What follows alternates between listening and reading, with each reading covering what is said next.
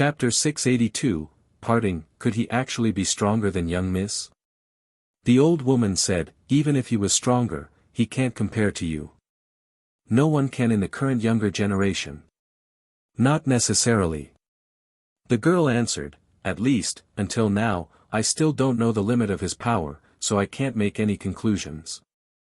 In my eyes, Li Qie himself is shrouded in a mist and is completely unfathomable. Not even I can see through him. How does he compare to Yi Qingqing of the Stony Edge Kingdom? The old woman had to ask. Compared to Yi Qingqing? The girl in the carriage paused for a bit before answering, I can't say in detail since I have no way of knowing just how strong Li Qie is. However, my intuition is telling me that Li Qie can only be stronger than Yi Qingqing. That can't be. The old woman's expression visibly changed as she said, the Stony Edge Kingdom spared nothing when it came to Yi Qingqing. He is a supreme celestial being who is adored by the heavens. In the stone medicine world, outside of young Miss, only the girl from the Jian clan can compete with him. How could this nobody Li Qie compare to Yi Qingqing? Yi Qingqing was quite renowned in the stone medicine world and was considered the #1 man, at least among the younger generation. Countless geniuses in this world would dim before his presence, others simply did not dare to compare themselves to him, and many of them were willing to work under his banner. I'm afraid so. The girl in the carriage continued, Yi Qingqing's power can be estimated and measured, thus it is possible to compare. However, this Li Qie is unfathomable, I simply can't gauge just how strong he is. Despite not being able to calculate his true strength, my intuition is telling me that he can only be stronger than Yi Qingqing. The old woman couldn't help but contemplate in silence for a moment after hearing the girl's answer. She knew her young Miss's abilities very well and had full confidence in her. The girl in the carriage said, let us go, he found us. Even if he makes it here, we aren't afraid of him. The old woman's momentum peaked. At this moment, she no longer resembled an old carriage driver on the verge of death. The aura her body emitted was extremely frightening. No, Grandma. We don't need to fight him. The girl in the carriage said, even though we are not afraid of anyone, we stand to gain nothing from fighting with Li Qie. Before he makes it here, we should leave first. The mountain range and the entire vein were all territories that belonged to the Tree Father. Although the Tree Father didn't establish a sect at this location, his followers and disciples were just as strong as any great power. The Alpine Mountain was also called the Alpine Grand Vein, one of the 8 great veins in the stone medicine world. It was on the same level as the elegant Azure Grand Vein. It stretched far across the alchemy realm like a sleeping dragon. It was grand and magnificent with incredible peaks and mountains everywhere. There were many spirit deers walking around, golden birds flying above, and flood dragons below the marshes. Meanwhile, spirit medicines were in abundance here. As one of the 8 grand veins, plenty of spirit energy had accumulated from millions of miles. The energy was as vast as an ocean. Moreover, under the protection of the Alpine Tree Father, the plants here were able to thrive and flourish, thus this land was famous for having a lot of plants. Of course, one had to talk about the Tree Father when the topic of the Alpine Mountain was ever brought up in this world. The giant bamboo tree and the Alpine Tree Father were referred to as the 2 great demon forefathers. Although the Alpine Tree Father was much younger than the ancient giant bamboo tree, his fame was much more widespread. In fact, this was quite understandable because, for millions of years now, the giant bamboo tree had never taken shape. It had always silently stood there, so the world had forgotten about its existence or had just gotten used to it. The Alpine Tree Father was completely different. He had gained intelligence from the Tao and also passed down his Tao heritage. This caused his reputation to spread along with countless students. For several 100,000 years now, living beings that were born at this location had heard the Tree Father preach the Tao many times. Some of them were demon monarchs. Of course, the beasts and vegetation that had yet to reach the Tao listened as well. During this period, many golems traveled for countless miles just to beseech the Tree Father for a chance to listen to him preach the Tao. Because of this, although the Tree Father had not left the Alpine Mountains territory for a very long time now, he had students everywhere in the world, across the three grand realms. Moreover, some of his students even became virtuous paragons. Thus, it was easy to imagine the Tree Father's great influence. As for his cultivation, no outsiders were privy to this. Some said that the Tree Father could be bestowed the God King title. Some also said that outside of immortal emperors, no one else could compete with the Tree Father. Regardless of how great his cultivation was, as a demon forefather that had lived for 500,000 years, this was more than enough to earn everyone's respect. Therefore, in the entire stone medicine world, numerous great powers and imperial lineages and even a monster like the Alchemy Kingdom were very respectful to the Alpine Tree Father. His 500,000th birthday was a huge event for the entire stone medicine world. All the great powers and imperial lineages, as well as renowned cultivators from all over the place, quickly traveled great lengths to give him their best wishes. Even those from faraway places like the Beast Realm and the Stone Realm began their departure early in order to make it on time for the celebration. Some had even left as early as 1 year ago. His great birthday celebration caused the entire territory that spanned for millions of miles to become rowdy since many lineages were on their way. In just a moment, the normally quiet Alpine Mountain became very busy and was overcrowded with newly arriving guests. The usually deserted valleys now contained many guests from far away. Chapter 683, Alpine Mountain. Fortunately, the Alpine Mountain was vast with countless mountains and valleys. Even though guests came from all over the world, there were still plenty of places for them to stay. Although there was still some time before the Tree Father's birthday, the place was already packed with people, and more arrived on a daily basis. Even the low-key imperial family of the Alchemy Kingdom, the reclusive Jianlong clan, and the Beastmaster Citadel that never cared for mundane matters. All of these behemoths sent experts to come congratulate the Tree Father. From this, one could see the Tree Father's frightening position in the stone medicine world. Squeak, a carriage slowly approached a small town below the Alpine Mountain. Li Qie was still resting inside the carriage as if he was sleeping. He immersed himself in the carriage's rhythm. The bull took its time dragging the carriage towards the mountain. This little town was normally deserted, but now, it was bustling with cultivators staying here. Some of them ran out of the mountain for a breath of fresh air while others were here to trade items. Li Qie turned a deaf ear to the commodious town and continued to stay in the carriage as it kept on moving towards the mountain base. In fact, at this time, new guests filled the mountain base like carps jumping in a river. With this being the case, no one noticed Li Qie mixing in with the crowd. Once the carriage finally entered the mountain, Li Qie immediately opened his eyes to look at the sight before him. One could only see a verdant scenery with rolling hills and peaks that soared to the sky. There were also straight waterfalls that were 3,000 feet high. There were also ancient pines that resembled horned dragons growing on the precipices. No matter who they might be, they would be praising the majestic scenery before them. This place was different from other locations with its countless clusters of green lights floating in the sky. They were around the size of needles and appeared to be extremely lifelike. Because of these little glimmers of green light, it made the entire Alpine Mountain appear even more magical and exceptionally beautiful. At this time, Li Qie's brows furrowed. In this split second, it was as if his eyes were able to see through the entire mountain range. His gaze stretched across everything and fell upon an old pine tree. It was not a big pine tree, but it was definitely extremely ancient. After a while, Li Qie withdrew his gaze and murmured, "Alpine Mountain, Alpine Tree Father. A bit interesting. What a shame that after such a long time, he still isn't able to leave the Alpine Mountain." The Tree Father's fame had spread across the entire world, but for hundreds of thousands of years, he had never left the Alpine Mountain. Although he could appear anywhere in the millions of miles of the mountain range, he couldn't actually leave it. As for the reason why, there had been many different theories.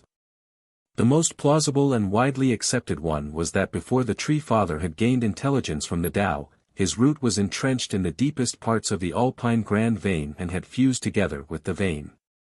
Because his root and the Grand Vein had become one, this allowed for him to appear anywhere inside the Alpine Mountain, but he wouldn't be able to take a single step outside. Squeak. At this time, the journey continued with the bull dragging the carriage along while Li Qiye kept his eyes shut inside. However, before they could reach the gate of the mountain, they were stopped by someone. "You're still not dead," a cold, hateful voice appeared. Some bloodlust was even present. After hearing this cold voice, Li Qiye opened his eyes and saw the dragon princess with some disciples blocking his path. At this point, she glared at him with a chilling gaze and flashed her murderous intent as if she wanted nothing more than to kill him at this moment. The princess's deep hatred towards Li Qiye was understandable.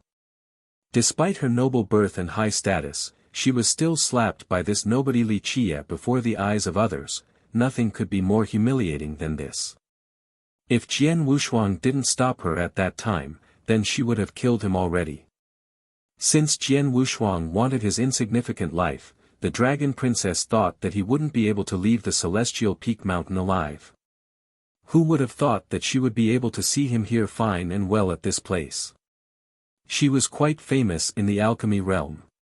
As a princess and an excellent disciple with a great cultivation from the crystallized sea sect, it could be said that she stood out among others of the younger generation.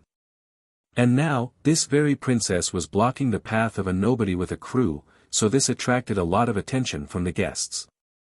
Many of them were curious about how this unknown human had offended her. Some even began to quietly discuss with others. As for Li Qiye, he only blinked an eye and slowly said, "I'm quite tough. The king of hell and all the little devils couldn't take my life, so it shouldn't be strange that I'm still alive now, right? The king of hell and all the little devils can't take your life." The princess snorted, exuding a sharp killing intent as she coldly said, "Then today, this princess will take your dog life." Li Qiye was too lazy to take another glimpse of her. He leisurely sat in his carriage and said, "With just you and your insignificant skills? Stand side. Today, I am here to celebrate and my mood is especially good, so I'll spare your life for now. Of course, if you really want to die, then I can help you. Alas, painting the earth red with blood is bad luck at a birthday celebration." These words enraged the princess. She had already been slapped by him in front of everyone back at the Celestial Peak River and now he dared to utter these boisterous words. How could this not drive her mad? Many guests even halted their steps after hearing Li Qiye's raving and couldn't help but click their tongues while glancing at each other. They wondered what the origin of this junior could possibly be for him to say these blustering words. He truly didn't know life from death. "Junior, don't be arrogant." An expert by the princess's side cried out. He wanted to rush forward to decapitate Li Qiye. However, the princess stopped him and took a step forward herself. With a chilling visage like a vicious, unsheathed sword, she said, "I want to personally kill this little animal. I want to peel his skin and shred his tendons, to shed and drink his blood." She gnashed her teeth while speaking these words. Nothing else could appease her anger besides doing so. As for Li Qiye, he continued to keep his eyes closed and rested as if he didn't hear what she had said. "Little animal, hand your life over." The dragon princess cried out as her vitality erupted all the way to the sky like a flood dragon. Such powerful vitality was enough to illustrate her amazing strength. Worthy of being a dynasty's princess and an excellent disciple of the crystallized sea sect. Even a cultivator from the previous generation had to voice his praise after seeing her powerful blood energy. Fellow Taoists, please take it easy. The moment the princess took action, a great character from the Alpine Mountain stepped out and told them to stop. Moo. However, in this split second, a moo came about, followed by a popping sound. The princess was kicked flying by a hoof, shooting all the way to the sky and eventually disappearing into the horizon. Her fate was unknown, one could only see blood dripping down from the sky. She didn't even have the chance to scream. The great character from the mountain was a demon monarch, but before he could finish his words, the princess had been blown away and disappeared, causing him to swallow his words. Everyone stood there looking silly. In the beginning, all eyes were on Wuxia and the dragon princess. They began to guess his background since he was extremely arrogant, not to mention that they all thought that he was tired of living for opposing the dragon princess. None of them looked at the imperial Draco bull pulling the carriage. In their view, it was not worthy of attention. It was just a regular common buffalo, so what was there to look at? They didn't expect that this ordinary-looking buffalo could casually kick the princess flying with just one hoof.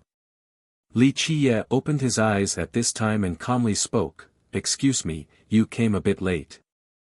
I was going to show mercy, but unfortunately, my divine bull accidentally kicked the girl flying." The demon monarch from the Alpine mountain was completely speechless. What else could he say now? The person had been kicked away already, so it was too late for him to resolve this conflict. "Little animal, we'll cut you into little pieces." At this time, the experts who were with the princess regained their sanity and shouted at Wuxia. The demon monarch quickly stopped them and said, "Fellow Taoists, everyone here are guests of the Alpine mountain. I hope that everyone can change feuds into friendships and get along with each other. If you all are hell-bent on seeking revenge, then wait until after the celebration. Besides, you all should be focusing on saving the dragon princess, don't let a less important matter delay saving her life." Chapter 684, Birthday Celebration. The many experts who were together with the princess could only glare hatefully at Wuxia after hearing the demon monarch. This place was the Alpine mountain and everyone was here to celebrate the Tree Father's birthday. This was the stone medicine world, so everyone would show the Tree Father some consideration. If they caused trouble at the Tree Father's birthday, then it would be too insensible. Besides, the dragon princess had been kicked away and her fate was unknown. If they didn't quickly save her, then maybe she would die for real. The newly arrived guests noticed that the excitement was over, so they went back up the mountain. In fact, they already knew that nothing too crazy would happen here, especially at this key moment since no one wanted to offend the Tree Father. Where might Dao friend be from? When everyone left, the demon monarch from the Alpine mountain asked Wuxia. In front of the mountain pass were many Alpine disciples responsible for greeting the new guests from the sects all over the world. Of course, this was an amazing opportunity to prevent those with malicious intent from mingling inside. The moment the demon monarch asked Wuxia, he couldn't help but judge him. No matter how he looked at it, Wuxia appeared very ordinary. However, his buffalo kicked the princess flying, so this couldn't be an ordinary beast. Thus, the monarch found it very strange. Just what was the background of this youth who dared to become enemies with the princess? The monarch was very confident that he would be able to recognize anyone who was famous in the stone medicine world, but the youth before him was a complete mystery. From very far away. Wuxia said with a smile, "I'm here to meet up with a friend and to celebrate the Tree Father's birthday." "Welcome, welcome." The Alpine Mountain's demon monarch quickly said, "It is an honor to have Dao friend here at our Tree Father's grand celebration." He made a polite comment before asking, "Who might your friend be? Let us know so we can arrange a suitable dwelling." With so many guests coming to the mountain, there were different levels of reception and areas for them to stay. For example, esteemed guests such as the Alchemy Kingdom's imperial family would enjoy the highest level of treatment. There she is. Wuxia raised his chin slightly towards the front with a smile. At this time, Madame Ziyan had arrived from the mountain and heaved a sigh of relief after seeing Wuxia. She had heard that someone was causing trouble outside of the mountain, she immediately knew who it was, thus she came running. The demon monarch quickly cupped his fist and said, "Ah, so you are a friend of Her Majesty Ziyan, please excuse us for our lack of reception. Brother Sang is too cordial. This person is our young noble Li." Madame Ziyan hurriedly responded, Brother Sang is very busy, so please don't mind us. This Alpine Mountain Demon Monarch was smart, so he looked at Li Qiye then back at Madame Ziyan and took his leave after a few more polite sentences. Have you been well on your journey? The madam looked at Li Qiye then the carriage with the bull for a bit. She couldn't help but wonder where he got it from. Li Qiye gently tapped the spot next to him without saying anything else. The madam quickly got on and sat there, then the bull pulled the carriage up the mountain. What a spiritual divine bull. The madam couldn't help but voice her praise after looking at the imperial Draco bull. Although she couldn't see through it, she was still an enlightened demon king, so her sight was far better than that of ordinary people. At this time, Li Qiye asked in a relaxed manner with his eyes resting, I have a divine chariot now, so how about you become the driver? The madam was slightly taken aback after hearing this because this was not the first time this proposition came up. She was a demon king in charge of the entire giant bamboo country, but now, Li Qiye was asking her to be a driver. If a third person were to hear this, then they would think that Li Qiye was insane and far too arrogant. However, these resoundingly ignorant words came so naturally from Li Qiye. He uttered them with his eyes closed as if it was not a big deal to him. In fact, this was the truth. In the past, a demon king of this level would not be qualified to drive his carriage since all of his past drivers were people he highly valued. The madam regained her composure and asked softly in a calm and gentle manner, If I become your driver, how will you arrange the future of the giant bamboo country? He only smiled and didn't say or ask anything. At this time, the madam felt that something was different, but she couldn't tell what it was. She quietly said, Is young noble unhappy? This was hard for outsiders to imagine. She was the ruler of a country, so how could she act so gentle towards an ordinary-looking brat? No, I can understand.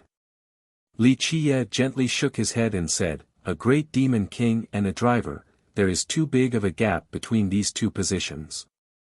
People would know which to choose between the two, nothing is strange about this.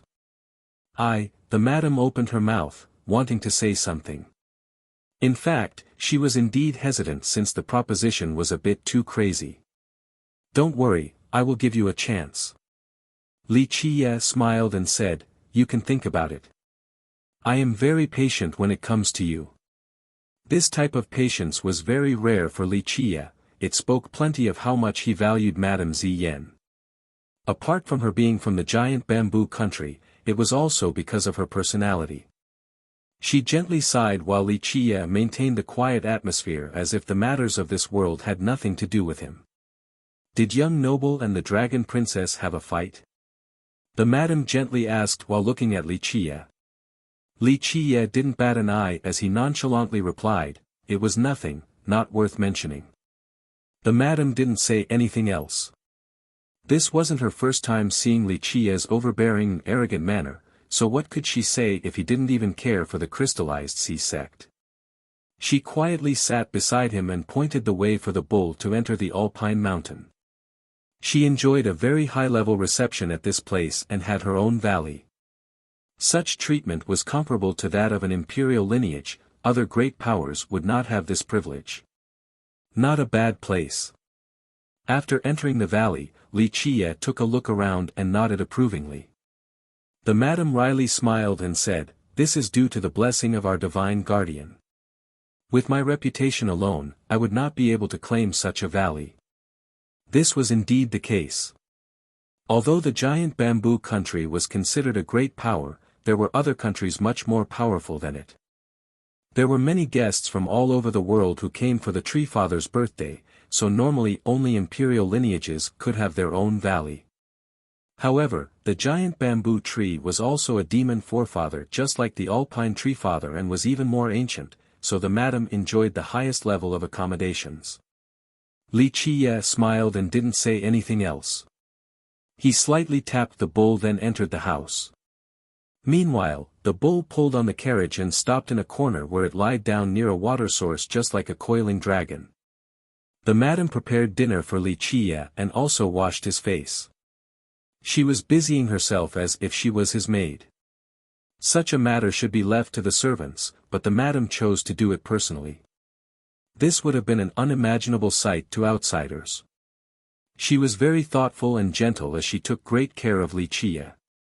This made Wuxia comfortably sigh, prompting the madam to softly ask, "Is something on young noble's mind?" "No." Wuxia slightly shook his head and replied, "Just recalling something. It is very hard to find a suitable candidate these days." Of course, she didn't know that Wuxia was talking about her progenitor. It could be said that she was someone who Wuxia thought of very highly, someone who had never disappointed him before.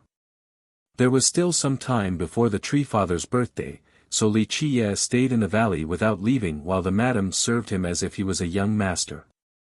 Of course, although he didn't leave the house, this did not mean that he didn't do anything. He took a stroll around the valley every day over and over again. It could even be said that his steps filled every corner of this valley. During his strolls, sometimes he would gaze towards the far distance or listen to the earth as if he was surveying something. Although Wuxia's actions seemed strange, the madam knew that Wuxia had something he wanted to do, so she chose not to ask. However, she was quite anxious since she knew of Wuxia's lawlessness and propensity to do anything he wished. She was afraid that he would cause some trouble at the Alpine Mountain. On this day, the madam was not in the valley while Wuxia was lying on a hill to bask in the sun. Although he had a lazy appearance, no one knew that he was calculating something over and over again in his mind. Some time later, Wuxia suddenly stood up and heavily stamped the ground. With a boom, part of the ground collapsed. "No, no, no," at this time, a figure immediately climbed out of the ground and quickly begged for mercy, "Young noble, please no. We're on the same side." Wuxia laid back in his armchair and finally opened his eyes in a lazy manner while looking at the figure crawling up from the ground, saying, "On the same side? Since when?" The many experts who were together with the princess could only glare hatefully at Wuxia after hearing the demon monarch. This place was the Alpine Mountain and everyone was here to celebrate the Tree Father's birthday. This was the stone medicine world, so everyone would show the Tree Father some consideration. If they caused trouble at the Tree Father's birthday, then it would be too insensible. Besides, the Dragon Princess had been kicked away and her fate was unknown. If they didn't quickly save her, then maybe she would die for real. The newly arrived guests noticed that the excitement was gone, so they went back up the mountain. In fact, they already knew that nothing too crazy would happen here, especially at this key moment since no one wanted to offend the Tree Father. Where might Tao friend be from? When everyone left, the demon monarch from the Alpine Mountain asked Wuxia. Chapter 685, Tai Yi's Affair. The figure crawling up from the ground hurriedly replied, "If young noble desires, I would answer your call anywhere and anytime, so of course we are on the same side." This figure was old demon Tai Yi from the Celestial Peak Mountain. At this time, he was cheerfully smiling while scratching his head with his ant claw. However, while he was laughing, he was occasionally taking glances at the Imperial Draco Bull relaxing to the side. "Really? You will answer my call?" Wuxia looked at him with one eye and said, "You are not here to steal my bull." "Moo." The bull also lifted its head and let out a cry at Tai Yi. This gesture did scare him quite a bit. "No, no, no. Young noble, this is a misunderstanding." Tai Yi hastily waved his hands and explained, "Even if I was 1,000 times more courageous, no, 10,000 times more courageous, I wouldn't dare to even have such a thought. Moreover, your divine bull is unparalleled and unique in all of eternity. Outside of young noble, no one else deserves such a divine bull." Tai Yi didn't only suck up to Wuxia, he even buttered up the bull as well. His flattery left the bull satisfied and refreshed, so it laid back down in a comfortable posture. Wuxia was too lazy to glance at Tai Yi and respond to his incessant flattery, so he said, "I have seen many sycophants, but not many of them were at the same level as you. To be able to make a bull this happy, this is a whole new level of art." The old demon only cheerfully laughed after hearing Li Qie and wasn't embarrassed in the slightest. Li Qie looked at the demon and asked, "You didn't stay at the Celestial Peak Mountain? Why are you here at the Alpine Mountain?" "I am here to." Tai Yi opened his mouth to say something but was quickly interrupted by Li Qie with a wave of his sleeve. Li Qie shook his head and said, "If you are about to say that you are here to work for me, then forget it. If you lie so much, you better watch it or else I'll squeeze your true form out before crushing it." "Ah," Tai Yi hurriedly responded, "young noble is so funny, too funny. I only came here to see the world as well as the grand celebration of the Tree Father where everyone comes together. This is quite a rare occasion, so I must broaden my horizons. Of course, if young noble ever needs my assistance, then I'll be more than happy to help." Li Qie glanced at him and slowly asked, "You want to see the world by sneaking underground?" "Well," Tai Yi forced out a chuckle and replied, "about that. This little demon is only an insignificant character, so I'm afraid they won't let me in at the front door. Moreover, the Alpine Tree Father is merciful and benevolent, so he won't mind a little guy like me." "Is that so?" Li Qie stroked his chin for a bit while looking at Tai Yi, causing Tai Yi to be frightened out of his mind. His intuition told him that something bad was going to happen. If young noble has nothing else, then this little demon will excuse myself as I don't want to bother your quiet time.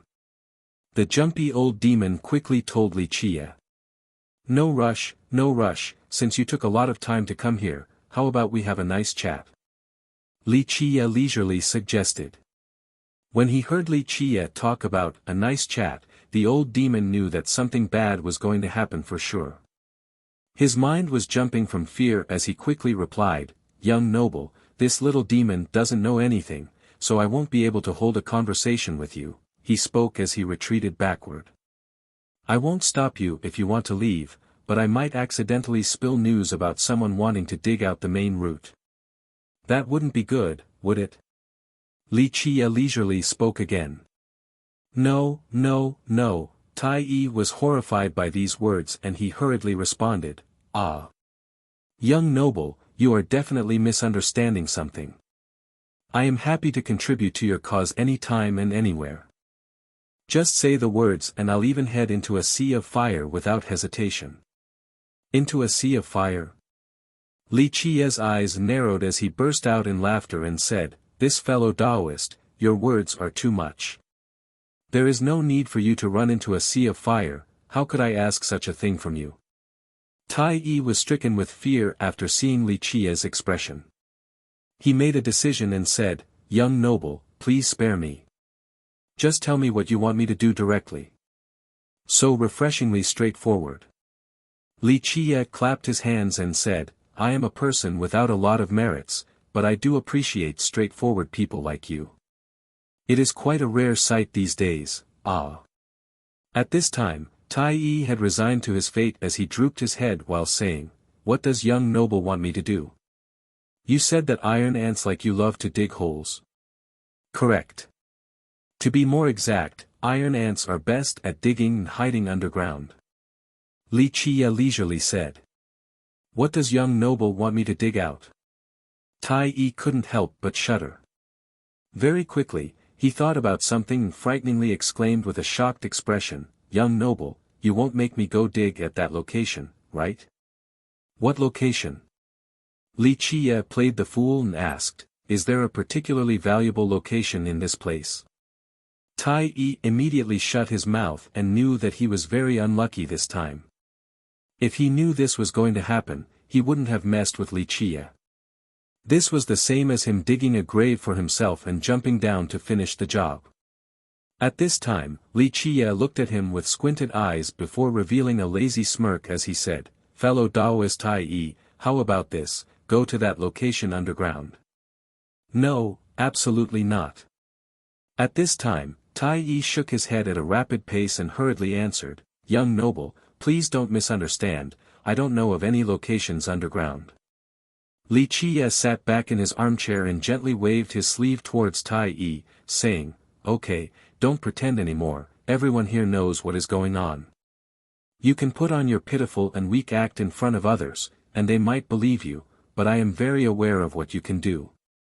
If it wasn't out of consideration for your non-malicious intentions, I would have already forced your true body out back at the Celestial Peak Mountain. Riley smiled but didn't say anything else at this time. I was going to take a look at that location underground. Li Qie semi-laid down and slowly spoke, however, with you here, nothing could be better, I won't have to waste too much effort. Moreover, you have been there before, so the trip will be very familiar to you. No one would have an easier time getting there than you. Young noble, you think too highly of me. Tai Yi gave a mirthless smile and said, this is the territory of the Alpine Tree Father. As long as he wants to know, nothing would be able to elude him within the span of 1,000,000 miles in this land. At this time, Li Qie looked at him with one eye and asked, but aren't you still doing it? Tai Yi took a deep breath and replied, young noble, I won't hide it from you. A lowly character like me sneaking in. Even if the Tree Father found out, he wouldn't take the time to care about me. However, if young noble wants me to dig at that location, he will certainly kill me. I don't dare to dig there since I only want to sense something underground, that's all. Here, he paused for a bit before continuing, let's take a step back and assume that the Tree Father found out, he probably won't care since I am only doing so out of curiosity.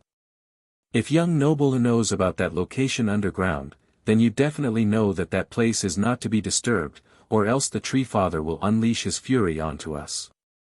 In the stone medicine world, how many people can withstand his wrath? Not to mention, we are doing it at the Alpine Mountain. I know, I'm not telling you to dig all the way inside. I just want you to get close for a good look, then you can come back and report to me. Li Qie lightly added, I trust your top-notch digging skills.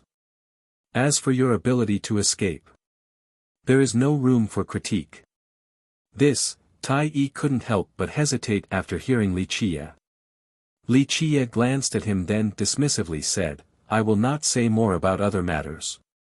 You came from the capital of the giant bamboo country all the way to the Celestial Peak Mountain, and now you are here at the Alpine Mountain, do I need to say more? Tai Yi was slightly stunned by this sentence while Li Qie continued on, even though you might not be following me, do you think this is only a coincidence?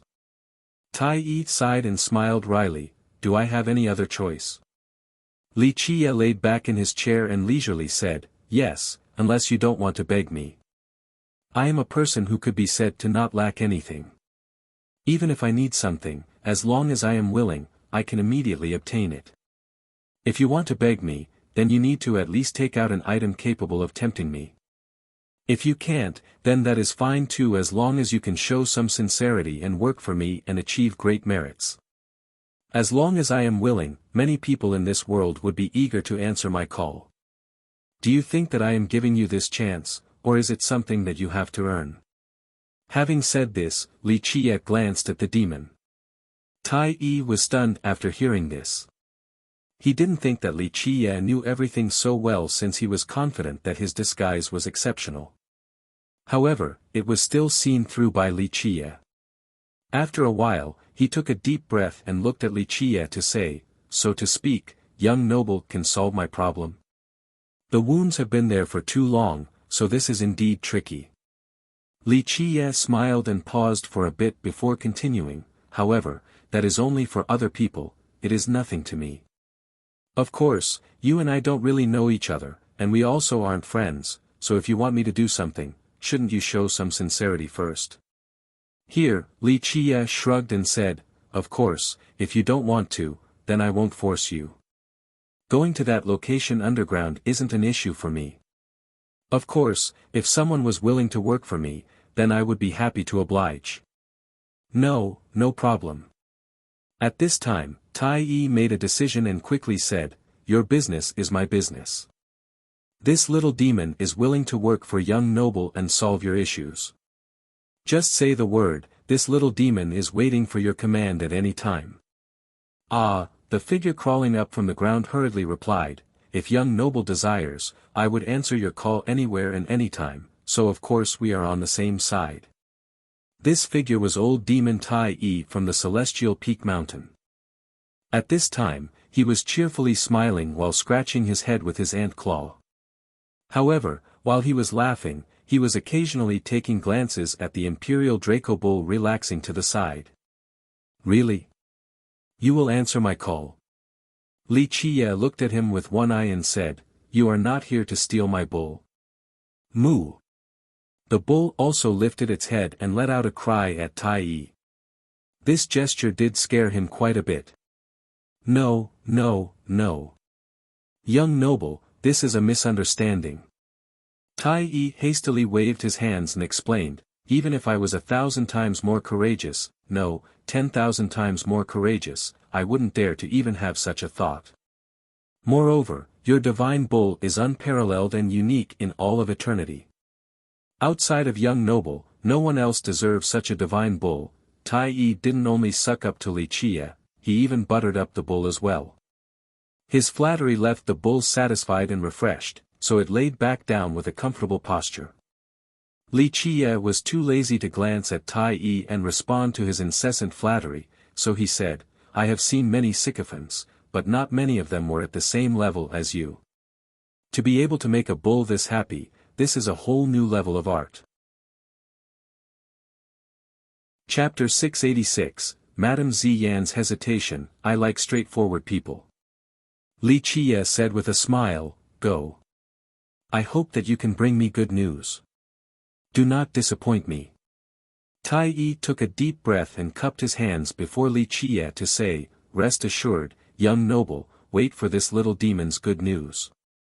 Having said that, he drilled into the ground and instantly disappeared.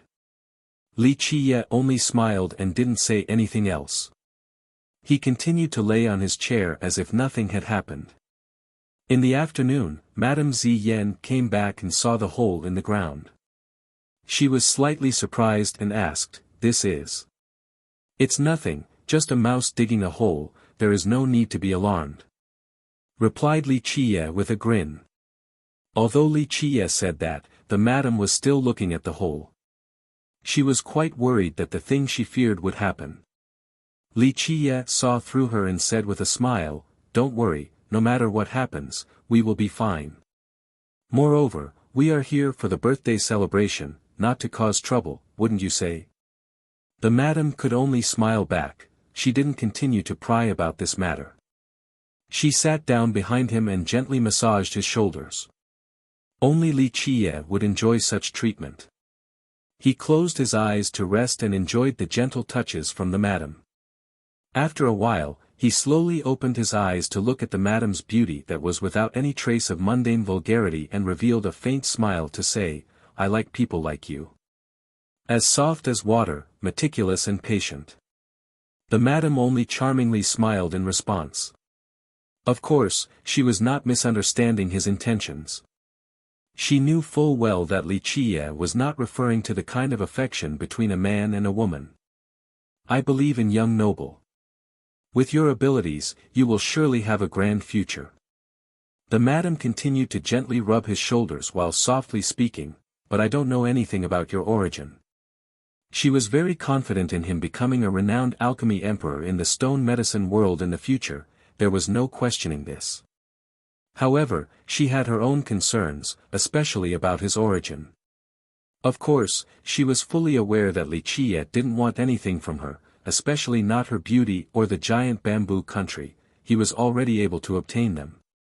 Ziyan, you are looking at this the wrong way. Li Qiye gently shook his head and said, I don't care for an achievement like becoming an alchemy emperor. As for your concern, my origin is really not important either. You only need to know one thing, by following me, you are following the future immortal emperor, no, much more than an emperor. Follow me and you will be following the existence at the apex in the future. When that day comes, the gods will tremble as all the races in the 9 worlds bow their heads before us. God kings, among my followers, would only be qualified to have the lowest positions. If true immortals are still in this world, they would also have to be under my banner.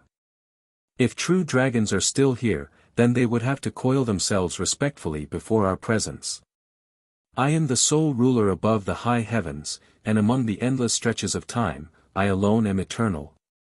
These words were uttered as if he was whispering to a lover, as if it was mere mumbling in one's sleep. These dreamlike words were uttered so lightly by Li Qie. Above immortal emperors, causing the gods to tremble and true immortals to prostrate as well as true dragons. These words were truly surreal, and only an ignorant or crazy person would say such things. However, the madam listened very carefully to his dreamlike words while gently massaging Li Qie's shoulders. She had heard these words before, in the building at the outskirts of the capital. However, there was a completely different feeling to them this time. At that time, she had doubts in her mind, but now, a part of her heart was shaken by these words. Also at this time, Li Qie opened his eyes and reached out with his right hand to gently touch Madame Zi Yan's delicate and beautiful chin, then he caressed her pretty face. This kind of action from someone else would perhaps be viewed as disrespectful and vulgar, but Li Qie's touch was without any sexual thoughts. It was natural and calm without the slightest intention of taking advantage of her. Zi Yan, your heart is swaying non-stop as if you are a lost baby fawn.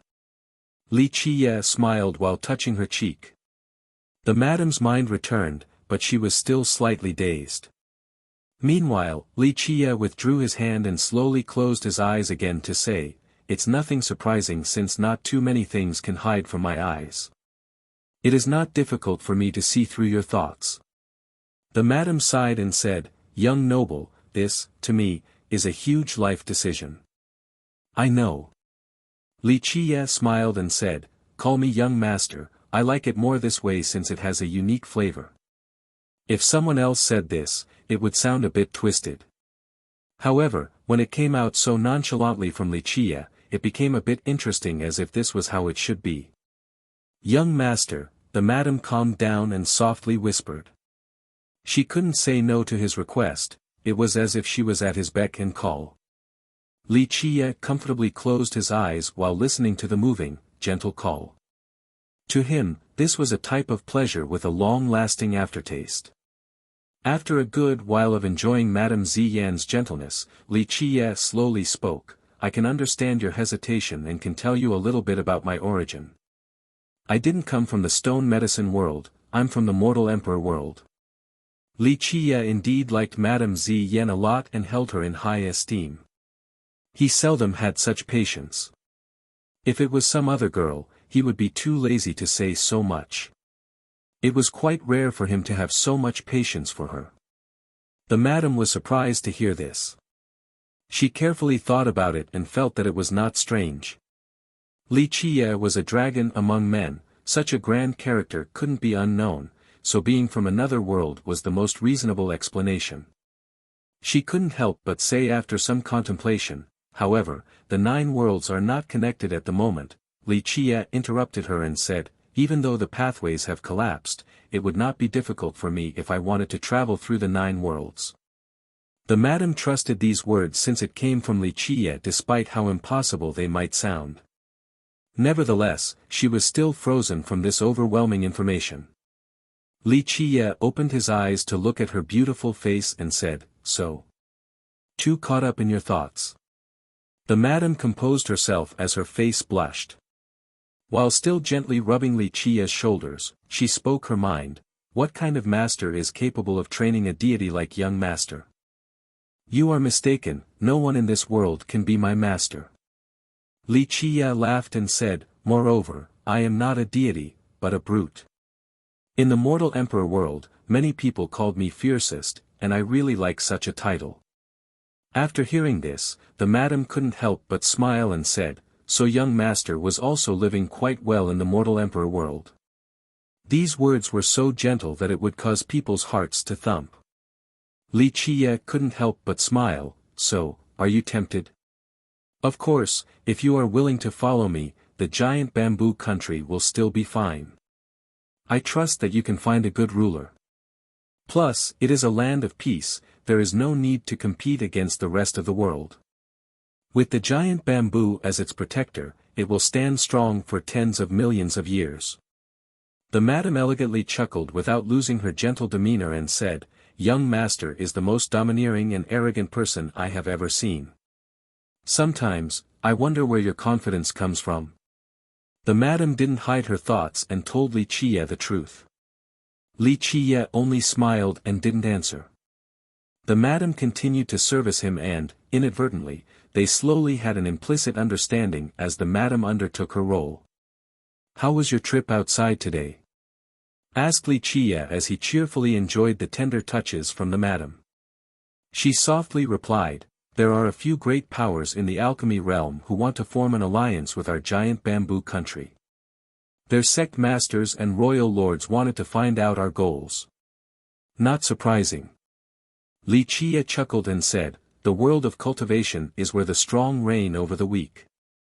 Once you are powerful enough, plenty of goods will come straight to your door." The madam didn't want to talk much about these trivial matters since she didn't wish to disturb Li Qiye's rare tranquil mood. She gently rubbed his temples and said, "However, a demon monarch of the Alpine Mountain came to find me. He said that the Maple King wants to meet you. Would you like to see him?" "Maple King?" Li Qiye casually asked, "A disciple of the Alpine Tree Father?" "No." The madam gently shook her head and said, "In terms of seniority, the Maple King is only a grand disciple of the Tree Father. He wants to meet young master and ask a few questions." Chapter 691, Secret of Daosen's Peak. As their first emperor, immortal Emperor Wanshi heralded an extraordinary era for the future of the golems. However, he was another emperor full of mysteries and didn't leave behind any lineage or inheritance either. There were even rumors stating that the emperor didn't take in a disciple at all.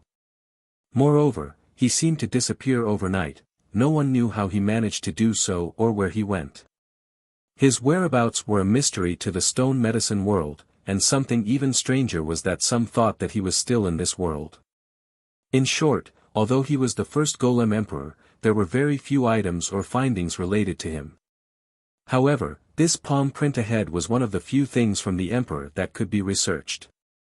Legend states that during the Desolate Era, after immortal Emperor Wanshi shouldered the heaven's will, he traveled across the world and stumbled upon Alpine Mountain.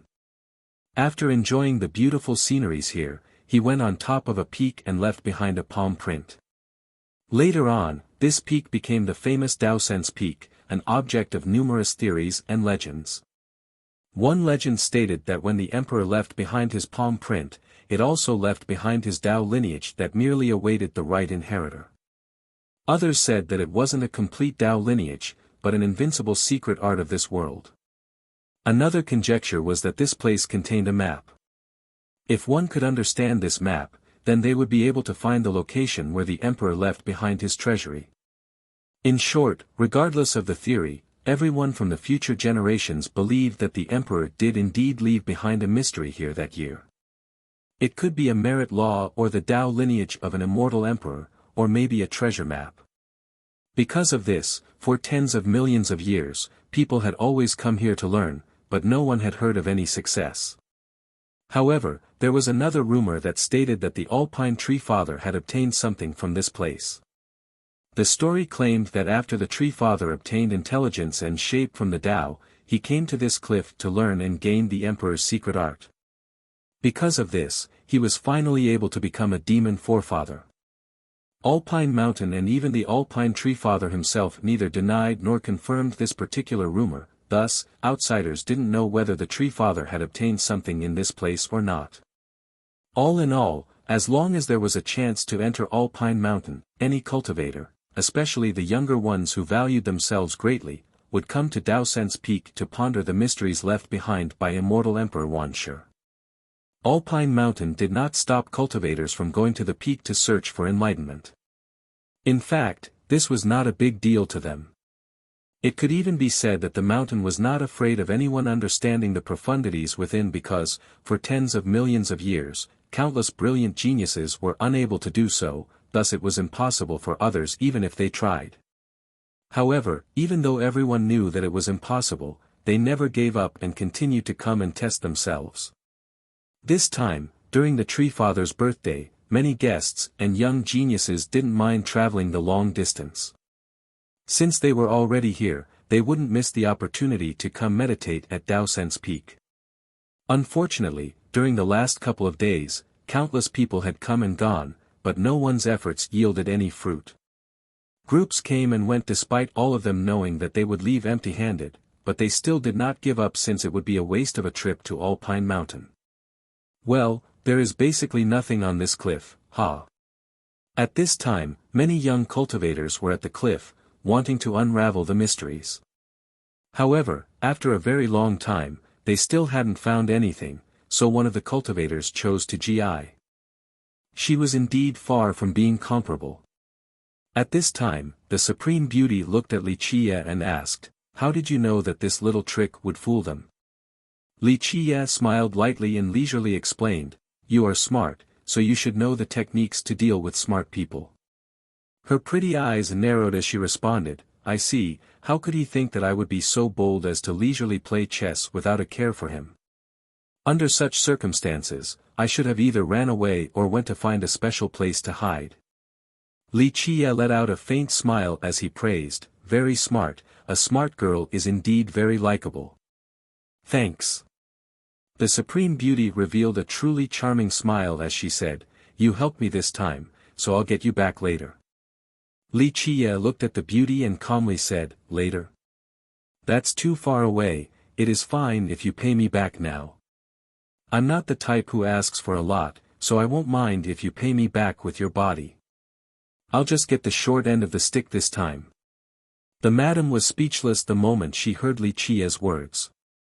However, she had to admit that this type of teasing from Li Qie didn't sound dirty at all. His leisurely and calm bearing made it sound very natural. Meanwhile, the peerless beauty couldn't help but glare at Li Qie, snappily saying, "I actually thought you were a good person just now." "Who would have thought?" "You are right about that."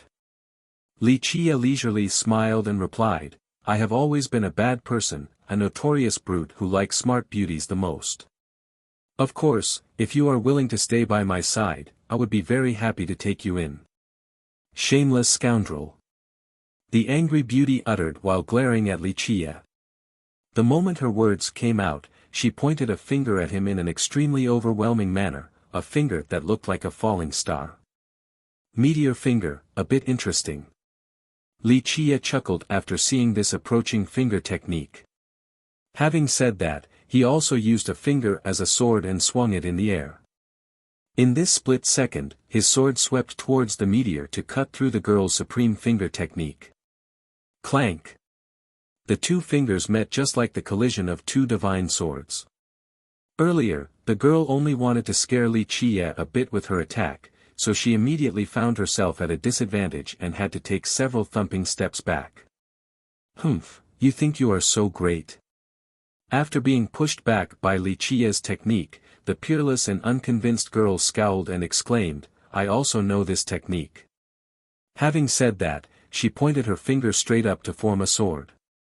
The moment she unleashed this technique, there seemed to be a heavenly sword swinging in the sky, causing the stars to fall. The madam startlingly gasped after seeing this sword because this move from the girl was exactly the same as Li Qie's sword technique from earlier. "He wants my consultation." Li Qie chuckled and said, "A bit interesting, a grand disciple of the Tree Father wants to ask me questions." Interesting, it was needless to say about the Tree Father's status, but as the grand disciple and the current sect master of the Alpine Mountain, the Maple King's status in this world was not less than the sect master of an imperial lineage. But now, such a grand character wanted to consult a no-name junior, this was indeed worth pondering. Maybe, news of the Divine Guardian's actions had reached the Alpine Tree Father. Madame Ziyen said, "Our Divine Guardian and the Tree Father are referred to as the two demon forefathers of the stone medicine world, and our Guardian had not taken any action for millions of years. But now, it suddenly acted.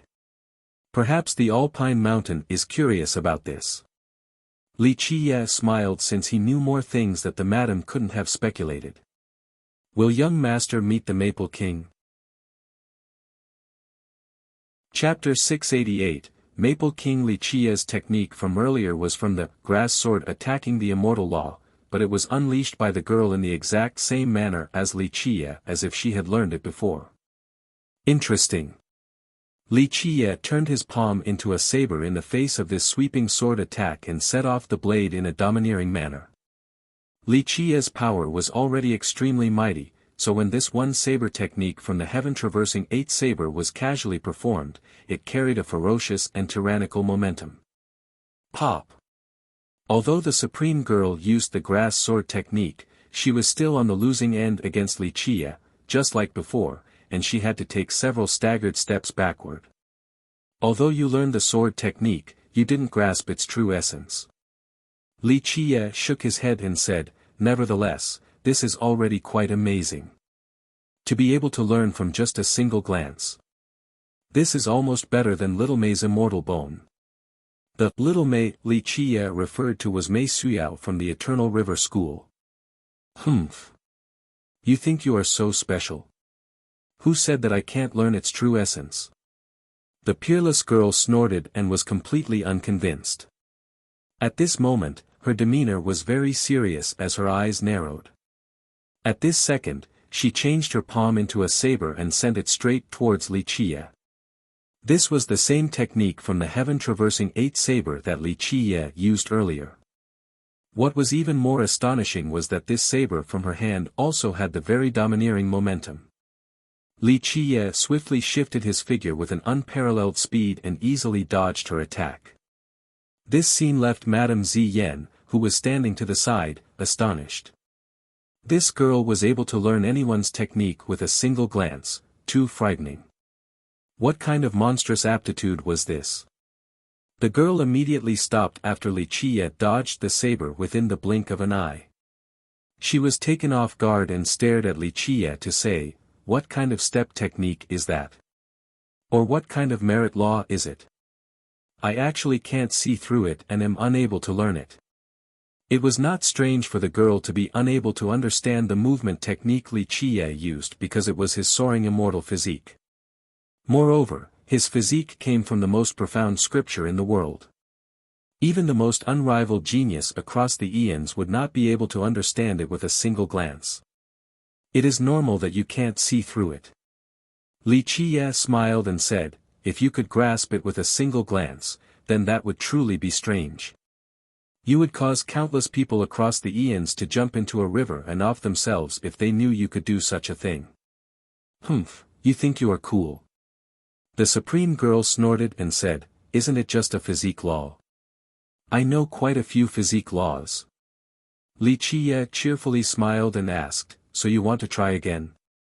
The girl couldn't help but glare at him with her pretty eyes. She became a bit impatient as if she still wanted to see Li Chia's soaring immortal physique one more time. However, she quickly buried this anxious urge and shook her head to say, I'm not playing with you anymore since I hate fighting the most.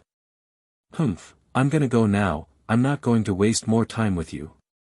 But you still haven't thanked me, said Li Chia as he smiled at the girl. The girl who was about to leave gave Li Chia a look of disdain and said, humph, now that I know you are a scoundrel with no good intentions from the start, why should I thank you? Why should I repay my debt? Her answer made Li Chia burst out in laughter while the girl ignored him and left. If you are truly clever, then your best opportunity is to follow right behind them. Then, maybe you will have a chance to escape the Alpine Mountain. Otherwise, you must pray for the Alpine Tree Father to not take action or else you won't be able to escape even if you grew wings. Li Chia shouted towards the pretty girl's departing shadow. I know that already since I'm much smarter than you. The girl didn't turn around and quickly disappeared as if she was anxious to leave this place. Young master knows her. The madam asked Li Chia, who was now lying back down in his armchair. Li Chia slightly shook his head and replied, I don't know her, but that girl is indeed interesting and absolutely incredible. Madame Ziyan was worried, so she said, I haven't seen that young miss before. However, the middle-aged man earlier is very famous as he is from the Beastmaster Citadel. Beastmaster Citadel? Li Qiye only narrowed his eyes and revealed a faint smile without commenting further. The citadel was renowned in the stone medicine world as a sect with 2 emperors. Outsiders even told legends of them having a divine beast in the form of a true dragon. However, no one could verify this statement. It is not strange for the Beastmaster Citadel to come celebrate the Treefather's birthday. However, it along with the Alchemy Kingdom and the Jianlong clan have not cared for the secular world in a very long time. The madam couldn't help but muse for a moment before gently speaking, why is the Beastmaster Citadel chasing a girl like her? That is their business. The girl is extremely smart, so let her be. Li Qiye smiled and showed that he didn't really care, he only lazed around in his chair. The madam looked at her young master and said, young master is a great strategist who knows everything in the world like the palm of your hand. There is one thing that I don't quite understand. Why do all of these imperial lineages maintain such a low profile? What is the reasoning behind this? This was indeed uncommon in the stone medicine world. The Beastmaster Citadel had 2 emperors, the Jianlong clan had 3, and of course, the Alchemy Kingdom was even more frightening with 3 immortal emperors and 3 alchemy emperors. Nevertheless, these monstrous existences were always low-key and ignored what happened in the world. In fact, many great powers and cultivators slowly got used to this. They felt that only such supreme existences had no need for competition since they were already at the peak of the world, thus they chose to live in seclusion instead. However, the madam disagreed with this notion and felt that there was a particular reason despite not knowing the exact details. Today, she couldn't help but ask Li Qiye this question that had been plaguing her mind for a very long time. In her view, there was nothing Li Qiye didn't know. Being low-key is not necessarily a bad thing. They have seen many things and understood that there is always a higher mountain and always a stronger man. Lineages like the Alchemy Kingdom's imperial family had been around since the Desolate Era, and after millions of years of experience without falling, they have seen a lot and understood the dangers of the world. Li Qiye explained with a grin. Although her young master didn't give her an answer, she didn't inquire any further. Instead, she softly spoke, tomorrow, the Maple King will come to meet young master. Li Qiye only slightly nodded and didn't say anything else. Sure enough, on the next day, the Maple King came to visit their valley. He was an old-looking expert. However, despite his old age, his blood energy was still strong as if he was still middle-aged. People would know after seeing this energy that he would be able to live on for 2,000 to 3,000 more years without any problems. He was a grand disciple of the Alpine Treefather and was rumored to have an unfathomable cultivation. Moreover, he was currently the person in charge of the Alpine Mountain. With such status, even the sect master of an imperial lineage wouldn't dare to show him disdain. However, no matter who the person might be or what their origin was, it was very difficult to shock Li Qiye. Therefore, upon the Maple King's arrival, Li Qiye was still calmly seated in his chair. However, the Maple King did not put on airs. Even as the ruler of the mountain, he still revealed an approachable and humble attitude the moment he met Li Qiye. Most likely, he had heard a few things about Li Qiye before, so he didn't dare to show any contempt. They met and exchanged a few cordial remarks before he smiled and asked Li Qiye, I heard that young noble Li's alchemy is supreme, so I wonder if I may have the honor of seeing it once. Li Qiye looked at the king and said, since you specifically wanted to meet me, we don't have to go around in circles. Go ahead and state your business. The Maple King went quiet for a moment before speaking, I came to meet young noble Li without any malicious intent. I heard that your country's deity had taken action recently, so I want to ask about its recent status. Li Qiye's brows slightly lifted as he calmly said, get to the point, there is no need for drag this on. The king pondered for a moment and had to say, I heard that young noble can communicate with your deity, and my grand master wants to talk to your deity.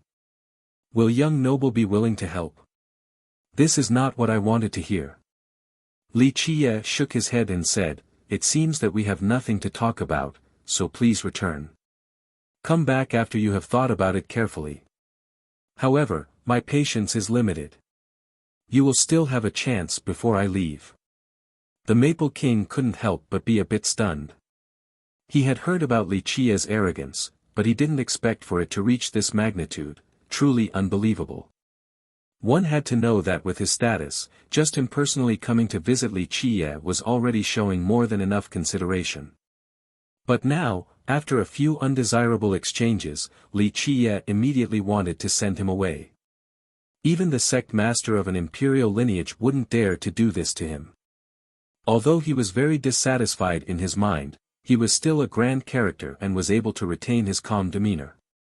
He said with a deepened tone, "Young noble Li, I came with great sincerity this time." Wuxia was too lazy to even glance at him again as he responded, "If you came with sincerity, then just directly state what you need, there is no need to walk in circles. Such tricks might deceive someone else, but not me.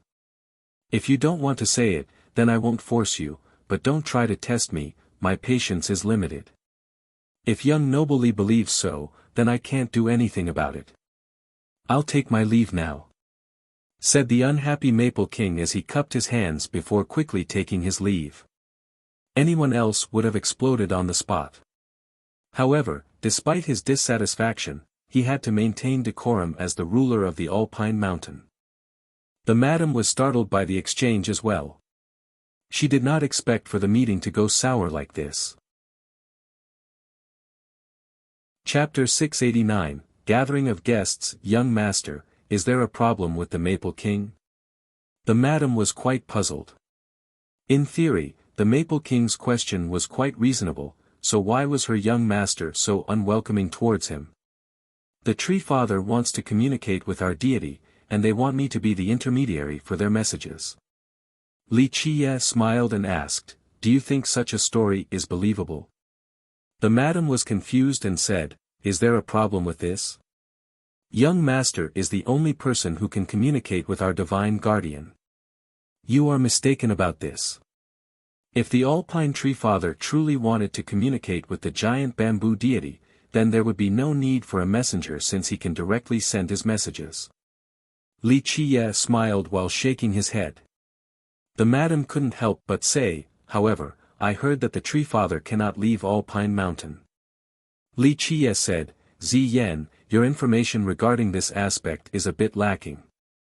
Both the Tree Father and our divine guardian, for existences of their level, distance is no longer a problem unless it is crossing between the 9 worlds.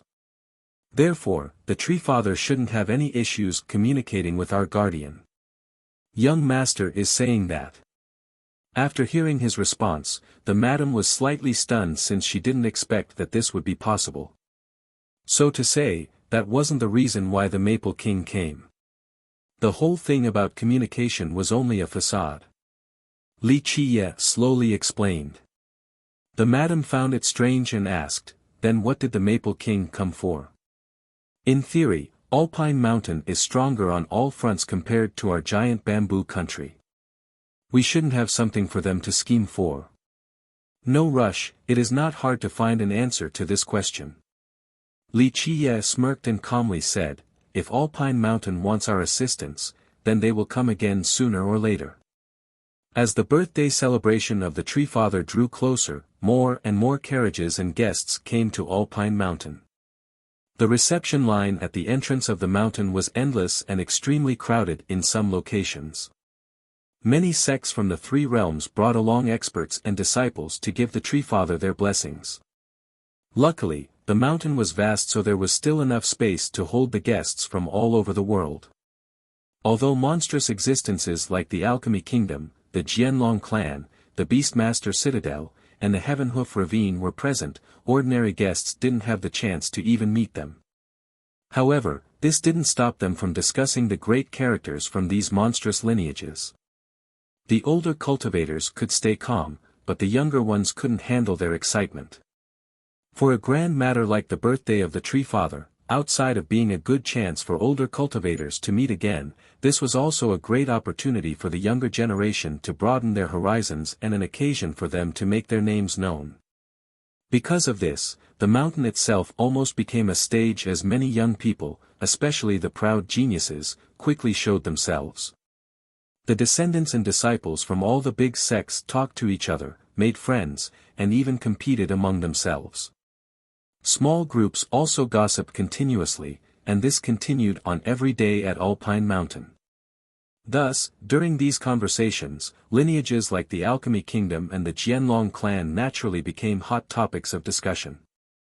I heard that someone from the Alchemy Kingdom's imperial family came to celebrate the Tree Father's birthday. Could it be that Fairy Ming is here? Although they had heard about the imperial family's arrival, none of them had the chance to see them. Nevertheless, some still inquired due to their curiosity. The younger generation, especially the boys, talked to the point of craze about the number one beauty. A young male cultivator from the Stone Realm excitedly uttered, "Is Fairy Ming actually here? Rumor has it that the fairy visited our Stone Realm last year. I wonder if that was true or not."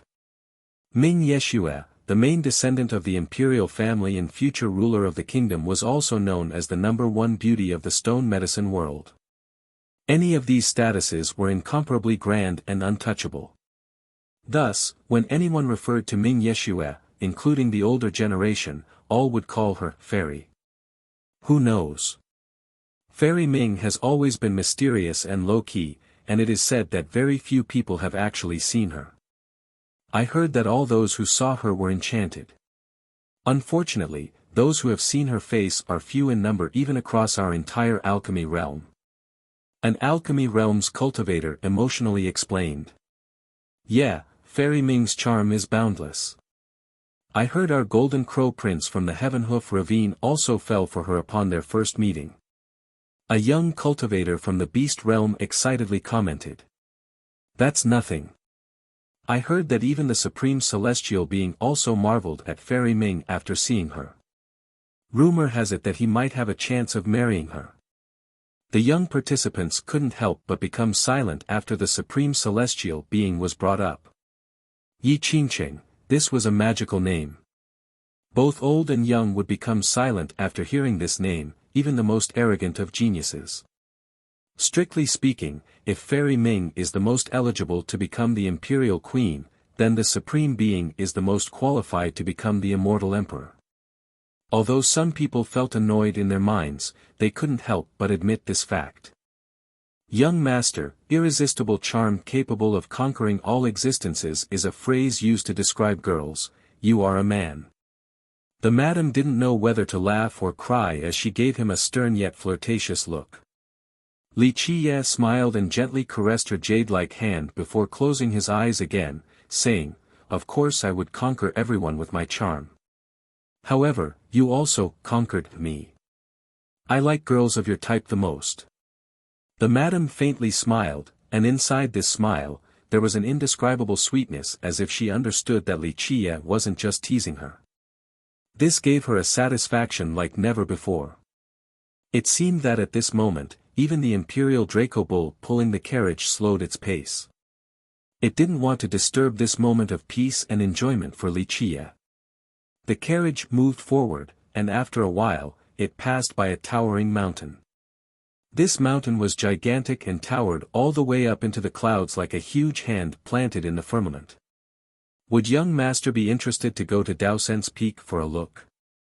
The madam looked at this high mountain and asked Li Qiye. Many people who visit Alpine Mountain would also go to the Daosen's Peak at least once. Not only is it famous here, it is also renowned throughout the entire alchemy realm. Daosen's Peak. Li Qiye opened his eyes at this time to look at the towering mountain that barged into the clouds. On this peak, one can further their understanding of the Tao. So, does young master wish to go? The madam looked at him and gently smiled to say, who knows, maybe young master can become enlightened and obtain a grand Tao. Obtain a grand Tao? I am the grand Tao. Li Qiye arrogantly proclaimed. However, he looked back at the madam sitting next to him and said, well, since we are here already, we might as well take a look. There was no need for any instructions from the madam. The bull dragged the carriage towards Daosen's Peak. The moment they made it up the mountain, they saw a straight cliff that was very vast and full of runes. These complex runic arrays were naturally formed as if this wall had withstood an eternity and began to crack, forming these lines. Among the cliff full of intricate patterns, a large palm print could be found. It was bigger than a table. Moreover, it didn't seem like it was chiseled via tools, someone must have left their mark on this cliff. Nevertheless, it still had a natural appearance as if it had been given shape with time. In front of this cliff on Daosen's Peak were many people. The majority belonged to the younger generation, mostly the geniuses. They sat cross-legged before it and carefully gazed at the cliff. Some also stood under the shade of the trees nearby with their eyes closed while trying to sense something. Others hovered in the sky, wishing to understand the mysteries within. All in all, cultivators on the peak were observing the cliff from all possible angles with great vigor in order to sense any fluctuations that might emanate from within. These young cultivators from sects all over the world hoped to gain some harvest in grasping the mysteries of the tall cliff. Daosen's Peak was famous in the entire alchemy realm. Anyone who came to Alpine Mountain would take a trip here to look at this cliff in hopes of becoming enlightened in the Tao. The reason was very simple. Immortal Emperor Wanshi left behind a palm print on this Daosen's cliff even before the birth of the Alpine Tree Father. How great was Immortal Emperor Wanshi? He was the first immortal emperor of the Golem race. He came from the stone medicine world and stunned the entire world as he trod on a supreme path to become an immortal emperor.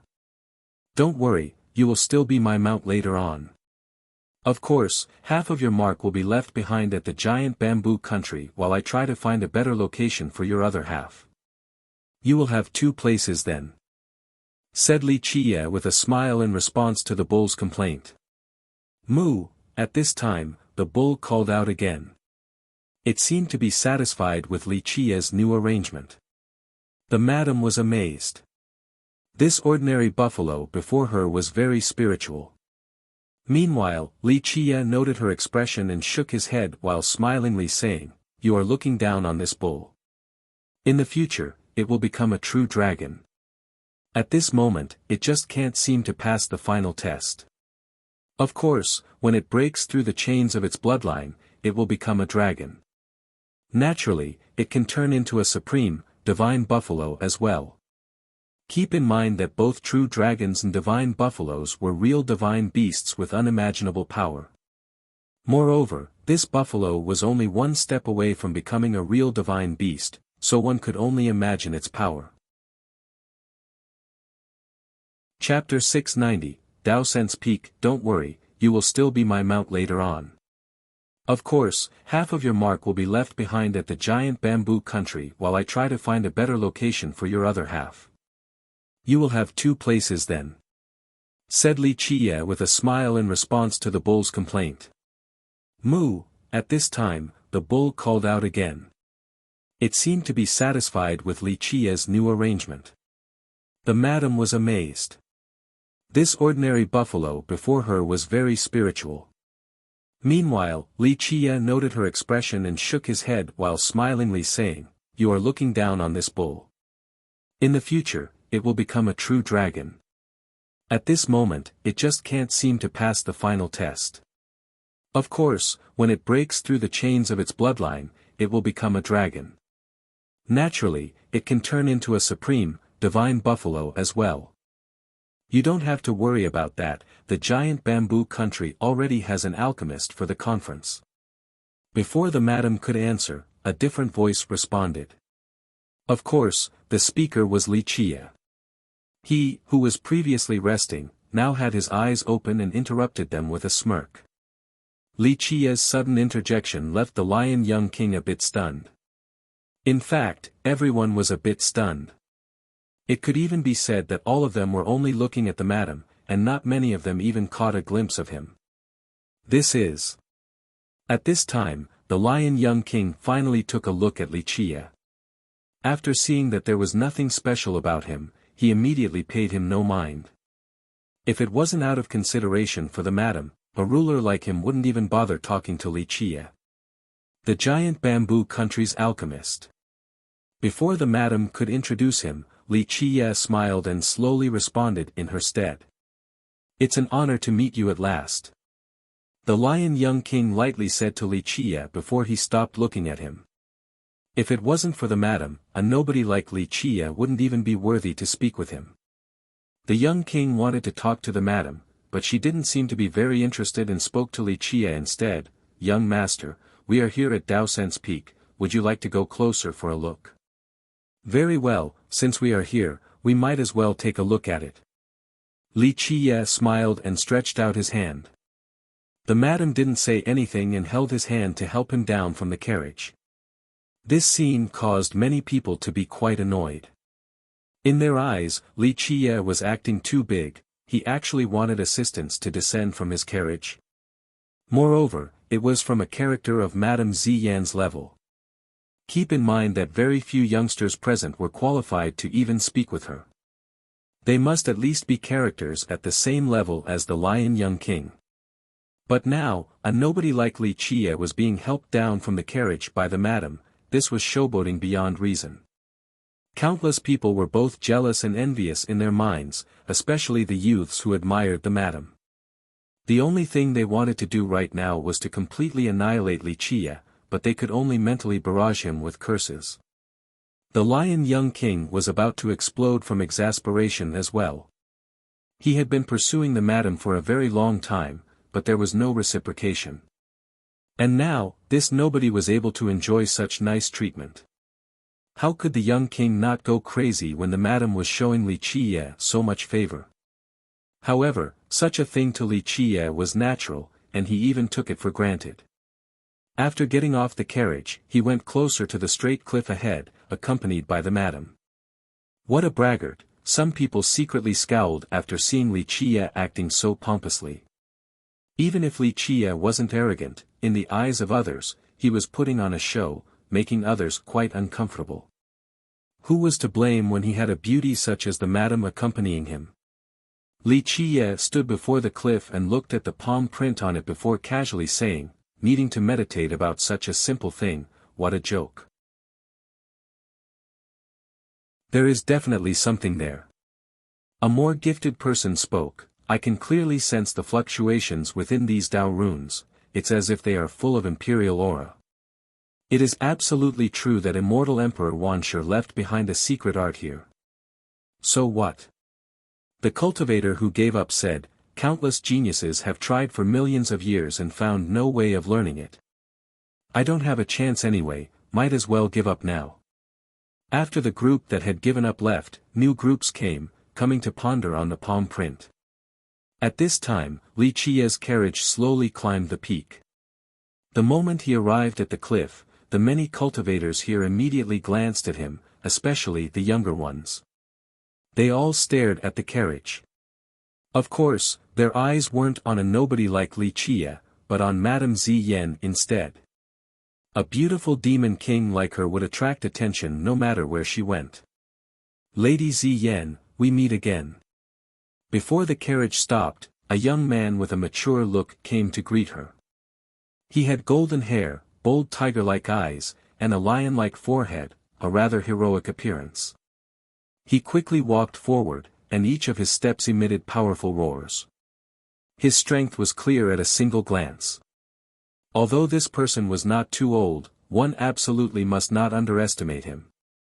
He, along with Madame Ziyan, were both the rulers of their countries. He was the royal lord of the Lion country with the title Lion Young King.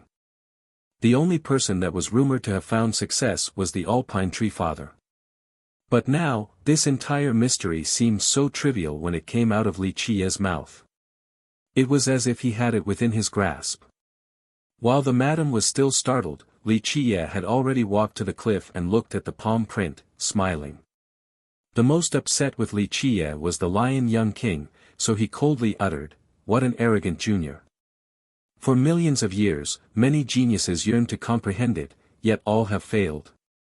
A worthless junior like him actually dares to try to solve the mystery of immortal Emperor Wanshi. However, Li Qiye paid no attention to the crowd. At this moment, he pricked his finger and let a drop of blood drip onto the palm print on the cliff. This young noble actually thought this nobody would have some incredible method, but this joke is actually using blood to try to gain the treasure's acceptance. Truly a frog under a well, a real country bumpkin. You think this treasure has its own consciousness? Or do you think you are the descendant of immortal Emperor Wuxia? To actually drip your blood onto the treasure, this type of joke can only trick little children. After seeing Wuxia dripping his blood onto the palm print, the Vine Pill King exploded in laughter. Ridiculing Wuxia before everyone allowed him to recover a bit of face. A genius cultivator snorted and shook his head to say, earlier, he was spouting some really outrageous stuff, so I thought he actually had some earth-shattering method. Who would expect for him to play this game of blood acceptance? Which village did this brat come from? To actually try this trick. Has he never seen the real world before? Just an ignorant brat, nothing more. At this time, the lion young king sneered and continued to beat the drowning dog. Immortal Emperor Wuxia left behind a supreme mystery, an invincible secret art, a treasure. However, after Wuxia completed the blood rite and placed his palm onto the print, a buzzing sound could be heard. At this second, overflowing strands of light came out from the print and rushed into Wuxia's palm like tidal waves. Buzz, a series of metallic sounds resounded as these lights encompassed both of Wuxia's hands and turned into an old pair of gloves that emitted an ancient luster. What? Before the lion young king could finish his mocking, this scene had already occurred, causing his mouth to open wide. He became unable to speak. In fact, all the spectators were currently dumbfounded and stared at Wuxia in a daze. They all felt that this moment was too unbelievable. Their mouths were big enough to cram a goose egg inside, and they couldn't close them for a very long time due to their astonishment. Even the madam stood there looking silly. She couldn't believe it, this was too irrational. How could such a thing happen? However, what was considered impossible by all had become reality. Everyone on Daosen's Peak at this moment witnessed it with their own eyes and felt that it was too devilish. This is unreal. Was it really that simple? A person simply couldn't believe what they saw and thought that it was only his own vague and unclear sight. However, one person could make this mistake, but it was impossible for everyone to have the same illusion all at once. This matter actually happened. Everyone struggled to regain their sanity. Those who laughed at Wuxia earlier felt their faces burning up. Wuxia's actions was simply a violent slap to their faces. This is so irrational. Didn't the emperor leave behind a supreme secret art? Why did it turn out to be a treasure? Moreover, it is uncovered by the old trick of blood acceptance. Even after calming down, an older cultivator still found this whole thing to be inconceivable. Wuxia's statement immediately soured the expressions of many cultivators here. Both young and old were here to learn the mysteries left behind by immortal Emperor Wuxia, so Wuxia's statement offended them all. The madam couldn't help but wryly smile at this as well. To immediately offend everyone with the first sentence, this truly required some skill. However, she had already grown accustomed to this since this was not her first time seeing her young master act so arrogantly. You don't know the immensity of the heaven and earth. The lion young king's expression turned cold as he thunderously denounced, how could a little alchemist like you understand the mysteries left behind by immortal Emperor Wuxia? Don't stand here and embarrass yourself. It is one thing if Miss Ziyan could understand a bit, but a little alchemist like you spouting nonsense. Get to the side and don't bother people trying to meditate here. The lion young king was already annoyed at Wuxia, so now after hearing his blustering, it was just in time for him to yell so that this little alchemist would know his place. Wuxia was too lazy to look at the young king. He swung his sleeve as if he was chasing away a fly and said, Ziyan, where did this stupid creature come from? Chase this eyesore away from my presence. Chapter 692, No Strangest, Only Stranger. Wuxia's statement immediately soured the expressions of many cultivators here. Both young and old were here to learn the mystery left behind by immortal Emperor Wuxia, so Li Qia's statement offended them all. The madam couldn't help but wryly smile at this as well. To immediately offend everyone with his first sentence, this truly required some skill. However, she had already grown accustomed to this since this was not her first time seeing her young master act so arrogantly. You don't know the immensity of the heaven and earth. The lion young king's expression turned cold as he thunderously denounced, how could a little alchemist like you understand the mystery left behind by immortal Emperor Wuxia? Don't stand here and embarrass yourself. It is one thing if Miss Ziyan could understand a bit, but a little alchemist like you spouting nonsense? Get to the side and don't bother people trying to meditate here. The lion young king was already annoyed at Li Qia, so now after hearing his blustering, it was just in time for him to yell so that this little alchemist would know his place. Li Qia was too lazy to look at the young king. He swung his sleeve as if he was chasing away a fly and said, Ziyan, where did this stupid creature come from? Chase this eyesore away from my presence. You. The young king's expression became extremely unsightly. He was the ruler of an entire country, a character with status, but he was now being humiliated by a nobody. How could he not be enraged? The madam slightly shook her head and said, Lion young king, please leave. Our young master does not welcome you. The young king trembled from anger. He didn't expect for the madam to speak these words to him. He couldn't help but utter, Miss Ziyan, if your country needs an alchemist, our lion country will do our best to help you find an amazing young alchemist. Why do you have to show consideration for this nobody and suffer this injustice? Lion young king, I appreciate your kind intentions, but our giant bamboo country's matters will be handled by us. The madam slowly said. Her attitude clearly showed how she wanted to chase him away. The young king was very displeased. Today, he had suffered a great disgrace. He was already humiliated by this nobody Li Qia, and now, even the madam was not being welcoming towards him. Nothing could be more shameful than this to him.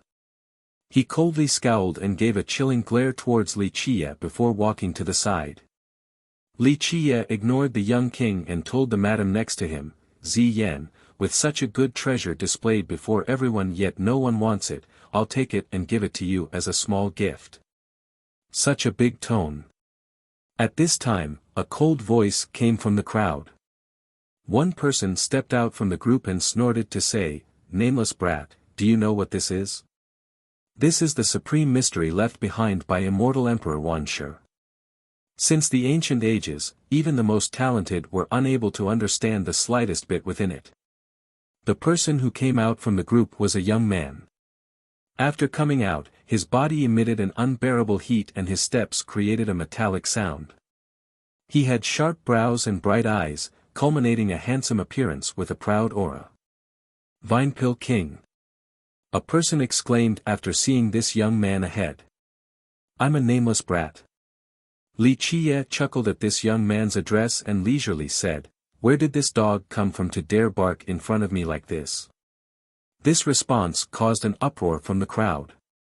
One person couldn't help but yell, Ignorant fool who doesn't even recognize the Vinepill King, you are a frog under a well. The youth called the Vinepill King turned red from anger after hearing this. Although he was not the most powerful or famous character in present times, he was still very notorious, not to mention he had a remarkable background. Nameless brat, listen well. This young noble is a disciple of the Heavenhoof Ravine, and people call me the Vinepill King. The youth couldn't swallow this anger, so he stated his title. In fact, the cultivators here, both young and old, were very afraid of this youth. Regarding fame and cultivation, the Vinepill King couldn't compare to famous geniuses in the present times or a great demon king like Madame Ziyan. However, he indeed had an amazing background as a disciple of the Heavenhoof Ravine. Moreover, he was highly regarded by its elders. The Vinepill King was a demon king that was born from the Tao of alchemy. He was birthed from the metal of the cauldron and forged by its flames to become a demon, thus possessing an astonishing degree of control over. Because of this, after joining the ravine, he was immediately valued by the elders and had the potential to be a leader of its alchemy section. Although his strength and fame were less than the descendant of the ravine, the Golden Crow Prince, his position there was still very high. In addition to this, he was famous among its youths. It was needless to say more about the Heavenhoof Ravine. This was an imperial lineage with 2 emperors that controlled 15 countries in the Beast Realm with their great might. After giving out his name, even those who didn't know him would have heard of the Heavenhoof Ravine and its background, thus becoming fearful. Never heard of it. Li Qiye waved his hand and interrupted the Vine Pill King's introduction. His attitude made the king angry to the point of wanting to vomit blood. It was as if he was talking to a wall. He assumed that his lineage would be able to frighten a nobody like Li Qiye. After all, there were very few lineages in the stone medicine world who weren't afraid of his sect. The madam next to Li Qiye only chuckled. It seemed that there were very few things in this world that could make her young master look twice. This brat is ridiculously arrogant. Many people here gently shook their heads at the sight of Li Qiye's arrogance. They knew that those who offended the ravine would not have a good ending. Remember that the Alchemy Kingdom, the reclusive Jianlong clan, and the Beastmaster Citadel did not care for the secular world and hid from everyone's eyes. Because of this, the Heavenhoof Ravine was now arguably the most overbearing and powerful sect in present times. As long as the 3 previously named monsters didn't come out, no one would be able to contend with the Heavenhoof Ravine. Nevertheless, Li Qiye didn't care for the Vine Pill King. He told the madam, Ziyan, watch, I will get you the item left behind by immortal Emperor Wanshi. The madam was taken aback this time. Earlier, she thought that her young master was just joking because everyone knew that this mystery had been left behind for countless years and was studied by numerous geniuses. This happened too quickly for the spectators to respond. One had to know that the young king was the ruler of a country. Even if he was not as strong as Madame Ziyan, he was still an amazing expert. However, his arm was destroyed in just one move, and he himself was thrown out of Alpine Mountain. How terrifying was this attack? Buzz! After blowing the young king away, the heavenly seal disappeared as the gloves, with an ancient luster, emerged once again on Li Qiye's hands. A character from the older generation was shocked after seeing such a scene. He took a deep breath and murmured, an incredible artifact, God's hands. Li Qiye looked at the gloves and smirked to say, a fully justified reputation, not bad at all. After some gasps, all eyes immediately fell on Li Qiye's gloves. When Li Qiye attacked earlier, it was as if the gods had descended along with their sweeping divine aura. Everyone then understood that these gloves were unfathomable and were definitely an earth-shattering treasure. Because of this, piercing gazes became fixated on the gloves as everyone had a look of lust. The treasure left behind by immortal Emperor Wanshi is amazing. Another murmured.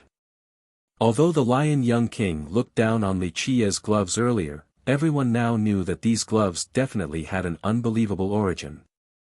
Just think about it. Who was immortal Emperor Wanshi? He was an invincible emperor, the first of the golems. How could an existence of this level leave behind a simple treasure? It definitely had an amazing origin, it could even be his immortal emperor life treasure. After thinking to this point, countless people salivated. If there wasn't for their hesitation, some might have already rushed forward to rob it. At this time, Li Qiye slowly glanced over at everyone, and his eyes stopped on the Vine Pill King. He chuckled and said, so. You were not convinced earlier, do you want to provoke me as well? The Vine Pill King immediately grimaced after hearing this provocation. However, the Lion Young King had set an example, so he couldn't help but involuntarily step backward.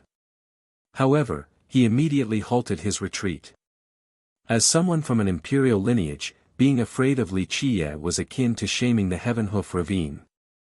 The king stepped forward with a straight posture and revealed a sneer, relying on immortal Emperor Wanshi's treasure to show off, what is so great about that? I am an alchemist, if you are so amazing, then compete with me with the Tao of alchemy. Alchemy Tao. Li Qiye glanced at him and couldn't help but smirk. Li Qiya's smirk left Madame Ziyan quietly shaking her head. The Vine Pill King was only bringing humiliation to himself. Competing with her young master in the Tao of alchemy? This was simply displaying one slight skill before a true master. The Vine Pill King noticed that Li Qiya didn't answer immediately, causing him to be even more confident. He arched his chest while glaring at Li Qiya and provoked him, "Oh. Are you afraid? Didn't you want to represent the giant bamboo country for the alchemy conference? Since you are an alchemist, come compete on the Tao of alchemy then. That conference is where all the gifted alchemists of the three realms gather. If you are nervous now, then don't bother going to the conference since you would only be humiliating the giant bamboo country."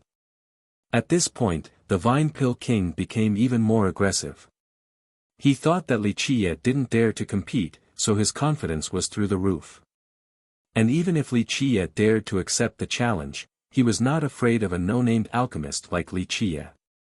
Although the Heavenhoof Ravine was not as adept as the Alchemy Kingdom regarding the Tao of alchemy, as a dual emperor's sect, it still had powerful alchemists, so their achievements in this regard were considerable.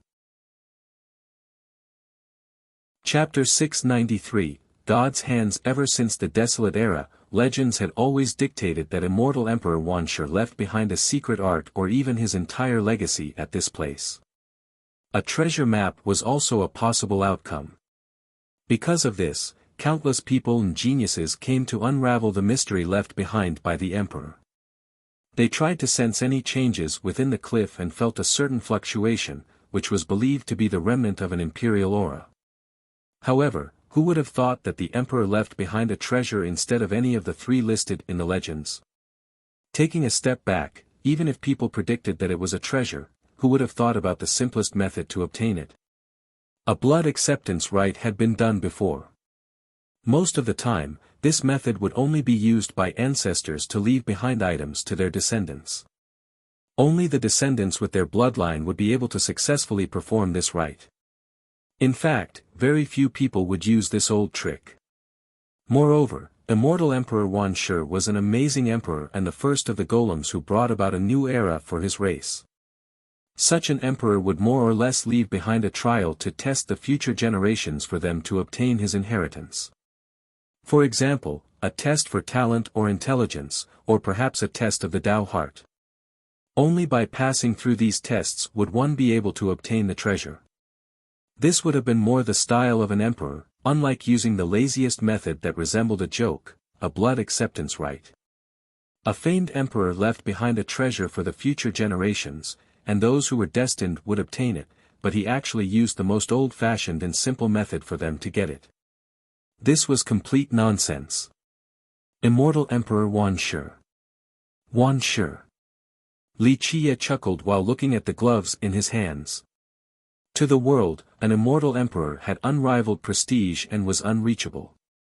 However, Li Qiya, who had lived for many ages, knew that immortal Emperor Wuxia was special among the emperors, just like his name, Wuxia. To mischievously trick the people of this world, this was the real meaning behind the name Wuxia. Chapter 694, Alchemy Materials. On the line. The Pill Vine King's original form was an alchemy vine that was fueled by natural fire to become a demon, thus his flame-controlling skill was amazing. Because of this, he was innately gifted in learning the Tao of alchemy. It could be said that he had obtained the main teachings from the alchemists of the ravine. Although he was not as good as the four great prodigies, such as Yuan Saihe, his fame was still great among the younger generation. Because of this, he dared to challenge Li Qiya with regards to the Tao of alchemy. At this time, all cultivators looked at Li Qiya.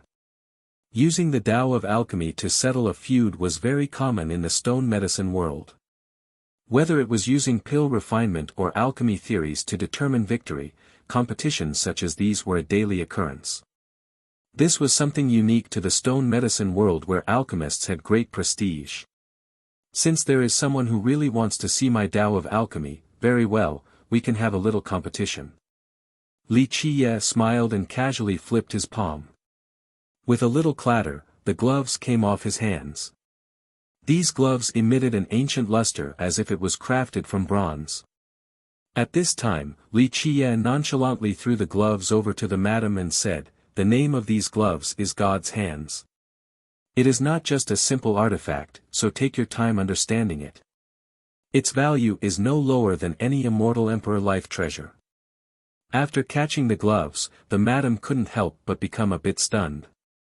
She didn't expect for her young master to casually gift such a precious item to her. God's hands, just the name alone made it clear on just how unfathomable this pair of gloves were.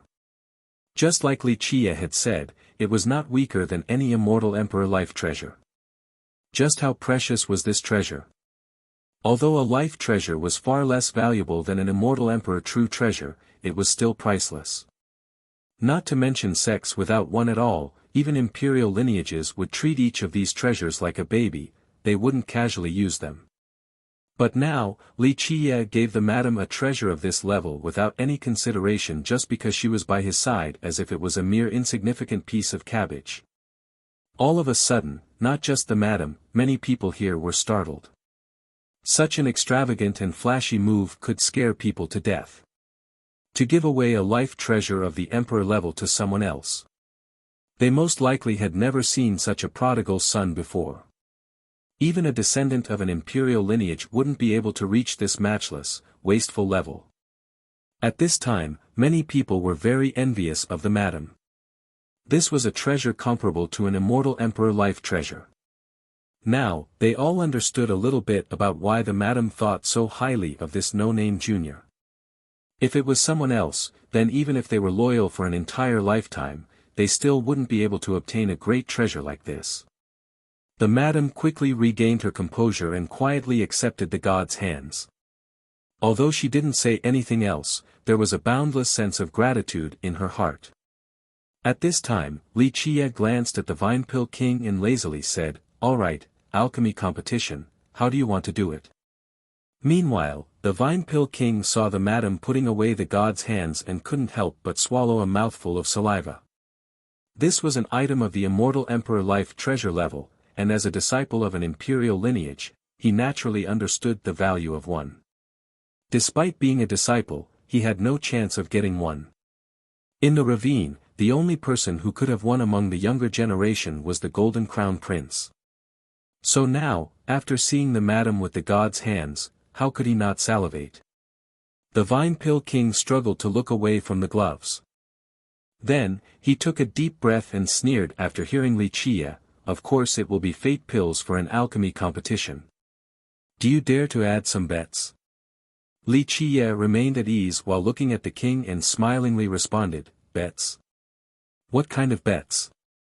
With a very solemn mood, the Vine Pill King took out a medicine box and deepened his tone towards Li Qiye, "We will refine a fate pill cauldron. Whoever does it better will be the winner. I have here a..." In fact, most of them wondered how could a no-name alchemist like Li Qiye pick any good herbs. Such an alchemist would have already hit the jackpot if he could grab a spirit medicine of 300,000 to 500,000 years of age. The Vine Pill King also assumed that the grass inside Li Qiye's box was only 500,000 years old at best, so he sneered and said with disdain, "If you are taking out a 300,000 to 500,000-year-old silver maple grass to bet against my stone medicine, then you are truly daydreaming. In my opinion, you should still bet the gloves from earlier." However, before he could finish his words, he became entranced while looking at Li Qiye's box. At this time, Li Qiye lightly said, "I don't have a 300,000 or 500,000-year-old silver maple grass. Mine is only around 3 million years old. To be more exact, it is around 3,670,000 years old." What? 3 million years? After hearing these words, all the cultivators here were dumbstruck, especially the alchemists as they looked towards Li Qiye's medicine box for a second time. At this time, they saw Li Qiye opening the box whereupon a group of silver lights flew out. The silver maple grass inside seemed to be cast from the purest silver and was extremely beautiful. This really is a king medicine of 3 to 4 million years of age. This is the best ingredient for refining longevity medicines, wow. Many people present were quite discerning, so after recognizing this type of maple grass, they had to take deep, calming breaths. Wow, what an amazing medicine! I really have never seen a spirit medicine more than 3 million years old. A young alchemist swallowed his saliva and felt as if he was dreaming. The Vine Pill King was already stunned speechless. Earlier, he laughed at Wuxia, but now, his stone medicine with 1.5 million years compared to Wuxia's 3.67 million-year-old grass was like night and day. In fact, it made his stone flower seem particularly cheap. For him, having a young king medicine, even at such a young age, was something to be proud of. However, Wuxia actually took out a 3 million-year-old king medicine. This was a priceless treasure to any alchemist.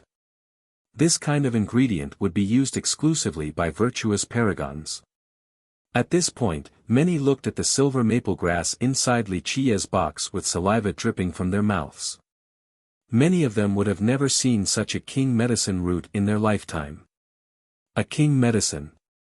The best silver maple grass I have seen was only one of 2.8 million years of age. An older alchemist here couldn't help but salivate. Prior to this, others were looking down on a nobody like Wuxia. But now, he casually took out a 3 million-year-old king medicine, causing others to wipe their eyes and take a second glance. No one would have thought that an inconspicuous alchemist like him would have such great wealth. This made them curious about the origin of this Wuxia whose name didn't ring a bell. The madam sitting next to him was also slightly speechless. She knew that Wuxia's actions would scare people to death. Back at the Golem Square, he casually threw around loads of money, but she didn't expect him to be able to take out a king medicine so easily. Moreover, he was acting as if this was not a king medicine root, but more like a radish, not enough to reach the apex. This nonchalant expression would make anyone feel that they were looking at the most peerless prodigal son in history. Chapter 695, A King Medicine is only a radish or cabbage, do you still want to bet? At this point, Wuxia leisurely looked at the Vine Pill King with a relaxed and cool expression. All of a sudden, the Vine Pill King became beet red and felt himself burning up. The stone flower was already the best spirit medicine in his possession. Although he came from the Heavenhoof ravine and was greatly valued by the elders, he was a young disciple of the third generation. How could someone like him possibly take out a king medicine root so easily? At this time, the Vine Pill King had already mounted the tiger so he couldn't get off. As a Heavenhoof disciple, if he chose to give up against an unknown alchemist, how could he have the face to live on? Even if he was confident in his pill refinement skill and wanted to make this bet, he couldn't produce a satisfactory king medicine, thus all of this was meaningless. A king medicine, right? It is not like our Heavenhoof ravine doesn't have one. At this time, a different voice came along that held great authority inside the valley. Tenger, make the bet with him. Huang Fu Hao was more focused on humiliating Wuxia to quell his anger. Taking his dog life could wait for later. A king knotweed, amazing. The cultivators here were astonished to see such a plant here. One person couldn't help but exclaim, the Huangfu clan's wealth is definitely commendable, truly worthy of being an alchemy clan. For many alchemists, especially those of humble birth, they wouldn't be able to obtain a spirit medicine like this particular king medicine even if they tried their whole life. However, it was different for someone like Huangfu Hao. He was the descendant of the Huangfu clan and had a high status. Moreover, the clan was a famous alchemy clan with great power and wealth. Moreover, it also had a marriage alliance with the alchemy kingdom, which had control over the best vein for growing spirit medicines in the entire stone medicine world. Because of these reasons, many people thought that it was not too surprising for Huangfu Hao to be able to take out this king medicine. All of a sudden, all the cultivators here held their breaths. More and more were gathering here at Daosen's Peak, wanting to watch the exciting event. Well, I can't really take out another king medicine at this moment. Wuxia glanced over at Huangfu Hao and waved his hand to say, how about a different item? And I thought you were extremely rich. At this time, the Vine Pill King snorted and said, "Arrogant fool, boasting with just one king medicine. Today, you will learn just how rich this world really is compared to you. Just use your worthless life as the bet instead." Huang Fu Hao mocked, "Today, I'll take the short end of the stick. I'm willing to use this king medicine root in exchange for your dog life. I wanted to show some consideration, but you just had to push it." Li Qiye slowly said, "I don't have something like a king medicine in my stash right now, but I have something else." Having said that, he took out another medicine box. The moment this box was opened, a blood energy shot out straight towards everyone's faces. A series of sounds came about as a spirit medicine could be found sealed inside. The moment someone saw the spirit medicine in the box, he immediately jumped and exclaimed in horror, "What? What? Is that an imperial medicine?" At this time, Li Qiye slowly closed the medicine box and said, "Only an impoverished beggar like you would consider Spirit King medicines as treasures when they are actually as common as turnips and cabbages. I can't bring this crap everywhere since it would be too cumbersome. I have here a 38 million year old spirit medicine root. Since someone said I couldn't take out another king medicine, I have no choice but to take this out from the stash to show off a little." Impossible, the people present became speechless once again in the face of this statement. Just what kind of items were king medicines? To many people, they were priceless treasures. But now, in Li Qiye's words, they were like cabbages. This was way too overbearing. But what could you do? This guy truly had the money to show off like this. He just took out an imperial medicine. Moreover, with that nonchalant appearance and the casual unveiling, perhaps even imperial medicines were only cabbages in his hands. With such great wealth, he could act arrogant no matter where he went. Huang Fu Hao's expression became extremely unsightly, but he couldn't do anything about it. Even as the descendant of the Huangfu clan, taking out this king medicine was already his limit. Moreover, this root was meant to be a gift for his cousin, Ming Yeshue of the Alchemy Kingdom. He wanted to earn her favor, but today, he had to pull it out to use as a bet. Nevertheless, he was confident in winning this gamble. However, his confidence was no good as he was now rendered breathless by Li Qiye taking out an imperial medicine. At the same time, the Vine Pill King was both envious and overwhelmed with animosity. His eyes couldn't help but turn red from indescribable jealousy. Keep in mind that he was a disciple from the Heavenhoof Ravine. A sect with 2 emperors. But he, as its disciple, was not even equal to a no-named alchemist, so how could he not go crazy from jealousy? If this wasn't Alpine Mountain, the Vine Pill King would have already rushed over to capture Li Qiye alive and seize all of his spirit medicines. Chapter 696, Radiancy Alchemy Saint, Spectacular, an Imperial Medicine. All of a sudden, the stunned crowd looked at Li Qiye as if they were looking at a ghost. Their faces all had indescribable expressions. Damn, I have never seen an Imperial Medicine before. Who would expect to see one here? This is so unbelievable. An old alchemist couldn't help but curse. In an instant, an endless amount of saliva dripped down to the ground from the spectators. They couldn't be blamed because even characters of the ancestor level would be driven crazy by an imperial medicine root. Roots of this level were invaluable and were even out of the ancestors' reach, let alone other people. All of your king medicines together would still not be worth as much as my one imperial medicine. However, seeing as how both of you want to bet, I'll entertain you. Money is fine, spirit medicines are okay too. I have too much money to spend, but I'm more afraid that you two won't have enough to make this bet. Li Qiye ruthlessly uttered these words without any mercy. Prior to this, others might have thought that Li Qiye was ignorant, but those thoughts were quickly dispelled. Although many people remained unconvinced, they had to admit that this brat had the money to act in such a haughty manner. Madame Ziyan, standing next to Li Qiye, could only wryly smile. At this point, nothing could surprise her anymore. From her perspective, her young master's wealth was even greater than an entire country. Huang Fuhao, who initially wanted to use this opportunity to humiliate Li Qiye then kill him afterward, didn't expect to, once again, be humiliated by Li Qiye, causing him to nearly vomit blood from anger. I will lend a helping hand to young noble Huangfu. At this time, a hoarse voice came out, signaling the arrival of an old man. Next to him were other experts.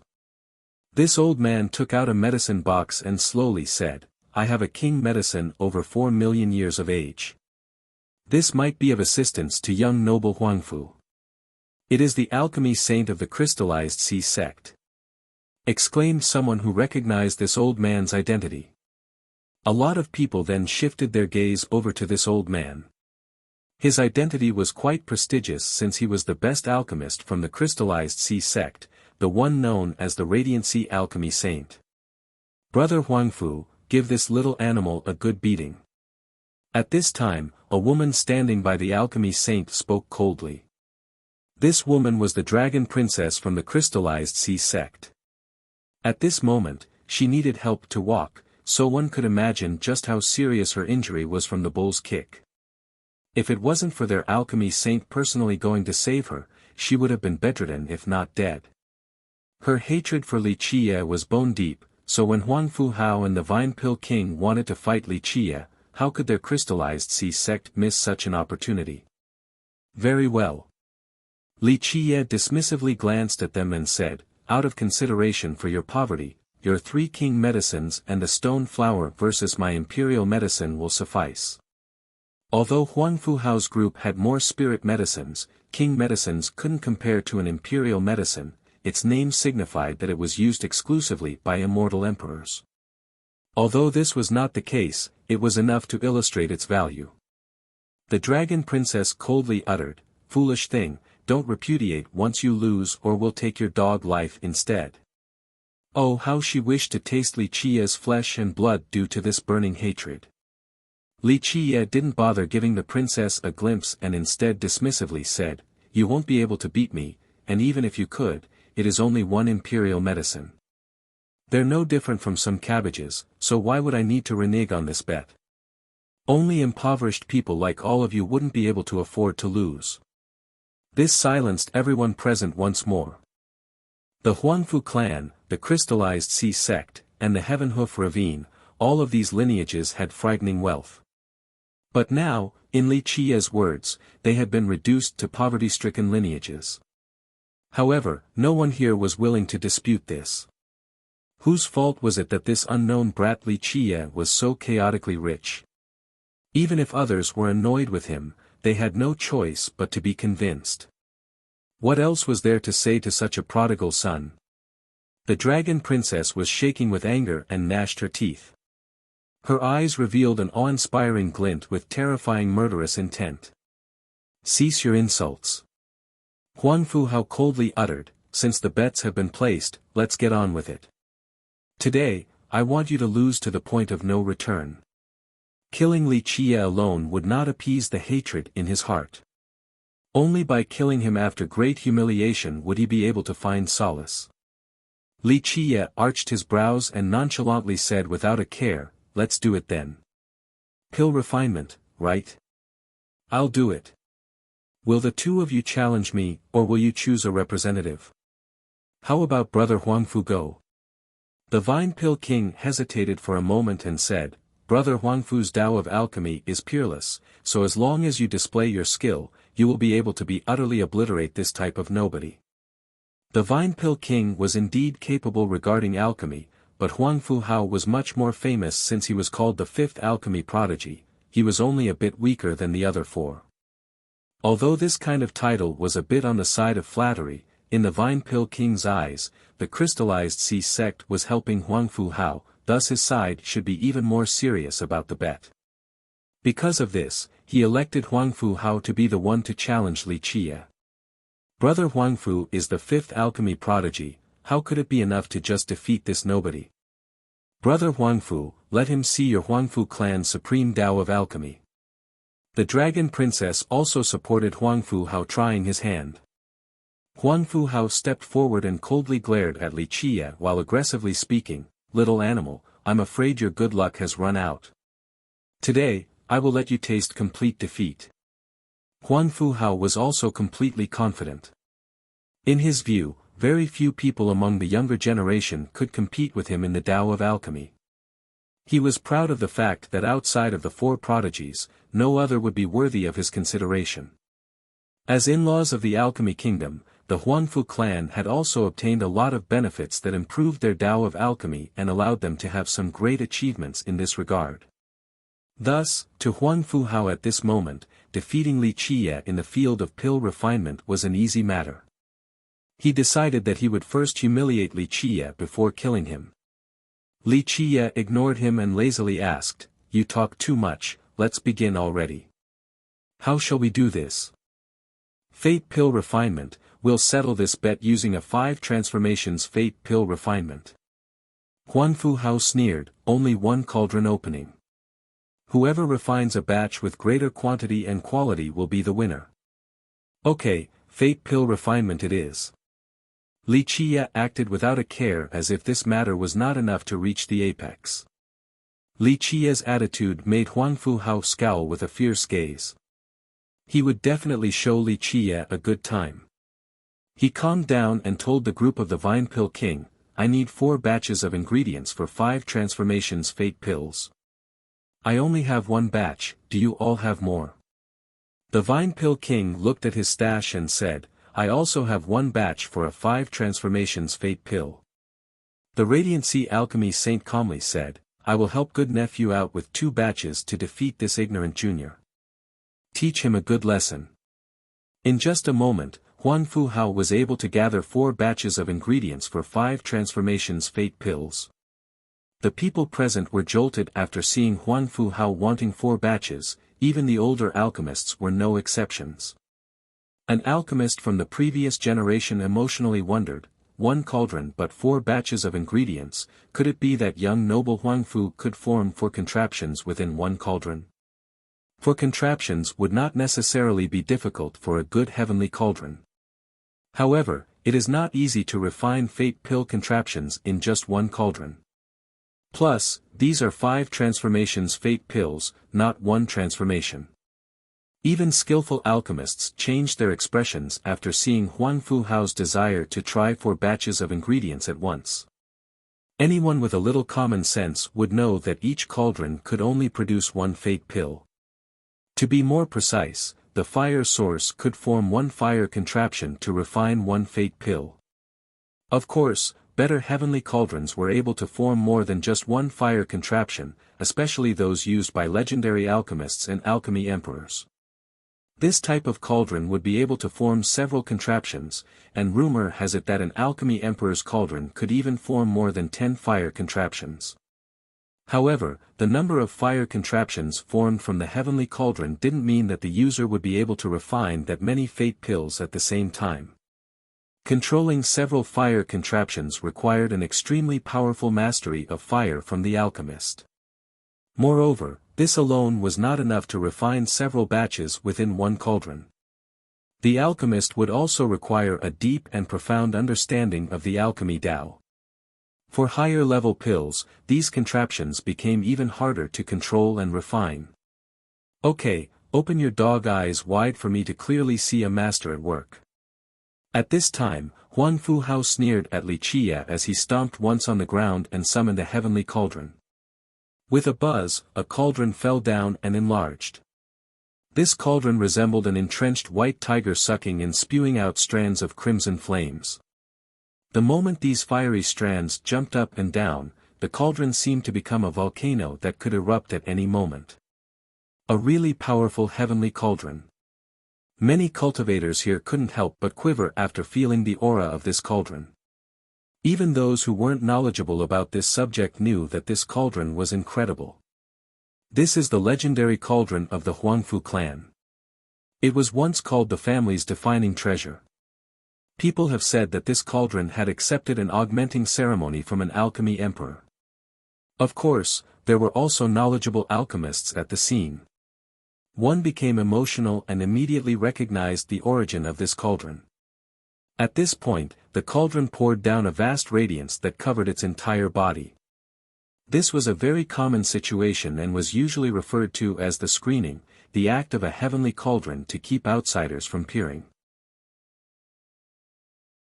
Chapter 697, Sleeping on a Beauty's Lap. If some cauldrons lacked the screening ability, then the alchemists would use a technique to keep others out and prevent their alchemy art from being stolen.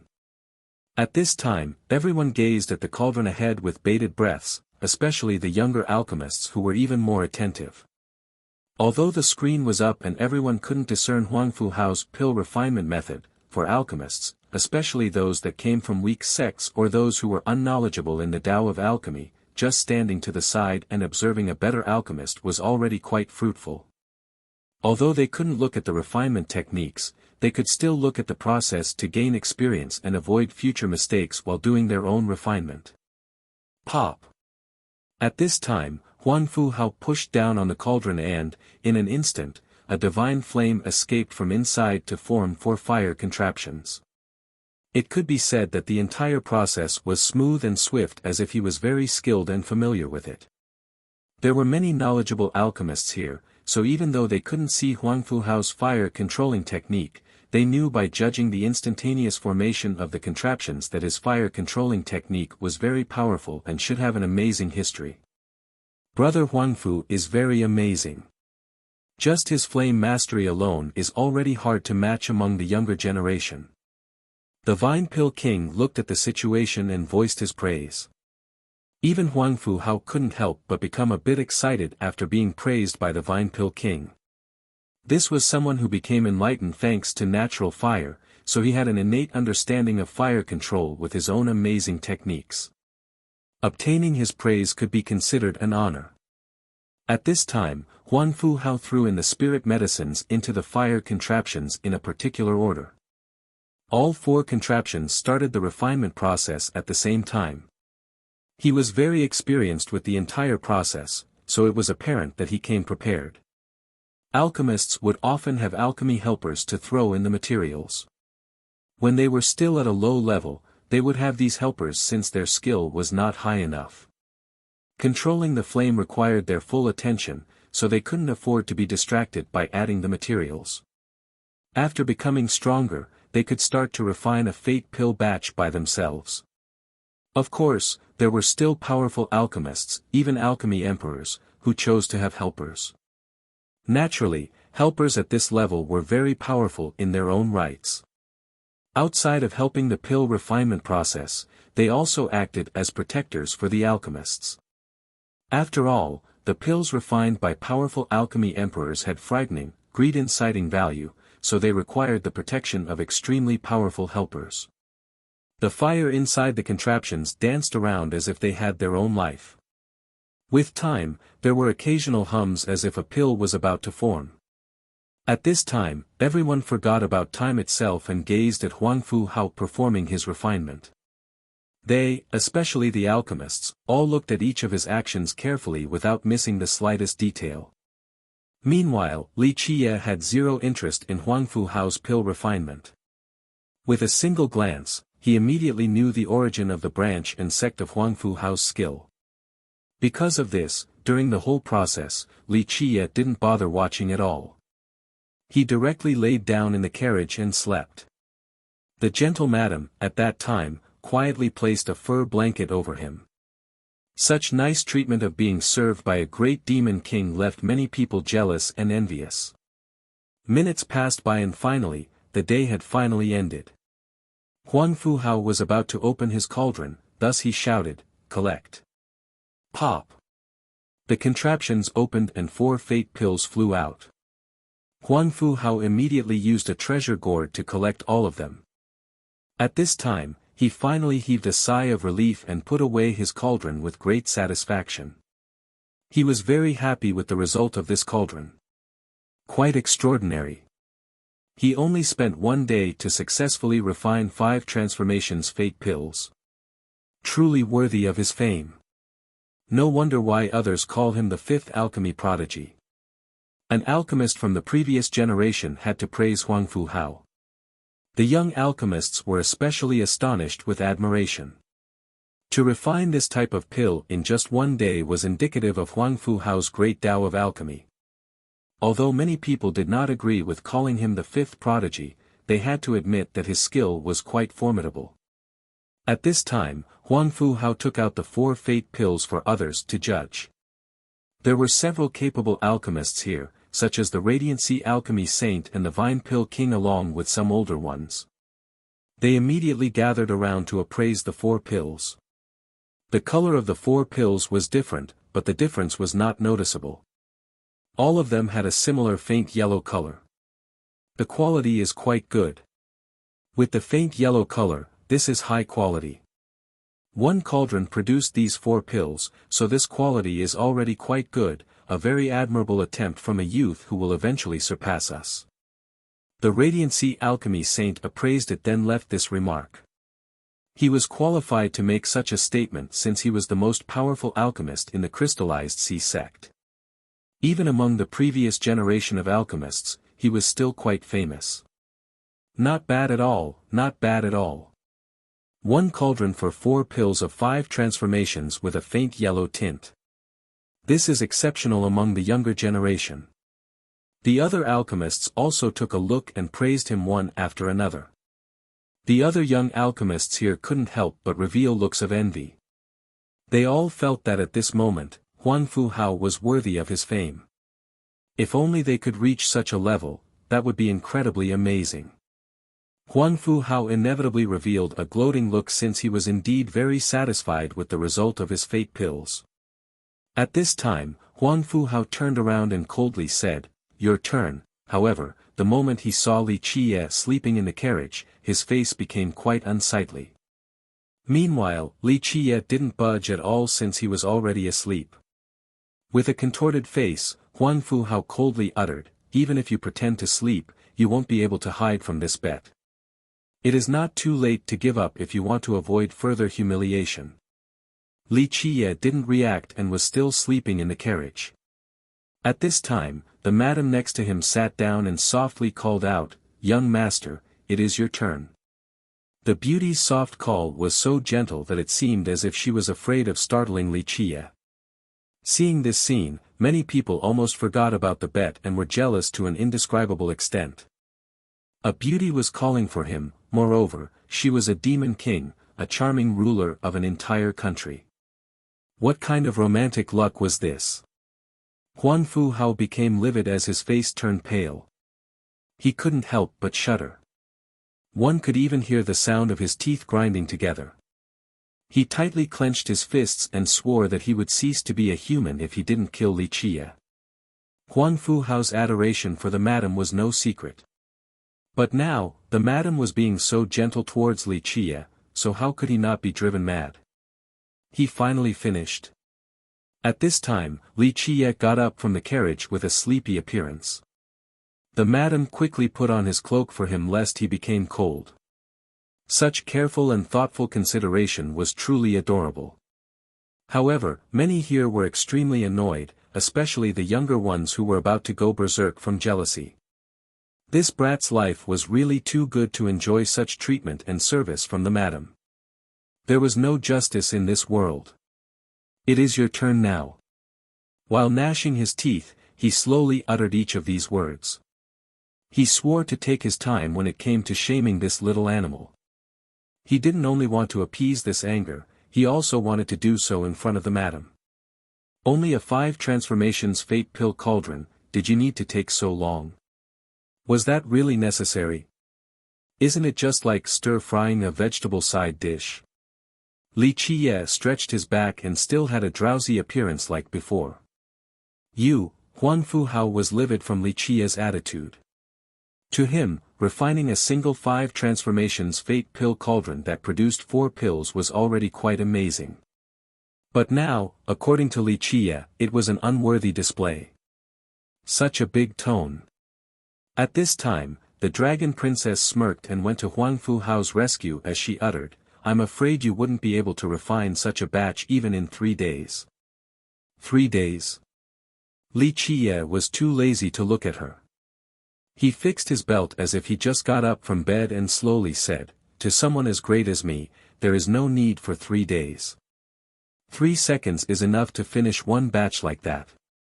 Li Qiye's words caused a lot of eyes to roll. No one believed him. Some even burst out in laughter and felt that Li Qiye was boasting to an unbelievable degree. No one had ever been able to refine a fate pill cauldron in just 3 seconds, not even an alchemy emperor. Those are some strong words. There should be a limit to your boasting. The Vine Pill King snorted and said with disdain, even a reborn alchemy emperor wouldn't be able to refine 5 transformations fate pills in just 3 seconds. Ha, you should think carefully before bragging next time. Only an unskilled fool would have blind faith in common sense.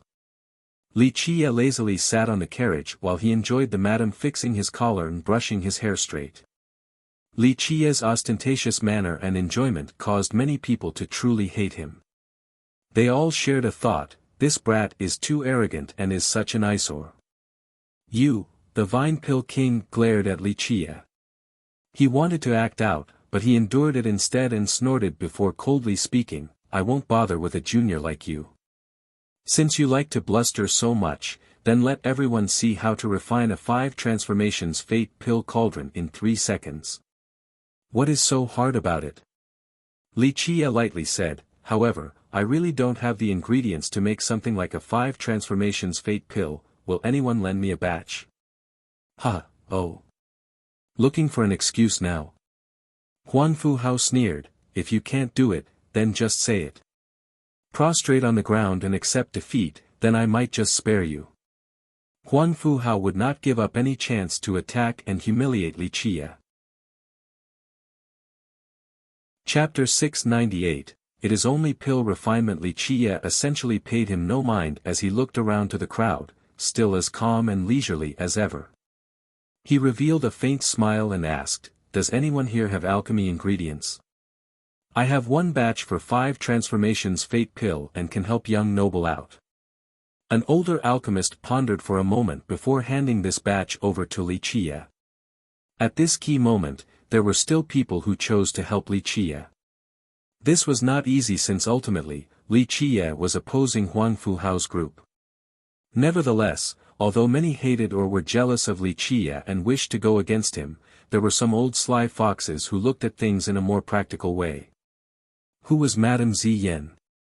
She was a great demon king and stronger than Huang Fu Hao, yet she was still willing to stay by a no-name junior's side and serve him. This junior definitely had something special that others couldn't compare to. There are still those with eyes in this world. Li Qiye took this batch of ingredients and smiled to say, very well, I will also refine 4 fate pills. Anyone else have some ingredients for me? Let me borrow 3 more batches. I also have 1. Another old cultivator hesitated for a moment before speaking out. Me too. A royal lord also let Li Qiye borrow 1 batch. This matter had spread quite far, so many people from the previous generation had come to watch. At this time, a few countries watching on the sidelines wanted to form an alliance with the giant bamboo country, so this royal lord took advantage of this opportunity to perform a favor. In a very brief period, Li Qiye was able to collect 4 batches of 5 transformations fate pill ingredients. Although he was a nobody, there were still spectators who held him in high regard. Li Qiye received the ingredients and said with a smile, those with vision will eventually be rewarded. Hurry up if you are going to refine some pills. Don't just stand there and ramble on. You think delaying the matter can save you from this bet? Huang Fu Hao scowled and sneered. At this time, Li Qiye got up. He was still as unruffled as before as he coldly glanced at Huang Fu Hao before smirking and saying, it seems that you really want to see me make a fool of myself. But unfortunately, I'm sorry that you will be disappointed. Since you choose to bring your face out like this, I don't mind giving you a resounding slap. Strong words there. Before Huang Fu Hao could respond, the Vine Pill King coldly said, wait until after you refine the pills before boasting, yeah. You think just anyone can refine 1 cauldron with 4 pills? You still have a long way to go if you want to beat brother Huang Fu. The madam shook her head gently at this retort. She had seen, with her own eyes, Li Qiye's pill refinement and had absolute confidence in Li Qiye's skill. Compared to Li Qiye, Huang Fuhao's pill refinement ability was simply not pleasant to the eye. Nowadays, a few people really think their meager alchemy skill is peerless in this world. Li Qiye smiled and told the madam, if your young master doesn't show a thing or two, these fools won't ever know what peerless alchemy is. Very well, today, your young master will show them what is truly called alchemy. Young master will surely be victorious. The madam revealed a faint smile that contained a trace of elegance and nobility along with a gentleness as soft as water. Huang Fuhao was quite shaken after seeing Li Qiye and the madam's intimate relationship, so he coldly uttered, "Stop spewing crap, go refine pills if you are so capable. Don't just sit there and brag." "Very well, I'll refine one cauldron right now." Li Qiye smiled and stretched his back again before summoning the myriad heavenly cauldron, then he shouted, "Open." The cauldron fell down. This was a very ordinary-looking cauldron that appeared before everyone. No matter how they looked at it, this cauldron was plain without anything special about it, completely unlike a precious cauldron at all. After it was bathed in the lost alchemy garden of the immortals, the cauldron had completely returned to the most primordial state, so outsiders couldn't see its profundity. Just a cheap cauldron. How shabby. Can this type of cauldron actually refine 5 transformations fate pills? What wishful thinking. The dragon princess viciously attacked. She and Li Qiye had an irrefutable feud, so how could she forgive him? But at this time, Li Qiye controlled the cauldron and, in the blink of an eye, he instantly formed 4 fire contraptions. He then didn't give it a second glance and casually threw all the medicinal ingredients into the fire contraptions. A series of crackling sounds appeared as if beans were being fried. Before everyone's mind returned from the shock, Li Qiye shouted and instantly collected 4 finished 5 transformations fate pills into a treasure gourd. From the formation of the contraptions to the addition of the ingredients to the completion of the pills, the entire process was all over in the blink of an eye. It was so fast that no one could react in time. Before everyone, Li Qiye didn't try to hide anything, but no one saw his pill refinement technique. Suddenly, everyone's mouths were wide open. The dragon princess who had just uttered her teasing banter couldn't close her mouth since she was blown away on the spot. Her eyes were wide open as well. No one could believe that this was actually happening. They all thought that either they were seeing things, or it was just an illusion. Here, outside of Li Qiye, only Madame Ziyan had a calm air. She already knew that this would be the result since this was not her first time seeing her young master's peerless alchemy. In her opinion, no one could compete with him regarding the Tao of alchemy in contemporary times. Even the 4 alchemy prodigies were insufficient compared to him in this regard. Am I seeing things? An old alchemist struggled to regain his sanity and told the person next to him, "Hey, pinch me, am I in a dream?" A scream ensued right after as this alchemist was pinched by the person next to him. He then exclaimed in horror, I'm not seeing things. This isn't a dream."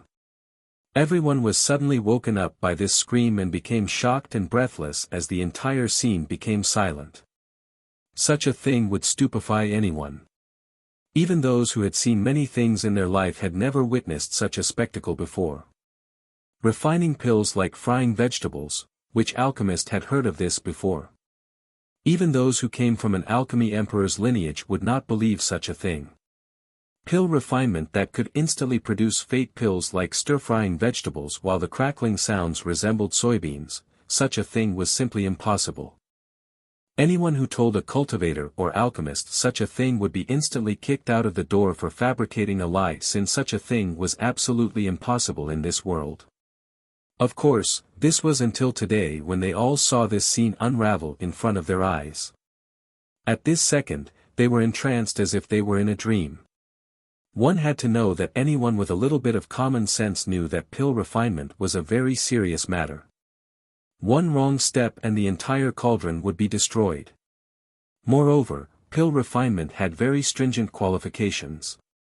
This was the most basic of knowledge, but today, Li Qiye's process had destroyed everyone's common sense. How could refining pills as if one was stir-frying vegetables not shock everyone? Although many people had begun to regain their sanity, they couldn't help but utter in a daze, "No, no way, this is real." At this moment, no one knew how to express their feelings with words. As for the group of Huangfu Hao, the Vine Pill King, and the Radiant Sea Alchemy Saint, they suddenly became confused and didn't even know how they had lost. At this time, Li Qiye gave the 4 refined fate pills to the 4 people who helped him earlier and smiled before saying, "Favors deserve to be reciprocated, so these fate pills are yours." How is this possible? The old alchemist who was the first to help Li Qiye accepted the fate pill and shouted in horror with his eyes wide open, This is a 5 transformations fate pill with 70% purity. I have never seen a 5 transformations fate pill able to reach this level before. It is not only 70% purity, this yellow color is almost golden. This is the highest grade. This pill will definitely help me break through to the ancient saint realm. Another who helped Li Qiye also accepted a pill and screamed with excitement. No way, right? In just a moment, many people gathered around, wanting to examine the pills in their hands. This is unbelievable. A very respected old alchemist took a look at one of the pills and couldn't help but utter in awe, "I have never heard of someone be able to refine a 5 transformations pill to 70% purity, this is simply impossible." Moreover, this near golden color, could anyone in this world actually refine this type of pill to such a level? If there is someone, then it has to be an alchemy emperor. Incredible, I have opened my eyes now after seeing this scene. In an instant, many people who saw the pills immediately discussed and commented while thinking that this was too amazing. Meanwhile, the 4 people who helped Li Qiye earlier and obtained this level of fate pill were crazily excited. This level of fate pill couldn't be bought, simply put, they were priceless treasures. Let me take a look. The Radiant Sea Alchemy Saint couldn't help but draw closer as well to look at the fate pill in the hand of one of them. His face quickly turned pale as he staggered backward while absent-mindedly murmuring, "How? Only an alchemy emperor would perhaps be able to refine this type of 5 transformations fate pill." Chapter 699, Death before accepting defeat. The old alchemist from the crystallized sea sect was the most accomplished regarding the alchemy Tao within the sect. Even his enemies held this view with respect. The moment he said these words, many people gasped and looked at Li Qiye. All of a sudden, the astonished eyes of every spectator fell on him. Who was Li Qiye? He was too young and had no fame to his name at all. Could such a person actually be an alchemy emperor? A person couldn't help but ask, "Young noble, are you actually an alchemy emperor?" Li Qiye chuckled and said, "Alchemy emperor, how should I respond? At the very least, I have never wished to become an alchemy emperor. For a person like me, plant cultivation and pill refinement is only a hobby, an interest whenever I am bored. A person like me does not wish to become an alchemy emperor. Such an achievement is meaningless and unable to satisfy me." This answer left everyone speechless. One of the spectators looked up at the sky and started to scream, they even had the impulse to commit suicide by running head first into a wall. Refining pills like cooking and casually creating 5 transformations fate pills with 70% purity. With a single gesture, he was able to refine the finest of pills. And this was only a hobby, something he worked on when he was bored. If this was the case, then what about them, the alchemists who worked their entire lives to study the Tao of alchemy and pill refinement? How could they withstand such a shock? They might as well just commit suicide by using a piece of tofu. For alchemists, people with such a supreme Tao of alchemy were worthy of respect, just like how they admired alchemy emperors so much. Not necessarily, a few evil arts can't be seen through. Huangfu Hao sneered and said, "Maybe there were already 4 fate pills hidden inside this cauldron. Refining them like cooking was only an illusion." Give me these 4 pills and I can also do the same. At this time, Huan Fu Hao was resorting to extreme excuses. No matter what, he had to break Li Qia's reputation since this was his only way out. 5 transformations fate pills with 70% purity, moreover, they have a yellow shade that's almost at the point of a golden glow. Where can you find this type of fate pill? Someone felt that Huan Fu Hao was going too far. Were it not for the fact that they were wary of the Huangfu clan, they would have laughed at him already. I'm afraid no one in present times can refine such pills. If there was someone, then perhaps the venerable ancient alchemist from the alchemy kingdom would be capable. A royal lord mused. Huan Fu Hao tried to discredit Li Qia, but he was underestimating the situation. Earlier, many people were on his side and voiced their support. But now, no one stood up for him, causing his face to burn red. Li Qia looked at him with one eye and leisurely stated with a smile, "Can't even afford to lose. Just say the words and I will have pity on you. I'll let you have your king medicine, no big deal, it's only a cabbage. Is there a need for you to act so shamelessly?" Huan Fu Hao was shaking with anger. He was in a dilemma, but he had to follow through to the very end. If he chose to bow down to Li Qia, then he would lose all face in the future. Huan Fu Hao took a deep breath before glaring at Li Qia and saying, "If you didn't use any evil tricks or an illusion, then very well, let me and everyone else have a look at your cauldron. Whether it is an evil trick or an illusion will be clear at a glance." An alchemist couldn't help but shake his head and comment, "This request is too unreasonable." The cauldron was an alchemist's second life, it was a part of the alchemist. Even ordinary alchemists would not easily let an outsider look at their cauldron. The reason was very simple. Each cauldron was carefully groomed by an alchemist with careful feeding. Whatever they fed the cauldron or its fire source were things that alchemists would not easily reveal to others. What's more, each alchemist had refined countless items and shared these experiences with their cauldron. Any alchemist would have deep ties with their cauldron, they would even consider it as part of their body. Unless it was someone very close or trusted, alchemists would normally not take out their cauldron for outsiders to see, let alone this many strangers. What, you don't dare to do so? If you don't, then clearly you have a guilty conscience. Huan Fu Hao sneered and said, "Bah! Using such despicable means yet you still dare to say you have beaten me." At this time, Huan Fu Hao was going insane from shame, growing his anger. He was like a vixen that had lost her mind. Madame Ziyan couldn't help but coldly say, "How shameless." A wise ruler like her seldom talked people down, but today, she had to voice this negative statement. Huan Fu Hao's face was flushed after being called out by the madam. However, he still wanted to struggle to the very end, so he sneered at Li Qia, "Li, do you dare to take out your cauldron to prove your innocence? If not, then you are a cheater who only knows how to use wretched means." Many people in the crowd couldn't help but shake their heads. Some even despised Huan Fu Hao's actions. The old alchemist from the crystallized sea sect was the most accomplished regarding the alchemy Tao within the sect. Even his enemies held this view with respect. The moment he said these words, many people gasped and looked at Li Qia. All of a sudden, all eyes fell upon him as the spectators became astonished because Li Qia was too young and had no fame at all. Could such a person actually be an alchemy emperor? "Young noble Li, are you really an alchemy emperor?" One person couldn't help but ask. Li Qia chuckled and said, "Alchemy emperor, how should I respond? At the very least, I have never wished to become an alchemy emperor. For a person like me, plant cultivation and pill refinement is only a hobby, an interest when I am bored. A person like me does not wish to become an alchemy emperor. Such an achievement is meaningless and unable to satisfy me." Chapter 700, Becoming Ashes. Many people here didn't like Li Qia, especially the young male cultivators who even wanted to end him just because he had a beauty like Madame Ziyan. It was only natural for those who adored her to hate him.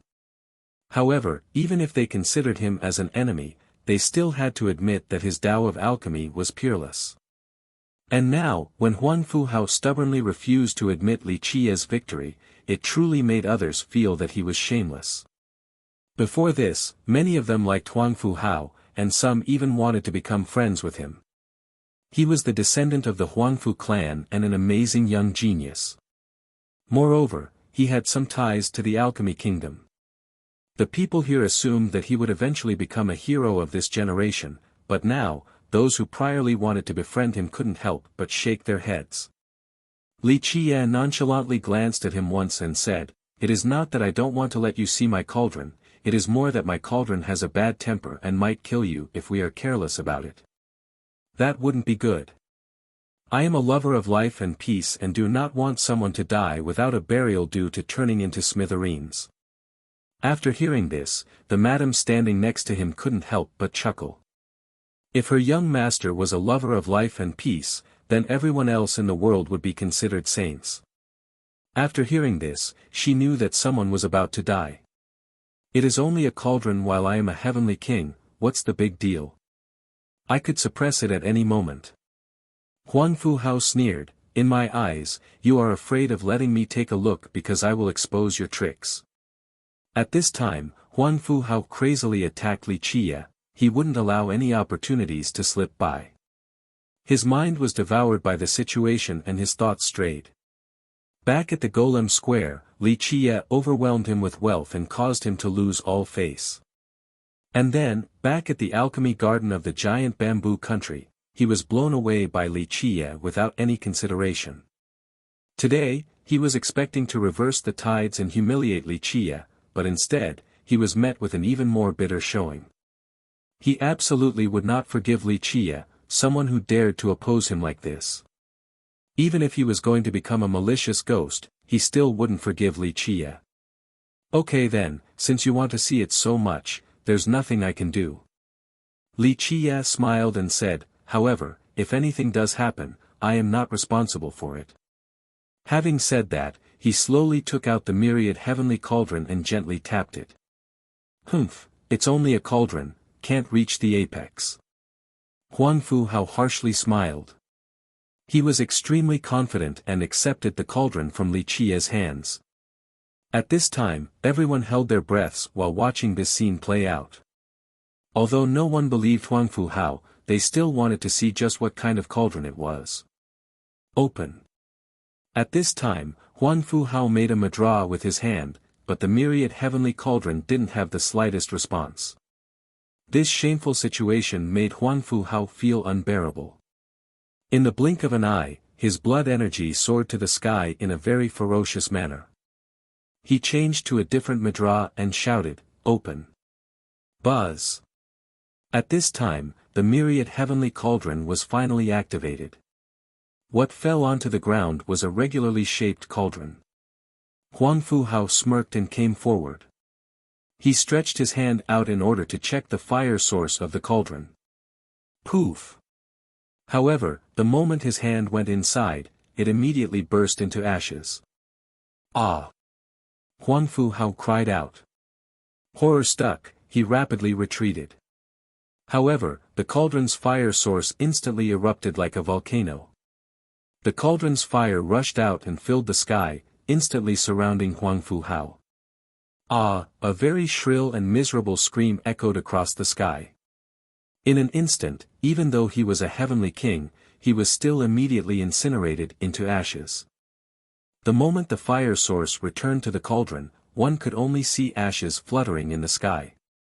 A heavenly king had died in such an unbelievable manner.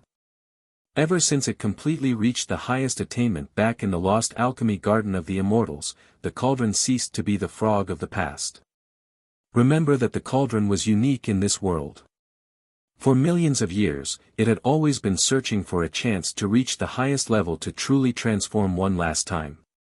Thus, after the transformation, the myriad heavenly cauldron was no longer a cauldron and could be called a god, a true deity. Its fire source had no equal, so it was not difficult for it to burn a heavenly king to ashes. Such a powerful cauldron, amazing. This type of cauldron can only be controlled by a legendary alchemist or alchemy emperor, after seeing the tyrannical flame of the cauldron devouring the sky, many alchemists were lost in admiration. This seemingly ordinary cauldron was definitely incredible. One will lose out if they do not listen to their elders. At this time, Li Qiye slowly recalled the cauldron and said, like I said earlier, this cauldron has quite a foul temper. It doesn't want to interact with anyone besides me. Well now, he carelessly threw away his life. Dang it, cauldron, you've really done it now. How could you turn a heavenly king into ashes like this? You think it is easy for someone to become a heavenly king? Everyone suddenly went silent after hearing this, while the madam couldn't help but reveal a smile. She already knew that her young master expected such an outcome since Huang Fu Hao was courting death. A tranquil atmosphere ensued right after, as no one dared to step out to demand justice for Huang Fu Hao. Many of them believed that he was asking for it. The Vine Pill King, who was also antagonistic towards Li Qiye, turned pale. At this time, his palms were drenched in cold sweat while he himself shuddered from the chill that assaulted his spine. He was secretly glad and praised his own fortune. Luckily, he didn't follow Huang Fu Hao along to the very end. Otherwise, perhaps his end would be just like Huang Fu Hao's, being incinerated into ashes without a burial. He quivered and didn't dare to say another word or stay at this place any longer. He turned around and used his fastest speed to leave Daosen's Peak. At this point, Li Qiye gathered his winnings. A stone flower over 1 million years old, a 3 million-year-old king medicine, and a 4 million-year-old king medicine from the Radiancy Alchemy Saint. Sigh, are these not just cabbages? If you can't handle losing, then just say it. What's the big deal? Losing your life just for these common spirit medicines. Was it worth it? Li Qiye looked at his spoils but didn't pay it any mind. To others, king medicines were priceless treasures, but Li Qiye was too lazy to even bother looking at them. Not mentioning the distant past, he had taken an amount of king medicines from the lost garden that could scare people to death. This sarcastic remark left everyone here speechless.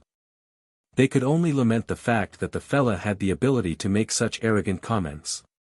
However, at this moment, he did something that would drive people even crazier. He looked at the king medicines in his hands and threw them to the Imperial Draco Bull as if they were cabbages while saying, "It has been tough carrying me this whole way, so I'll reward you with these." This maddening turn of events left everyone looking silly. From the beginning, they all thought that Li Qiye was just saying it for fun, to exaggerate his wealth by calling king medicines cabbages. But now, it turns out that this guy truly considered king medicines as cabbages. He actually threw these million-year-old king medicines at a buffalo to eat. Nom nom, nom. At this time, the Imperial Draco Bull was like a cow eating peony, it quickly ate the king medicines. No. An old alchemist couldn't help but to bellow a sad scream after seeing such a wasteful act. He couldn't help but tremble with his eyes wide open, glaring at him while stuttering, "But these are king medicines." Everyone was stunned.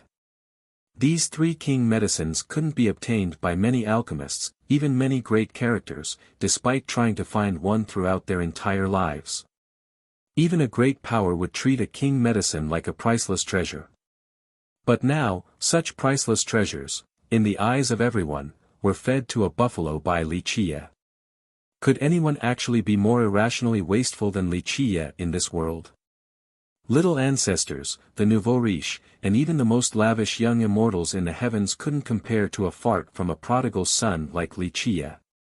Even the most wasteful little ancestor wouldn't feed king medicines to a bull, right? This was simply absurd. Even a little ancestor would treat a king medicine like a treasure. However, Li Qiye considered them as cabbages. After seeing the buffalo before them actually swallowing all the king medicines after just 3 bites, a lot of people here felt hurt. There was no justice in this world. In just a moment, the hearts of many people cried out in pain. They actually had to witness 3 king medicines being swallowed by this buffalo. Damn it, just let me go jump off a building. You guys, don't stop me. After seeing such a heartbreaking scene, someone howled and couldn't bear to look any longer. However, after the bull finished swallowing the 3 king medicines, it still looked as if it wanted more and stared at Li Qiye in a pitiful manner. The bull was a Draco bull, and its species liked eating spirit medicines the most. For the imperial Draco bull, king medicines were scrumptious delicacies. Li Qiye looked back at the more than 3 million-year-old king medicine and the imperial medicine whose age exceeded 5 million years in his hands and quickly said, "Fine, we still have a long ways to go, and you will still need to work hard later on. Stuff yourself and put more effort into it." Having said that, he threw the king medicine and imperial medicine over to the bull as well. Nom, nom, the bull's tongue rolled out and swept the 2 roots into its mouth where it then began to chew. Suddenly, many people directly went down to their knees and stayed there. A lot of them had turned pale due to unbearable heartache. They had no words for such a prodigal son. Chapter 701, Yellow Silk Cloth. Even the madam was finally shocked this time. He even let this bull eat an imperial medicine. Could anyone be more wasteful than him in this world? Do you know that was an imperial medicine? You know, right? An old alchemist squatted to the ground and cried out in pain while holding his head. In the eyes of any alchemist, letting a bull eat an imperial medicine was wasting the resources of the heavens. This was simply unbearable for them. Li Qiye chuckled and nonchalantly said, "I know, it is only an imperial medicine." At this moment, countless legs were quivering while some couldn't get up from their prostration. Anyone would lose their minds if they met someone like this. They could only say one phrase, "You win." Why must men receive such different lifestyles? I'm not even equal to a buffalo. I haven't even tasted a petal of an imperial medicine, but this buffalo ate an entire root like grass. A great character, with his butt on the ground, helplessly exclaimed amidst his daze. At this time, countless people were quiet and felt as if the strength had been sapped from their bodies. Compared to Li Qiye feeding the bull an imperial medicine, Huanfu Hao and whatever great sect he came from no longer mattered. "Big brother, are you recruiting more mounts? I am the descendant of an auspicious beast with the bloodline of a divine beast, can I be your mount too?" A demon monarch couldn't help but make this joke. In fact, in the eyes of many people here, they were not even equal to his buffalo. It instantly ate 4 king medicines and 1 imperial medicine. Many people would never be in a position to obtain such items for the rest of their lives, so now, being his mount would simply be a privilege. I am a very picky person. Li Qiye smiled and then took his seat in his carriage. The madam smiled as well before leaving with him in a cool manner. Those who were left on Daosen's peak were still absent-minded. At this time, they finally understood why Madame Ziyan was willing to stay by Li Qiye's side. Even if one wanted to join such a person to work for him, he might not necessarily accept them. After a long silence, someone who finally calmed down lamented with a soft sigh, "I finally opened my eyes today." An imperial medicine being fed to a bull, what could be more shocking than this? The rest of the crowd couldn't help but smile helplessly. They could only sigh since they were not even equal to a bull. Back at the valley, Li Qiye smilingly told the madam, "Meditate on the god's hands. Although its power is not as great as the immortal devouring evil jar on your body, its power will definitely not be weaker than an immortal emperor life treasure." "How does young master know that I have the immortal devouring evil jar?" asked the madam with a jolted expression. The people who knew that she brought along this item was fewer than few, and she didn't tell Li Qiye either. She had it with her in preparation for the worst-case scenario. Because of the feud with the Huanfu clan, she knew that the enemy would definitely not let this go, so she brought the evil jar with her just in case. The immortal devouring evil jar was the defining protective treasure of their giant bamboo country. They had rarely used it in the past millions of years because its power was quite terrifying. For generations, even the country itself wasn't privy to the jar's true origin, they only knew that it was left behind by their progenitor. Li Qie chuckled and said, very few things can escape my sight. Of course, he couldn't tell the madam that the evil jar was left behind by him in the past for Yennefer. Its origin was extremely frightening, and its power was comparable to an immortal emperor true treasures. I will try my best to learn about these gloves. The madam took note of Li Qie's reminder and nodded her head. After returning to the valley, he didn't leave again. Initially, he was waiting for Tai Yi's news. However, the ant had yet to return. During this moment where he had nothing pressing, he thought about a certain something. With a solemn expression, he took out a bronze box. This was the box formed from the transformation of the Pentagate, and inside was the item taken from beneath the divine school. Li Qie carefully looked at the bronze box for a moment and found that it was safe, giving him peace of mind. He formed a mudra with his hands and, with a buzzing sound, the Pentagate unsealed itself and returned to its original form, causing 5 bronze doors to hover around Li Qie's body. With a series of sealing gestures, a clanking sound rang. The Pentagate immediately sealed the entire room as 5 different patterns emerged on each of the doors: sun-consuming bird, moon-eating wolf, star-devouring ant, heaven-shrouding eagle, and earth-sealing rat. Each of the patterns on the 5 doors of the Pentagate was ancient and depicted mysterious beasts. At this time, all the patterns appeared. This was Li Qie activating the true, mighty power of the heaven-sealing Pentagate. After sealing the room, Li Qie carefully looked at the urn. After so many years, this old urn was still as simple and crude as before. This old urn had a heaven-shattering origin and was taken by him from a very terrifying location. Later on, he left it to the bull just in case the worst-case scenario arose. Eventually, it had come in handy. Li Qie took a deep breath and made a decision. At this time, Li Qie summoned each of his treasures. The yin-yang refining immortal mirror, the declivity mountain bell, the elusive heavenly vase. All of these invincible treasures emerged above him and poured down unstoppable universal laws. At this split second, these treasures unleashed their most powerful barriers, creating layers protecting Li Qie. At the same time, Li Qie's right hand held the green lamp while his left held the little wooden coffin.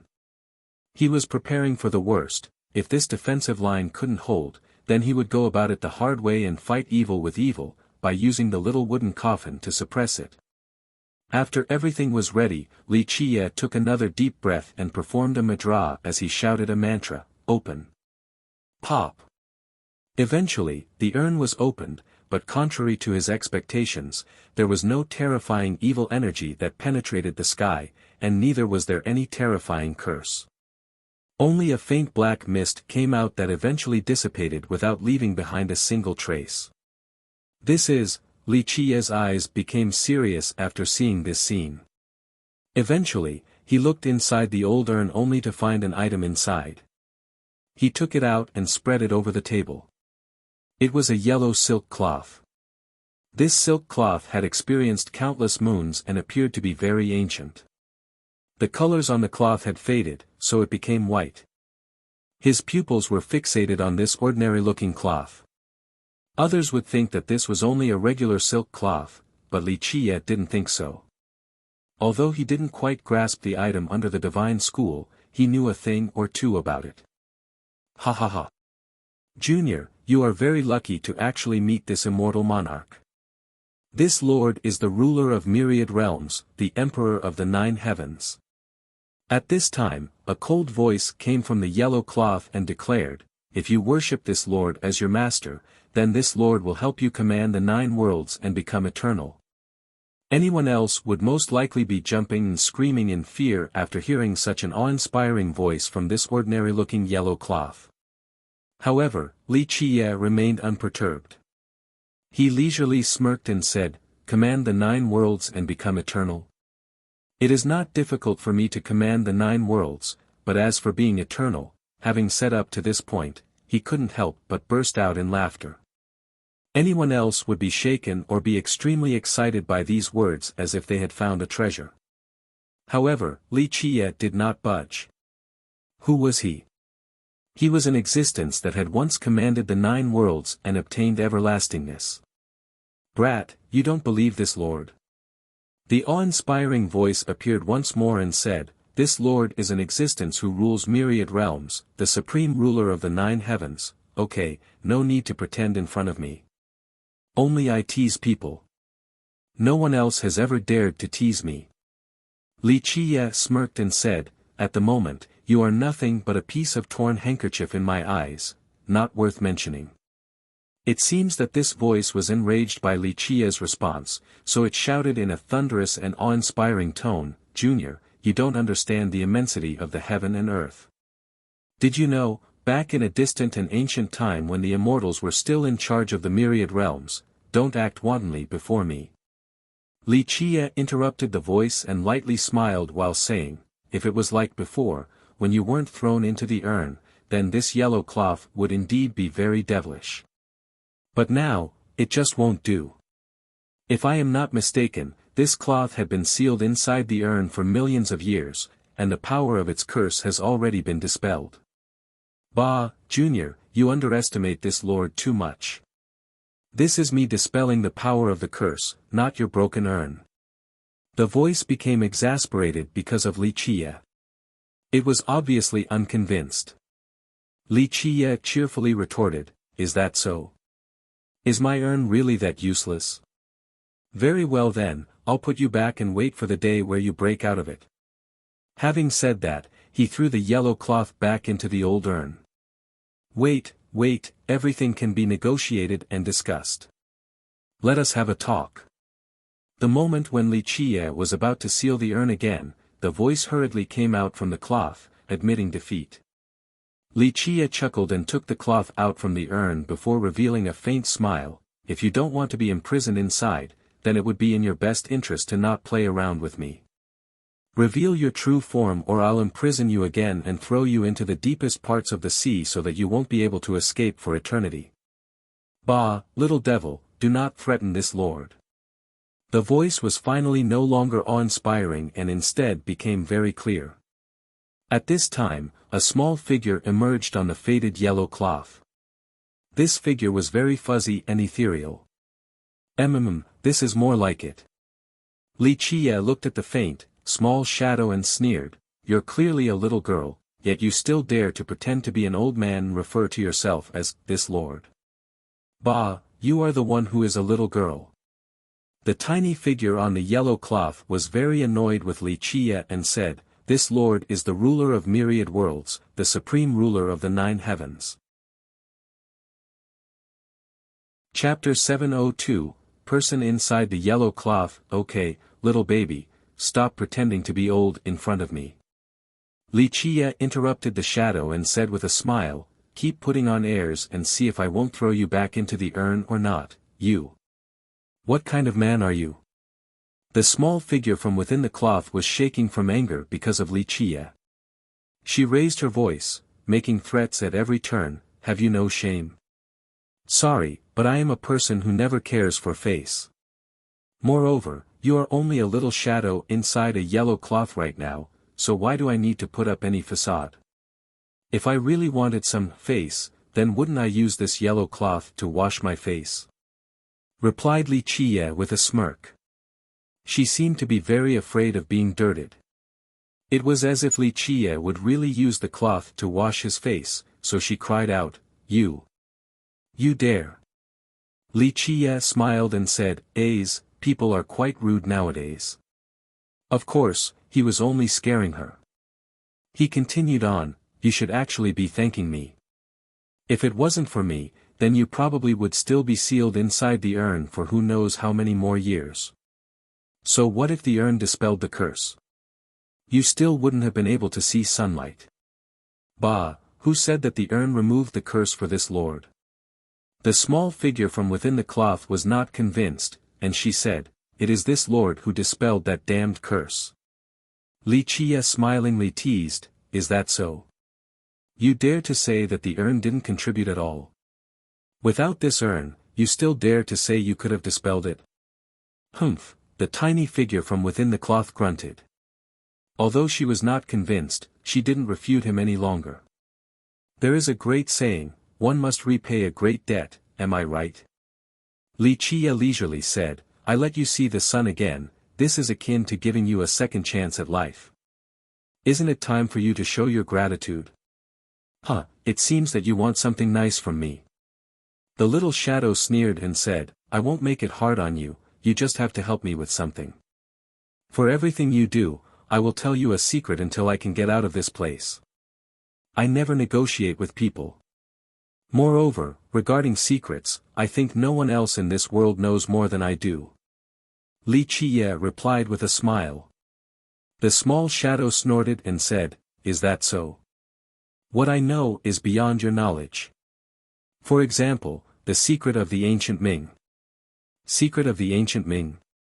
Li Qie laughed and responded, that is indeed not bad. Bringing up the ancient Ming right away, a bit interesting. The small figure gloatingly said, those fools that year wanted to dig me out just because they wanted to find out about the ultimate secret of their race. She had not talked to anyone for a very long time, so although she was especially annoyed with Li Qie, she was still willing to talk with him. Li Qie replied with a grin, do you know how the ancient Ming was finally destroyed? Did you know that back in an ancient era, the oldest ancient Ming geezer was dragged out by someone? Every bone in the geezer's body was torn asunder, and this person was able to find out many secrets about the ancient Ming from this geezer's mouth. Do you think that you can know more than this person? Not necessarily.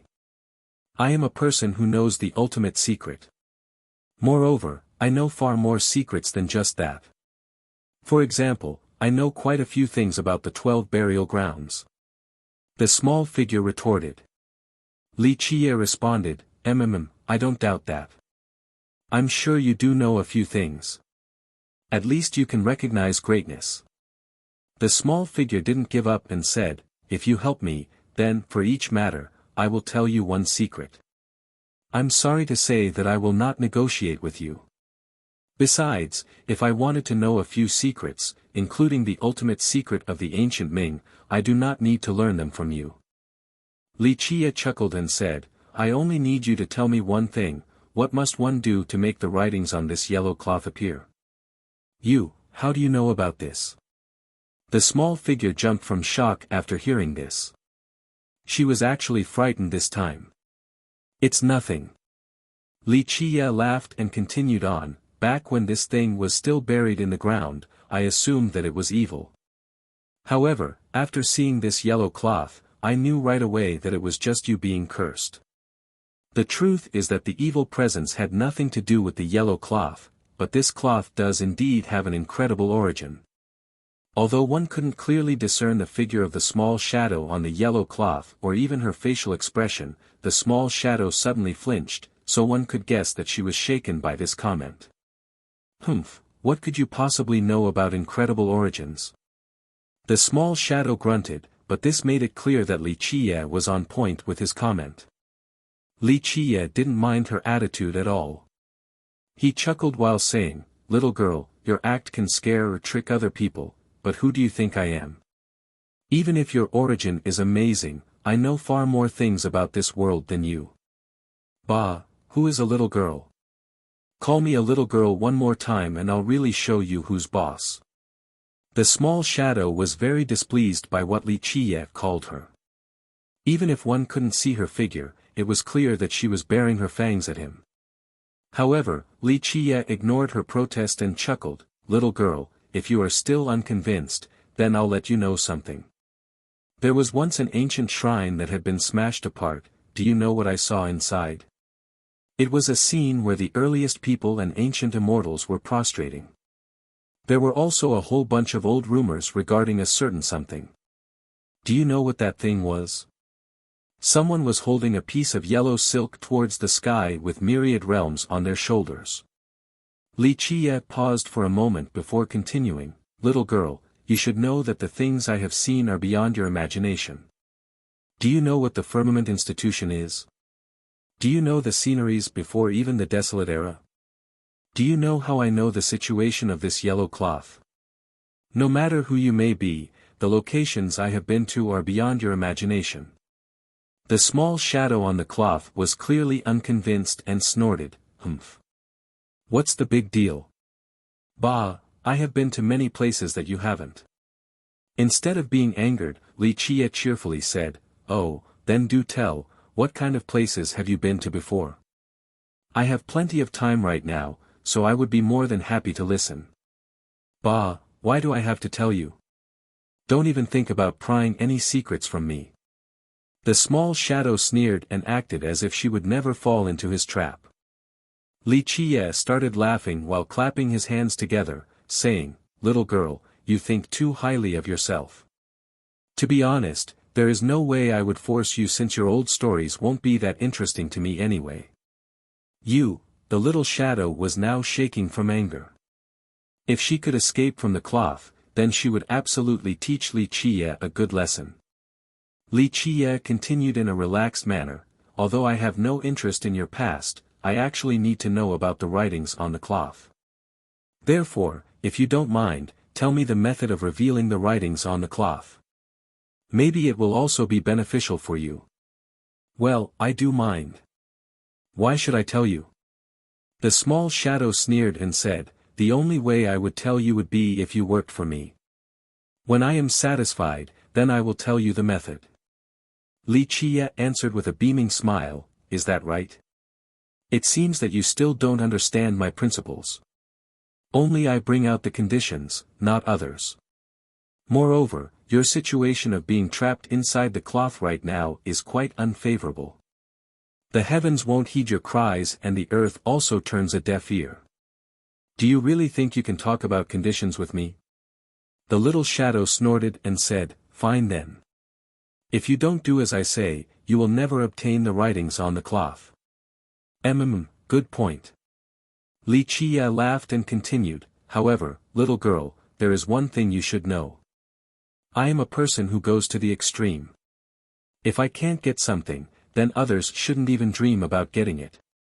How about this, I might as well burn this cloth and finish everything, what do you think?" "Huh, such an overconfident brat." The little shadow sneered, "Do you know what this cloth is? Do you think you can burn it as you please? Even if you tried for 100 years, you still wouldn't be able to burn it." "Well, that could be the case." Wuxia slightly nodded his head and put on a grave expression to say, "But I don't mind trying different things. For example, my green lamp over here." Having said that, he placed the green lamp on the table and held the yellow cloth while cheerfully smiling, "If you don't mind, I can try it once with my green lamp's dark flame. This green lamp right here. Regarding its origin, it might not be any less formidable than your cloth. In my opinion, it shouldn't have a problem burning a true immortal to death, so I do feel that using it to destroy this cloth shouldn't be a problem. Of course, I am also a very patient person. If I can't burn it in one day, then I can burn it for 500 years or even 5,000 years. You know, I am someone who has a lot of time. What do you think?" Wuxia held the cloth closer to the flickering black flame of the green lamp. At this time, the little shadow inside the cloth became silent and still. No one knew what she was thinking. "Before I burn this yellow cloth, do you have anything to tell me?" Wuxia smiled and said, "I am willing to listen right now." However, the shadow remained silent as if she had disappeared, refusing to answer Wuxia. "Okay, in that case, I'll burn it." Wuxia chuckled and placed the cloth on top of the black flame. "Okay, little baby, stop pretending to be old in front of me."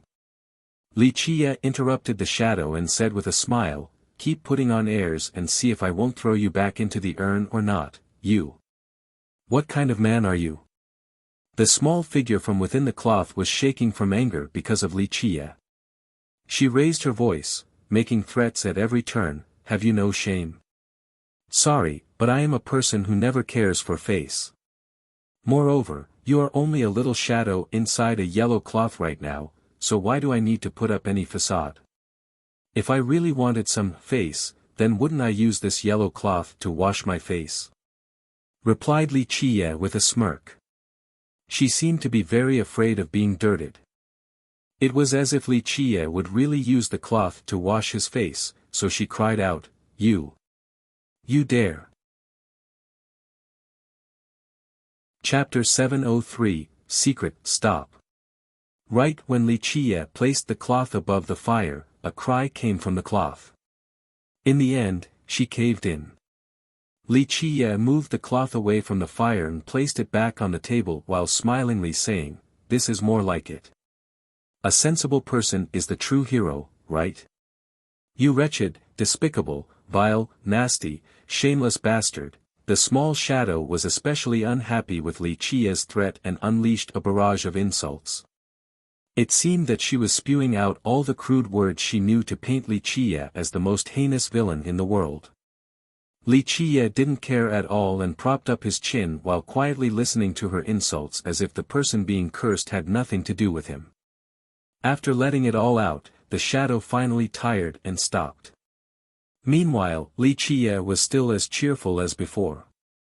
He said with a smile, If you are tired from cursing and want to stop, then please tell me the method, I am more than willing to listen. The shadow on the cloth scowled and said, Humph.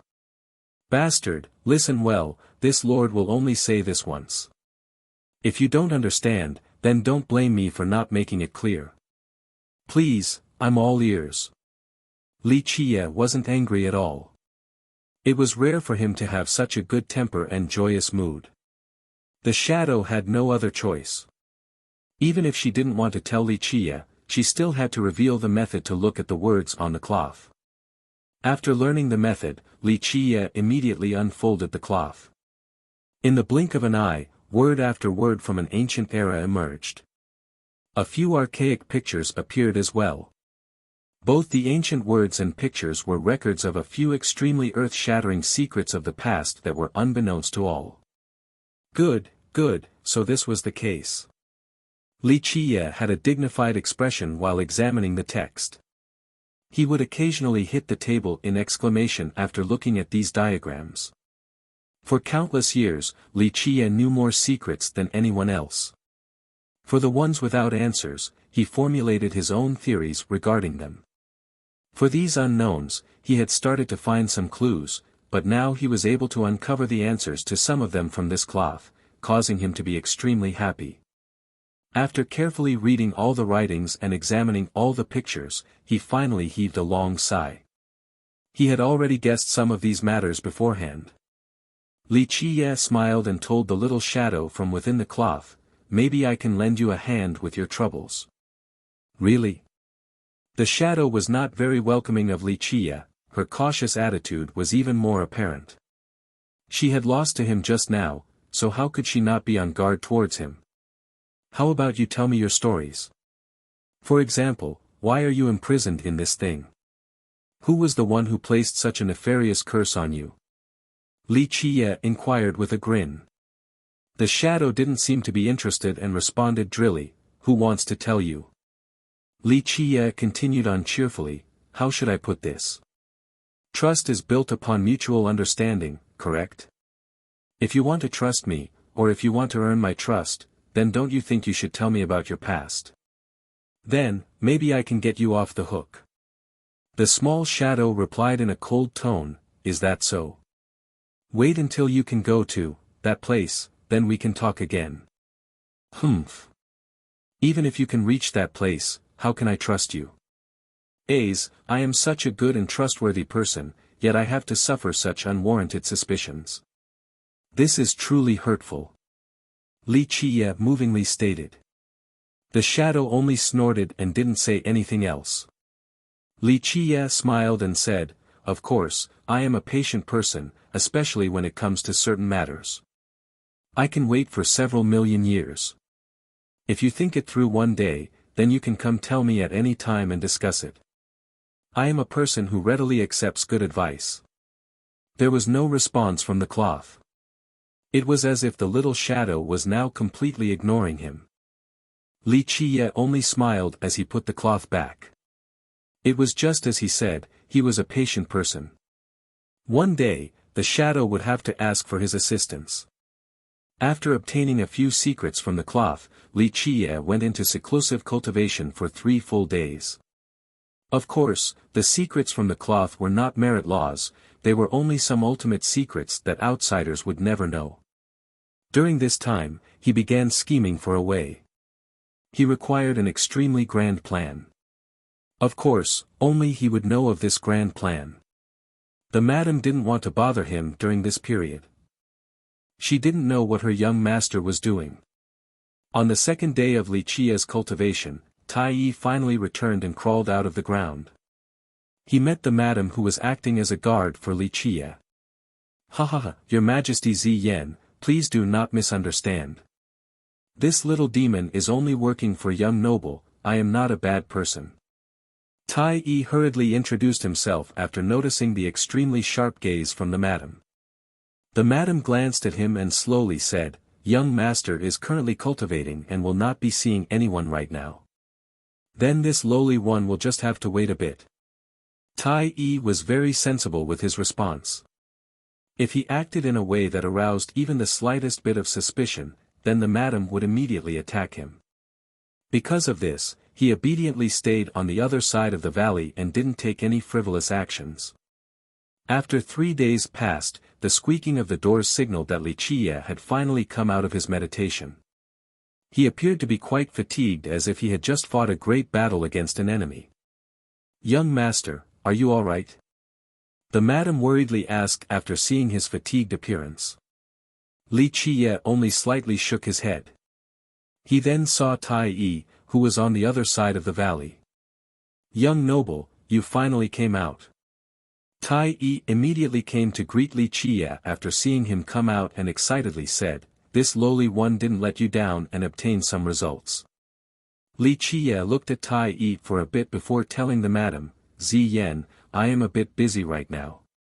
You should take a stroll to relax if you have time." The madam understood that her young master had something to do and left without a word. Li Qia opened the door and let Tai Yi enter. Inside the room, Tai Yi solemnly took out a treasure box and told Li Qia, "It was really incredible. That place was like a maze of thunder, no one can possibly take even half a step inside." With that, he told Li Qia everything he saw. After listening to the story, Li Qia's eyes became serious as he stroked his chin and murmured, "A bit interesting, it seems that the Alpine Tree Father is not having a good time.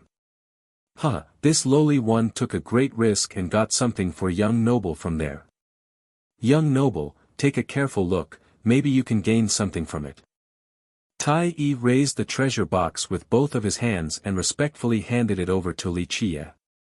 Li Qia accepted the box and looked at Tai Yi, then he chuckled and said, "It seems that you are quite amazing as well. You were able to sneak inside without being detected by the forefather, and you even managed to take the item there. Such ability is extremely rare, I only know one secret art that would allow for this." Tai Yi wryly smiled and said, "Young master is funny. I am only a little demon, me successfully acquiring this little thing was only due to your great fortune and protection." Li Qia only smiled and didn't respond to Tai Yi's flattery. Afterward, he casually took out a list and handed it over to Tai Yi before speaking, "Since you work for me, I will not mistreat you. You can count on me for your problem. The spirit medicines on this list aren't that rare, you can go gather all of them. Whether you buy or rob them, that is up to you. After that, there are 1 or 2 important leading ingredients that can only be obtained from the main vein of the alchemy kingdom. At that time, you will go with me to the kingdom, and after picking the missing ingredients, I will refine the medicine for you." After hearing Li Qia, Tai Yi became a bit jumpy. With a sluggish demeanor, he said, "To the alchemy kingdom? The alchemy vein is under the control of the imperial family." After seeing his expression, Li Qia looked at him again and asked, "Is there a problem?" Tai Yi coughed and rubbed his palms together awkwardly with a slightly embarrassed expression while saying, "There is no problem, it is only that this lowly one has heard that it is not easy to meet the imperial family of the alchemy kingdom. I wonder if they will meet us or not. You don't have to worry about that. It is not up to them to decide." Li Qia looked at Tai Yi and said, "Don't tell me you are afraid of going to the alchemy kingdom. Ah, young noble has seen right through me. Tai coughed and responded with an awkward demeanor, young noble should know that a little demon like this lowly one has never seen the world before. My legs shake whenever I see a grand character. Having said that, Tai swallowed his saliva and forced a smile to say, young noble, you should also know what kind of existence the alchemy kingdom is. One sect, 3 emperors, the most monstrous existence in the alchemy realm. The imperial family is unreachable like immortals up in the 9 heavens. Li Qie glared at him and said, stop blabbering and get to the point.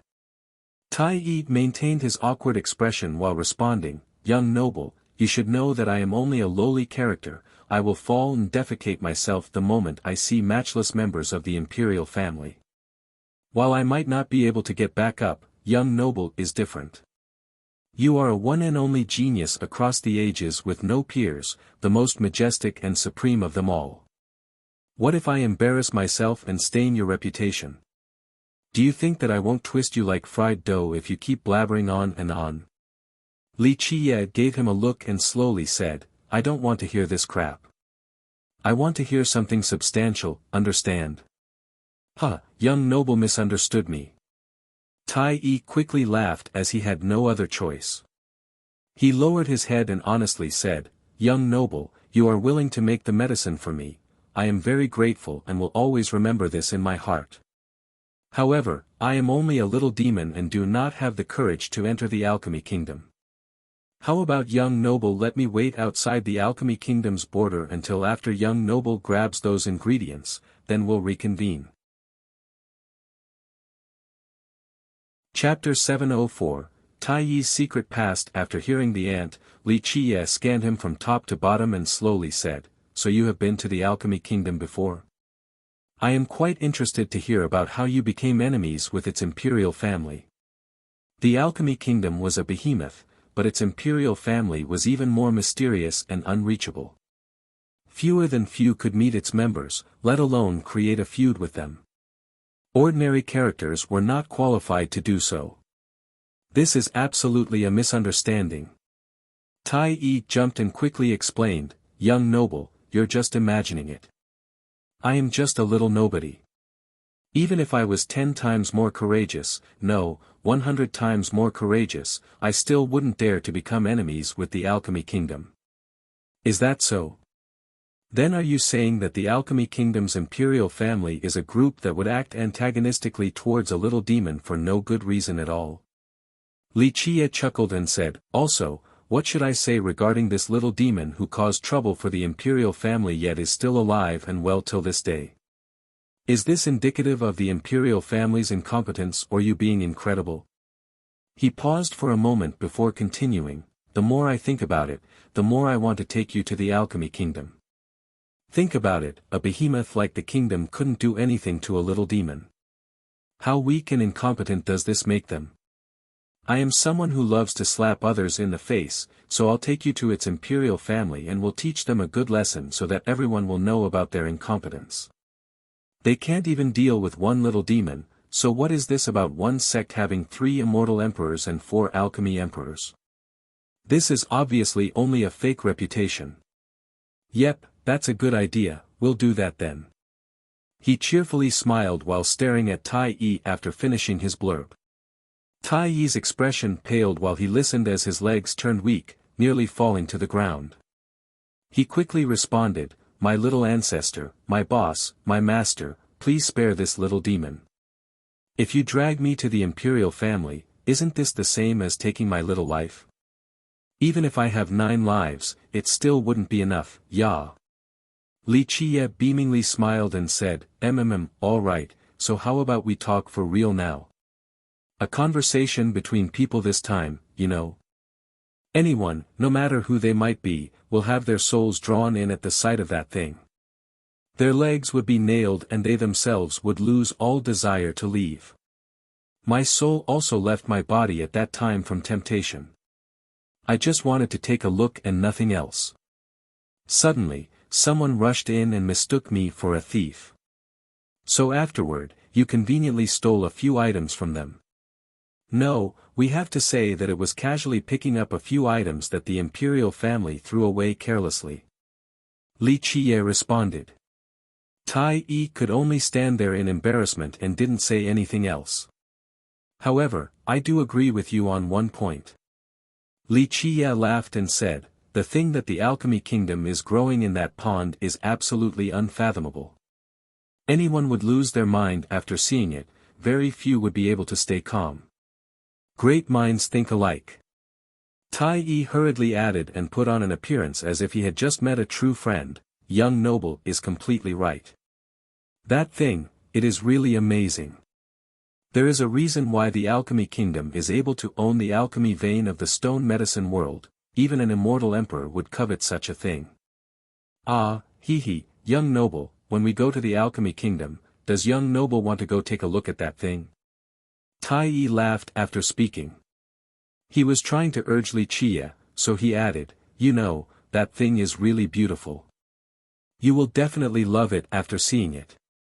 Li Qiye glanced at him and asked, are you trying to get me to steal that thing from the imperial family? No. The ant hurriedly said, how can we use the word steal when it comes to such an amazing existence? It sounds too vulgar. We have to say borrow. No, it's more like it is meant for those who are destined. Young noble is a matchless supreme deity, you are someone who will appear only once across the eons. Only a talent like young noble is qualified to have such a thing, not anyone else. When you praise me like that, I actually feel pretty good and want to nod my head. He then paused and coldly glared at Tai Yi while continuing, however, if you want to persuade me to steal it, then forget it. I am someone who is always just and honorable. If I wanted to take that thing from the imperial family, why would I need to steal? I would just directly talk to them about it. What if the imperial family refuses to give it up? Tai Yi couldn't help but ask. Refuse to give it up? Li Qiye arched his lips and revealed a smirk to say, no problem. They would have to excuse me then since I would have to openly rob them. Tai Yi had to lower his head after hearing these words, he was at a complete loss. Only this person ahead would dare to say such a line.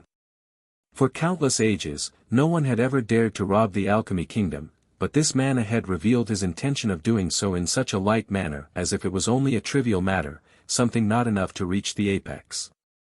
After hearing the ant, Li Qiye scanned him from top to bottom and slowly said, so you have been to the alchemy kingdom before? I am quite interested to hear about how you became enemies with its imperial family. The alchemy kingdom was a behemoth, but its imperial family was even more mysterious and unreachable. Fewer than few could meet its members, let alone creating a feud. Ordinary characters were not qualified to do so. This is absolutely a misunderstanding. Tai Yi jumped and quickly explained, young noble, you can just imagine it.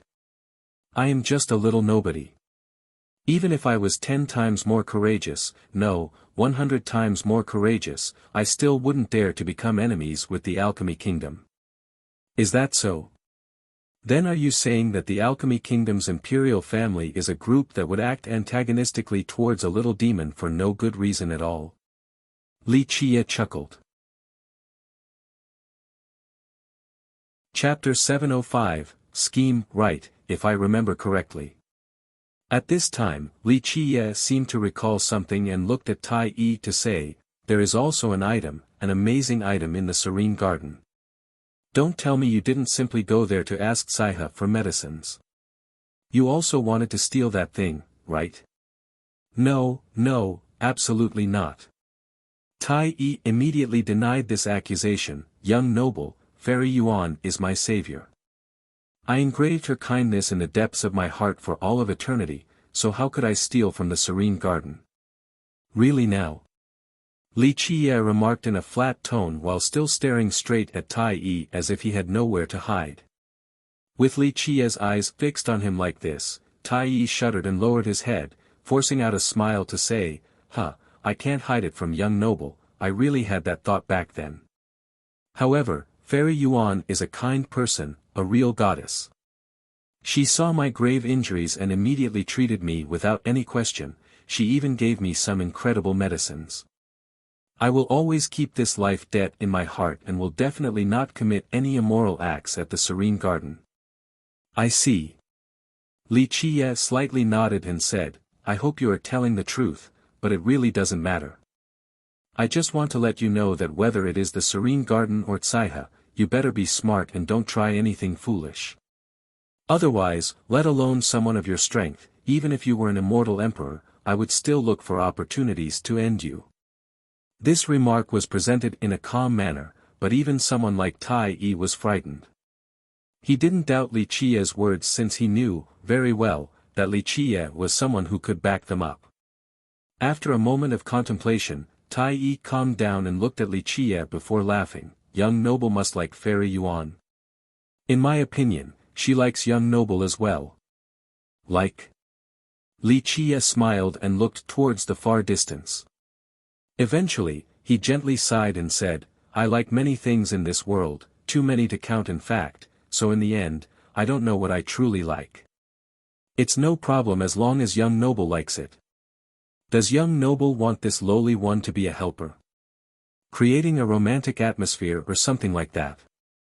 This lowly one will definitely do a good job so that young noble can meet Fairy Yuan whenever you wish. Tai Yi quickly tried to match Li Qiye together with Yuan Saiha. Li Qiye only laughed at Tai Yi's attempt to pull strings and said, You really look down on me too much. If I want to court a woman, do I really need help from someone else? I would just directly win them over. Is there a woman in this world whom I, Li Qiye, cannot conquer? Yes, that is only a matter of course. Tai Yi quickly sucked up to Li Qiye and said, Young noble is outstanding and able to tread proudly through the era. With young noble's dragon among men features, people would adore you and flowers would bloom wherever you look. Li Qiye looked at him with one eye and motioned with his hand to say, Okay, stop sucking up here, go and prepare the medicinal ingredients. Tai Yi acknowledged this command and laughed before turning away to leave. He dug down into the ground and instantly disappeared without a trace. Who knows if it was because he was an iron ant or not. In short, he especially liked to dig holes and travel underground.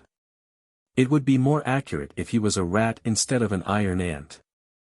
Only a rat would love to dig holes and move around underground like this. After Tai Yi was gone, Li Qiye opened his box and noticed that inside was a group of sealed lights.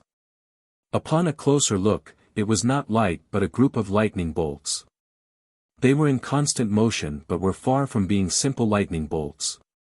When he looked again, he found that inside this group of bolts hid a great amount of runes as if the mysteries of the world were inside.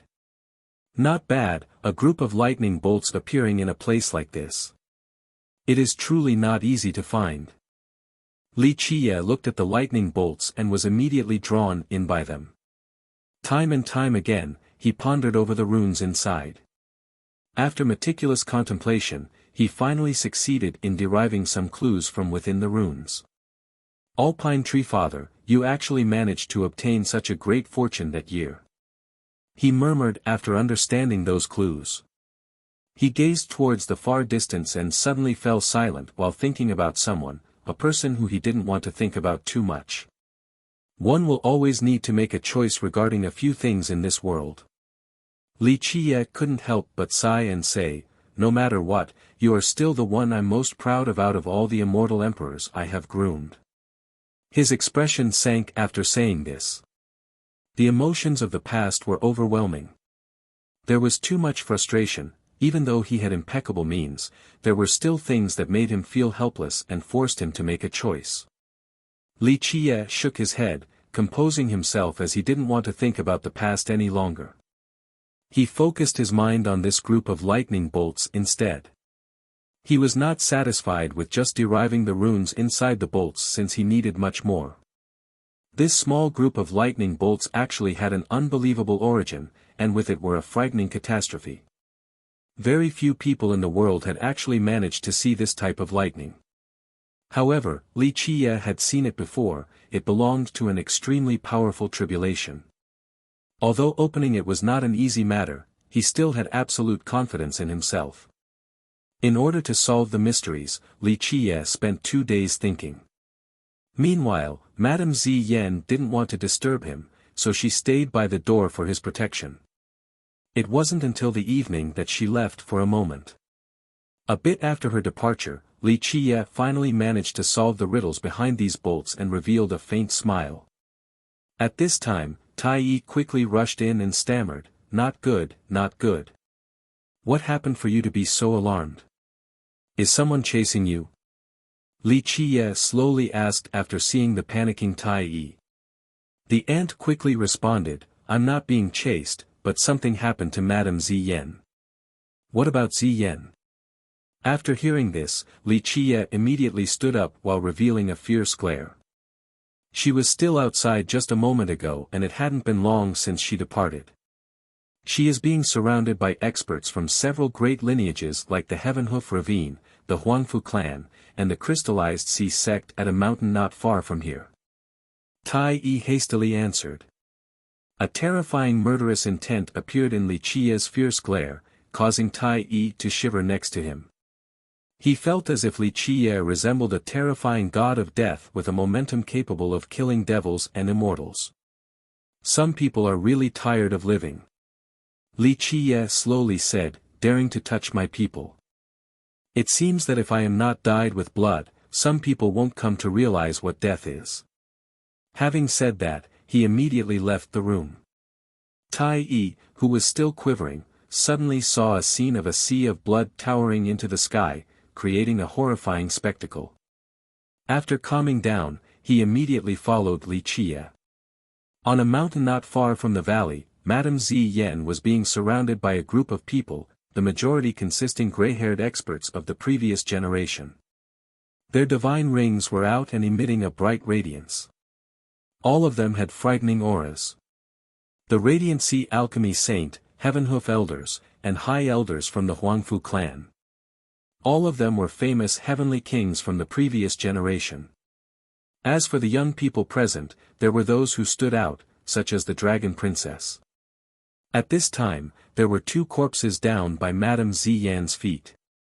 They were both young, no one could recognize one of the corpses, but from his clothing, it had to be a disciple from the ravine.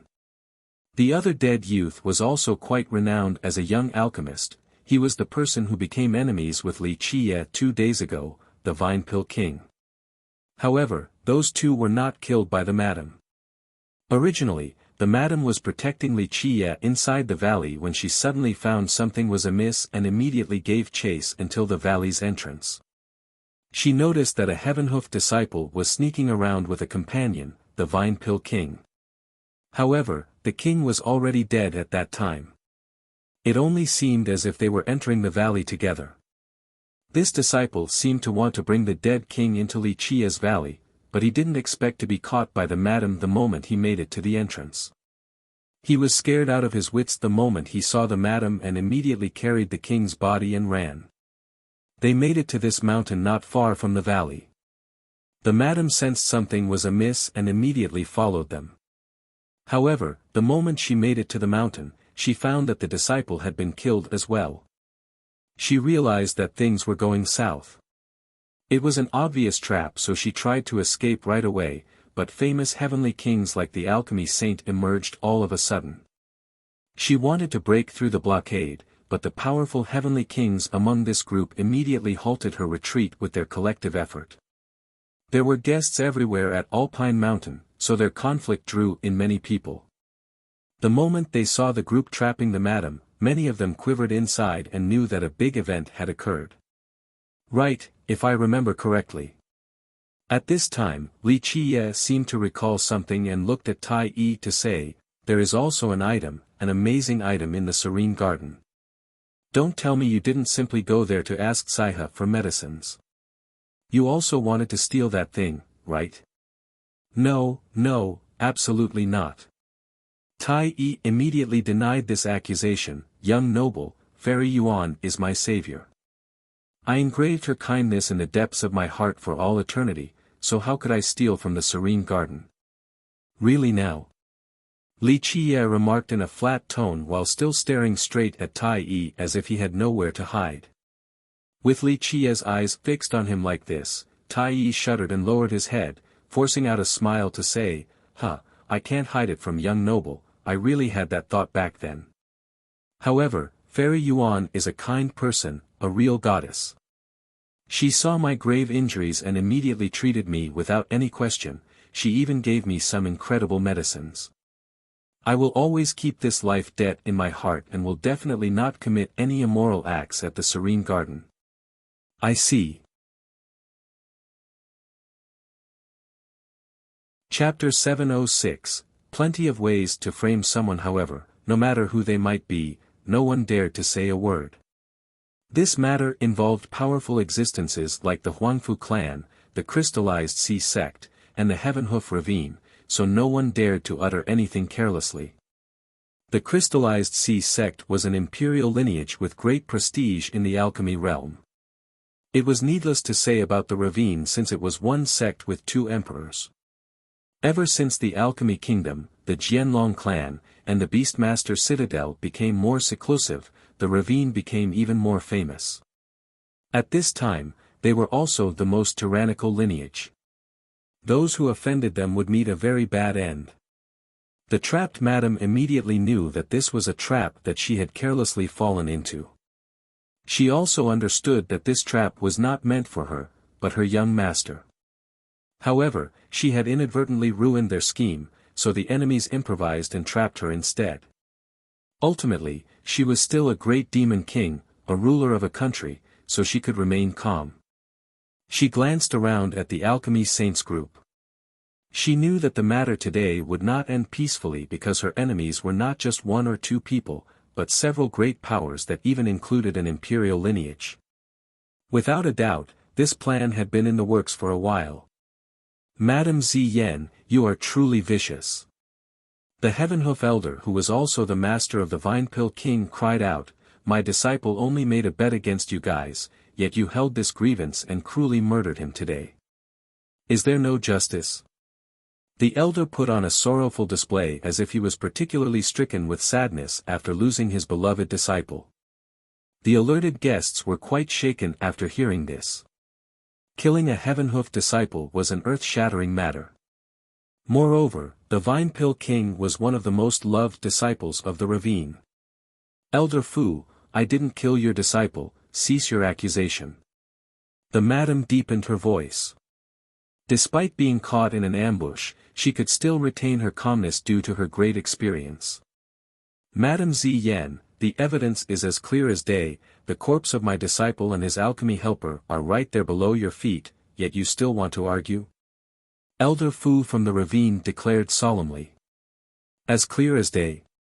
The madam coldly responded, they were already dead when I arrived here. In fact, your group appearing right when I found these corpses is quite a coincidence. Too much of a coincidence.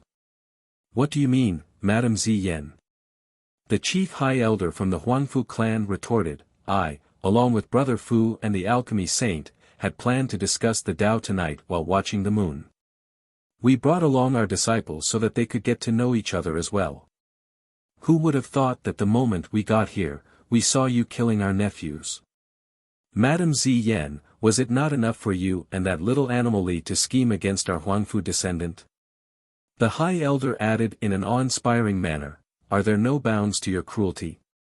For anyone who ever offended you too, is there no end until they are all dead? Do you choose to not obey the laws of this world? While all of you are so certain that I killed these two, where is the evidence? The madam Drilly replied while standing calmly before her enemies.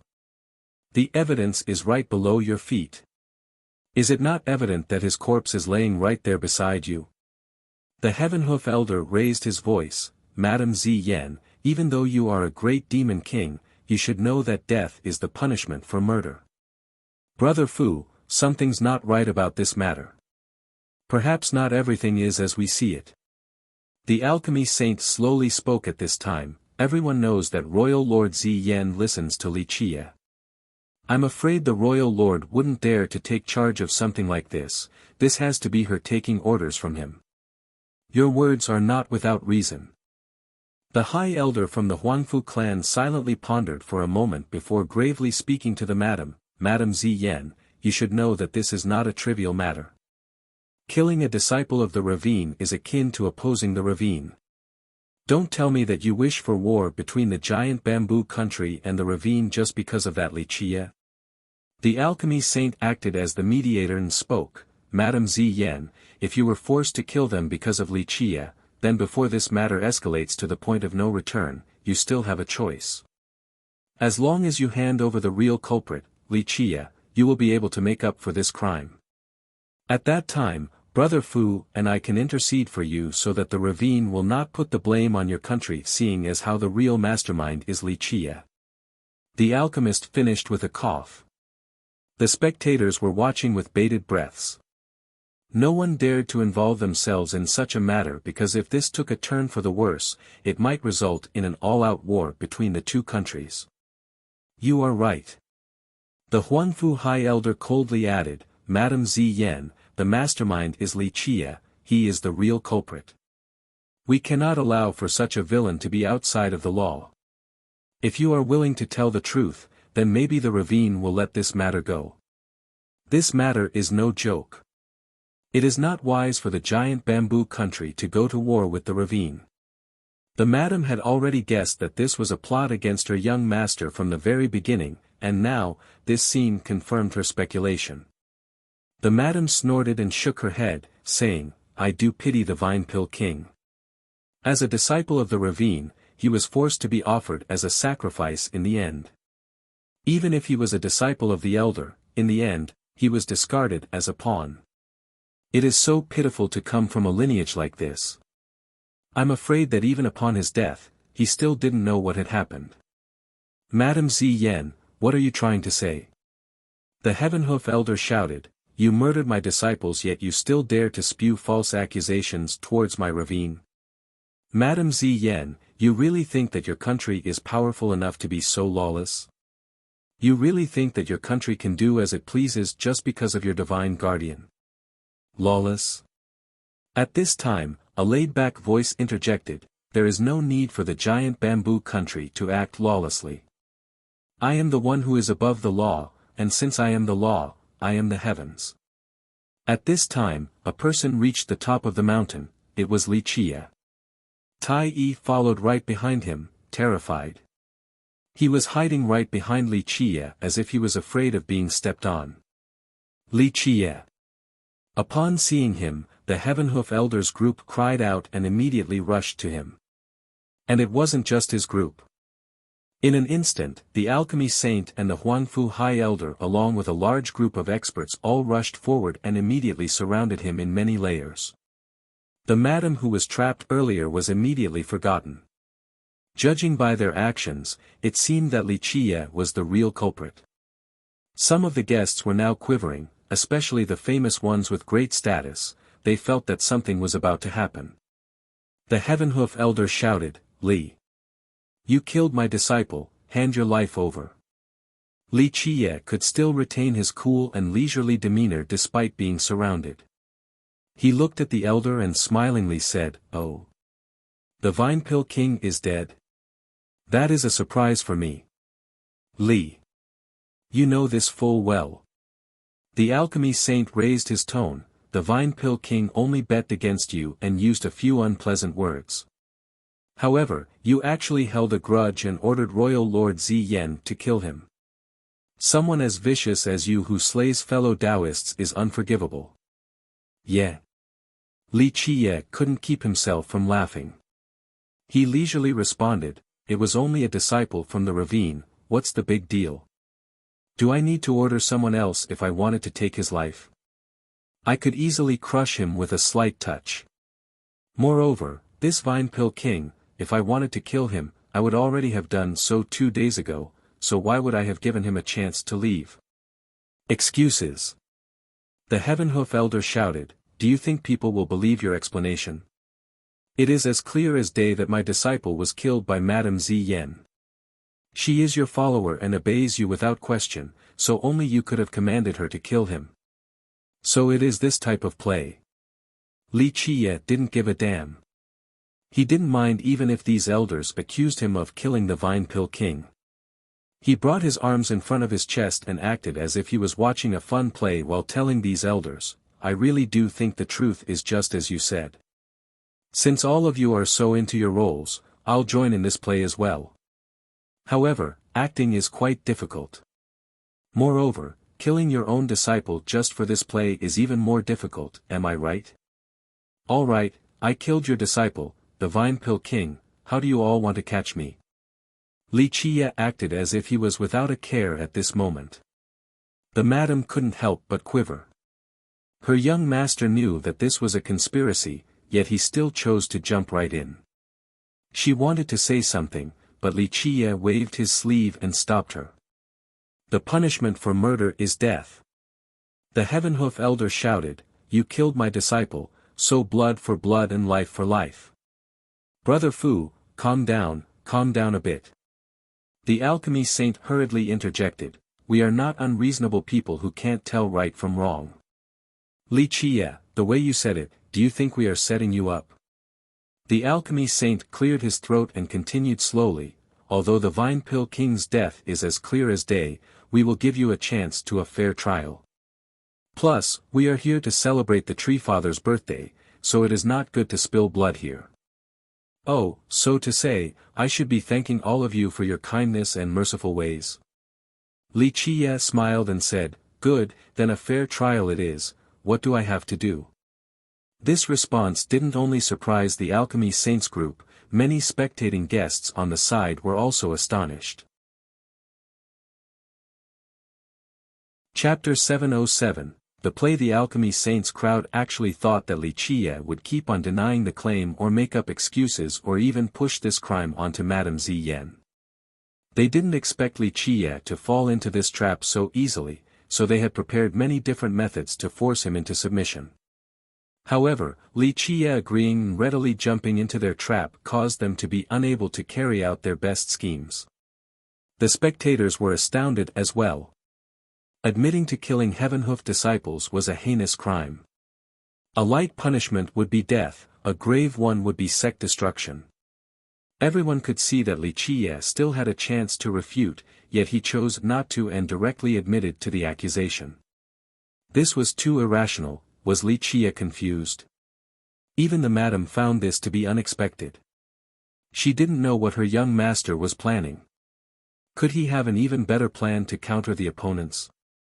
Him directly admitting to the act left the alchemy saints group at a loss. They didn't know what to do. From their perspective, this was simply too illogical. The alchemy saint composed himself and cleared his throat to say, "Both our crystallized sea sect and the ravine are reasonable. We will not wrongly accuse others. Although the punishment for murder is one's death, we will give you a fair chance. Before the trial, our three great sects, including the Huangfu clan, will take you into custody. After the end of the celebration, we will give you a fair trial." Li Qie chuckled after hearing what the alchemy saint had to say. To all of these powers, revenge was only a ruse.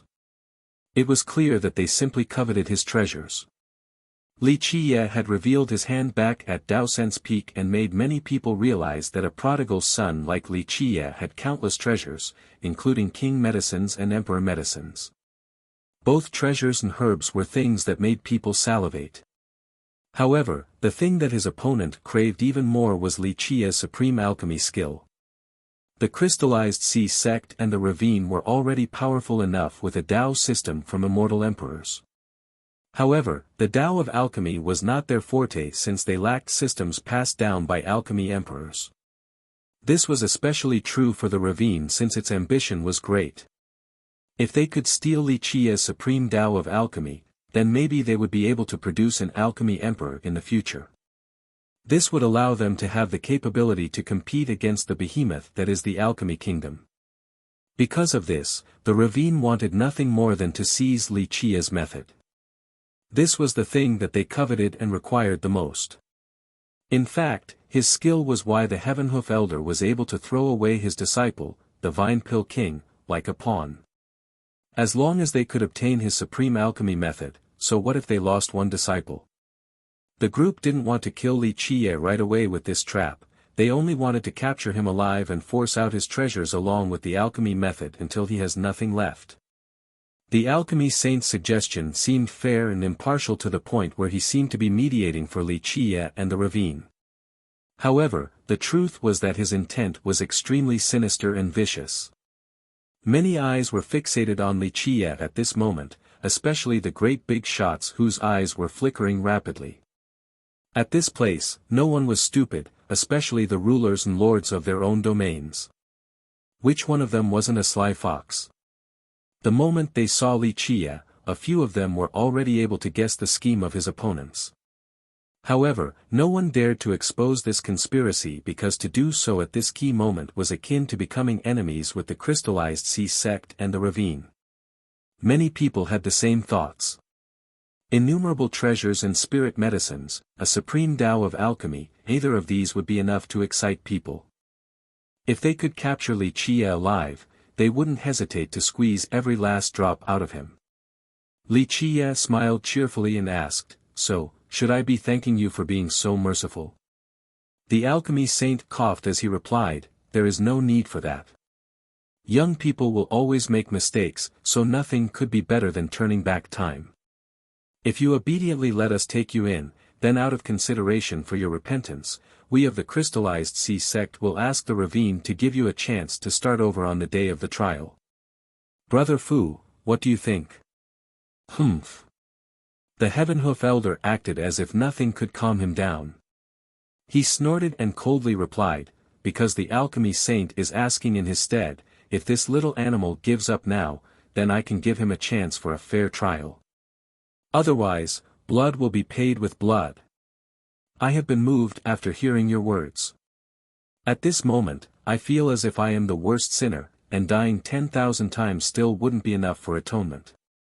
The Huangfu High Elder coldly spoke, "Humph. To realize this now is not a bad thing, it shows that you can still be saved. If you admit your mistakes now and choose to repent, then despite the fact that you murdered our descendant, our clan can still show benevolence and give you a fair trial as well as a second chance. Turn yourself in, this is your only way out." At this time, the alchemy saint and the Heavenhoof elder were both glaring at Li Qie. In their eyes, he was nothing more than a piece of fat meat, a priceless treasure trove, so they couldn't carelessly take action. They wanted to capture him alive instead of causing an accident. If Li Qie died, then everything would have been meaningless. "I see," Li Qie appeared to be wavering. He looked a bit hesitant as if he was struggling internally. Meanwhile, his opponents all watched him with bated breaths. For them, nothing could be better than Li Qie obediently accepting his captivity. As a result, there would be no disturbance at Alpine Mountain, and they would also have captured him alive. Many guests were full of anticipation as well. However, they all had different thoughts and intents. A few of them didn't want Li Qie to go down without a fight because, by doing so, he would fall into the hands of the opposing group. This would mean that other people wouldn't be able to get a cut. There were also guests who could see through this conspiracy and wanted to remind Li Qie to not fall for this trickery. However, these kind guests didn't dare to open their mouths at this moment. There was a great saying, to stop someone's path to fortune was akin to killing their fathers and stealing their wives, it would be an irreconcilable feud. By interfering with the business of the ravine, it would absolutely bring about a catastrophe, so no one was willing to take such a risk. The madam, on the other hand, naturally didn't believe that her young master would be stirred by a few words from the alchemy saint, so she didn't say anything. Her young master had his own plans, and she didn't want to ruin them. "I've thought it through now," said Li Qie as he clapped his hands while smiling. These words left the alchemy saints group heaving sighs of relief. They didn't have to do a single thing, Li Qie gave up right away. This was the best possible outcome for them. Acknowledging one's mistakes and repenting is a good thing.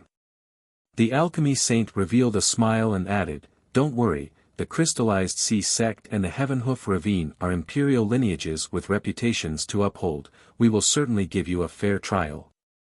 "No, I think you are mistaken." Li Qie shook his head and smilingly continued, "I was trying to say that if I am a heinous villain who will never be able to atone for my sins, then why should I change my ways?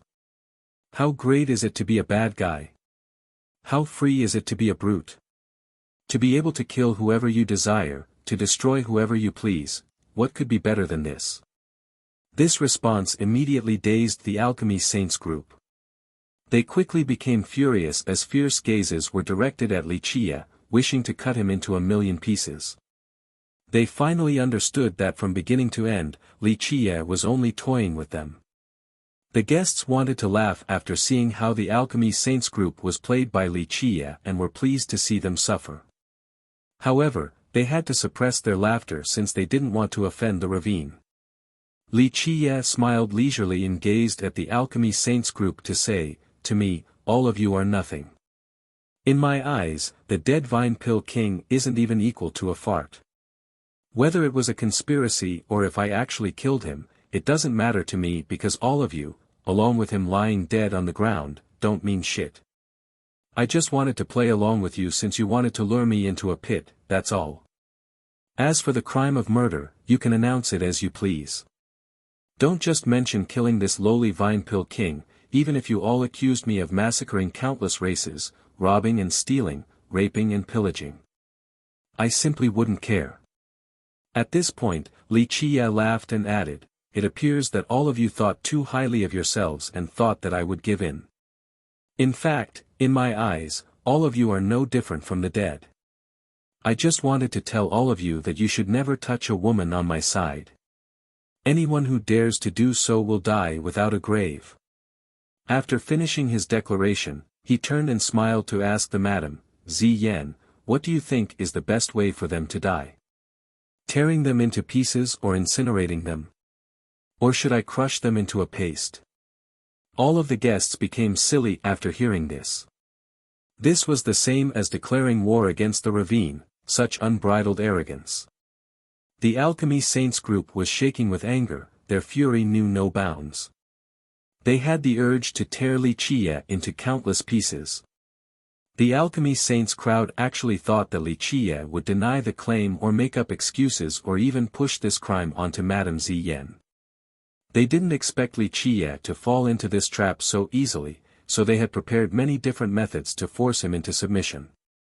However, Wuxia agreeing and readily jumping into their trap caused them to be unable to carry out their best schemes. The spectators were astounded as well. Admitting to killing Heavenhoof disciples was a heinous crime. A light punishment would be death, a grave one would be sect destruction. Everyone could see that Wuxia still had a chance to refute, yet he chose not to and directly admitted to the accusation. This was too irrational. Was Wuxia confused? Even the madam found this to be unexpected. She didn't know what her young master was planning. Could he have an even better plan to counter the opponents? Chapter 708, Immortal Devouring Evil Jar, Little Animal, I will grind your bones into dust and tear you to pieces. The Heavenhoof elder was livid after being mocked like this by Wuxia. His expression was unsightly to the extreme. He roared as his blood energy became as vast as an ocean. The moment he took a step forward, others would feel as if the world was collapsing. A terrifying momentum appeared, causing people to feel as if their bodies were about to burst. Wow, incredible. Even though Elder Fu specializes in alchemy, his cultivation is quite scary as well. He's actually a myriad king. If he could take a step forward to become a life king and defeat his life reduction, then he would be able to live for another 10,000 years. Many cultivators standing to the side became emotional after seeing the Heavenhoof elder take action. The ravine had many characters like this Elder Fu. Moreover, he was far from being the strongest among its elders, and yet he was already a myriad king. This was enough to show how powerful the ravine was. When Elder Fu was approaching Wuxia, a cold scowl appeared on his face. The madam stepped forward and instantly soared through the crowd to act as a shield in front of Wuxia. Elder Fu, if you want to fight, then I will entertain you. Madame Ziyan, who was always benevolent, was now fierce and decisive. Despite her gentle nature, she was still decisive when it mattered due to being a great demon king.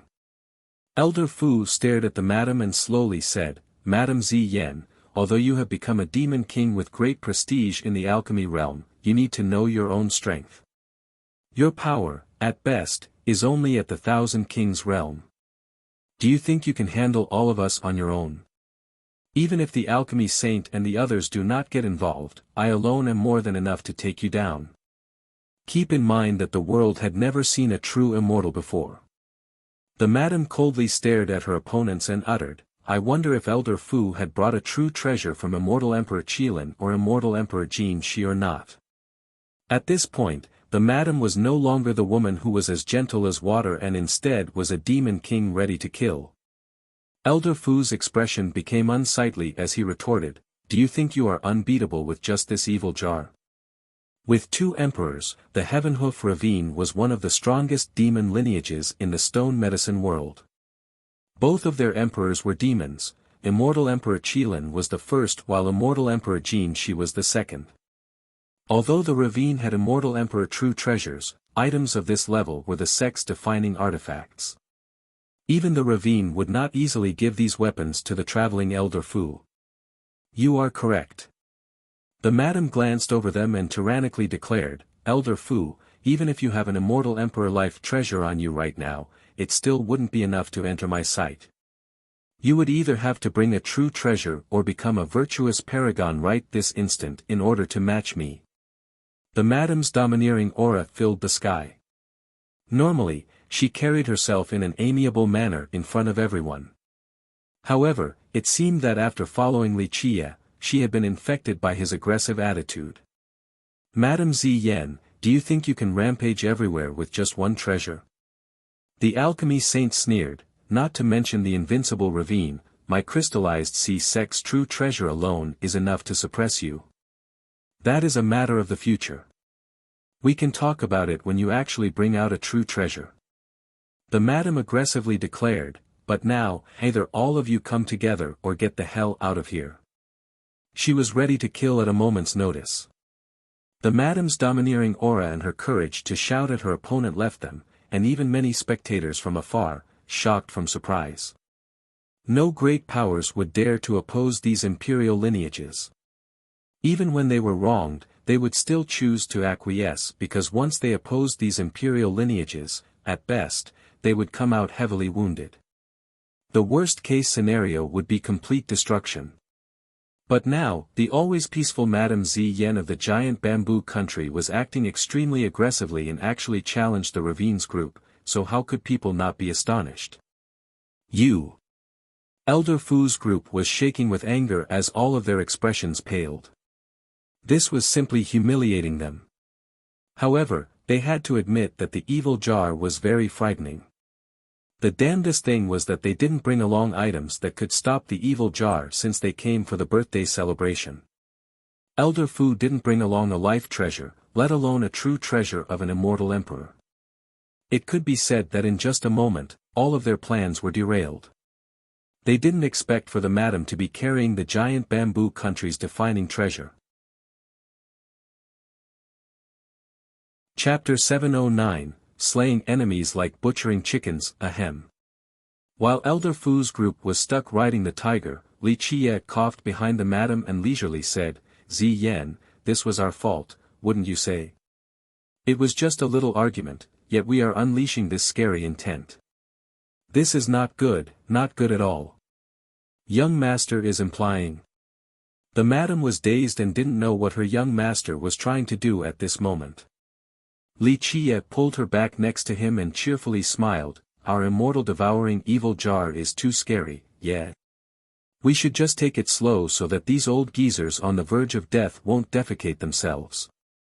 It is not nice to make these elders soil themselves. After all, how would they have the face to see anyone else from now on? These vicious words enraged the Ravine's group to the point where they almost died from vomiting blood. The madam didn't know whether to laugh or cry, but she still listened to him and withdrew the evil jar. However, her putting away the jar allowed Elder Fu and the others to secretly heave a sigh of relief. There is this saying, what was it? Li Qie stared at his opponents and slowly spoke, I remember now, there is a great saying, there is no need for a butcher's knife to kill a chicken. For this bunch of insects, is there a need to use such an invincible immortal item like the jar? This would be too wasteful and vastly overestimating them. Such a big tone. The dragon princess sneered in response and said with disdain, hiding behind a woman to brag, "Are you still a man? If you dare, then come out and fight us." "Fight you guys?" Li Chia chuckled and took a step forward before calmly speaking, "For a bunch of ants like you lot, is there a need to use the word fight? I can kill all of you with one stomp, no problem. I might be someone who hates killing, but if all of you wish to die, then I'll gladly help you out." The first reaction from many spectators was that Li Chia was insane. Both the Ravine and the Crystallized Sea sect were imperial lineages, but a nobody like Li Chia was now calling them ants. How unbelievably arrogant. "Ignorant fool, do you dare to fight against this princess?" Before the alchemy saint and his group could respond, the dragon princess raised her voice. Li Chia had previously humiliated her twice, so all she wanted to do was to kill him and drink his blood. She was under the assumption that someone like him could be killed by her without any trouble. "Only an ant," Li Chia dismissively said as he didn't even bother looking at the princess. This attitude was extremely humiliating to her, so she immediately became enraged and shouted, "Little villain, die." However, before she even finished her sentence, she had already rushed forward with swift speed like a soaring dragon towards Li Chia. However, within this split second, it seemed as if time had stopped. Everyone's vision blurred. The moment they could see clearly again, the dragon princess's neck was gripped by Li Chia, and her entire body was dangling up high. No one saw how the princess fell into his hands.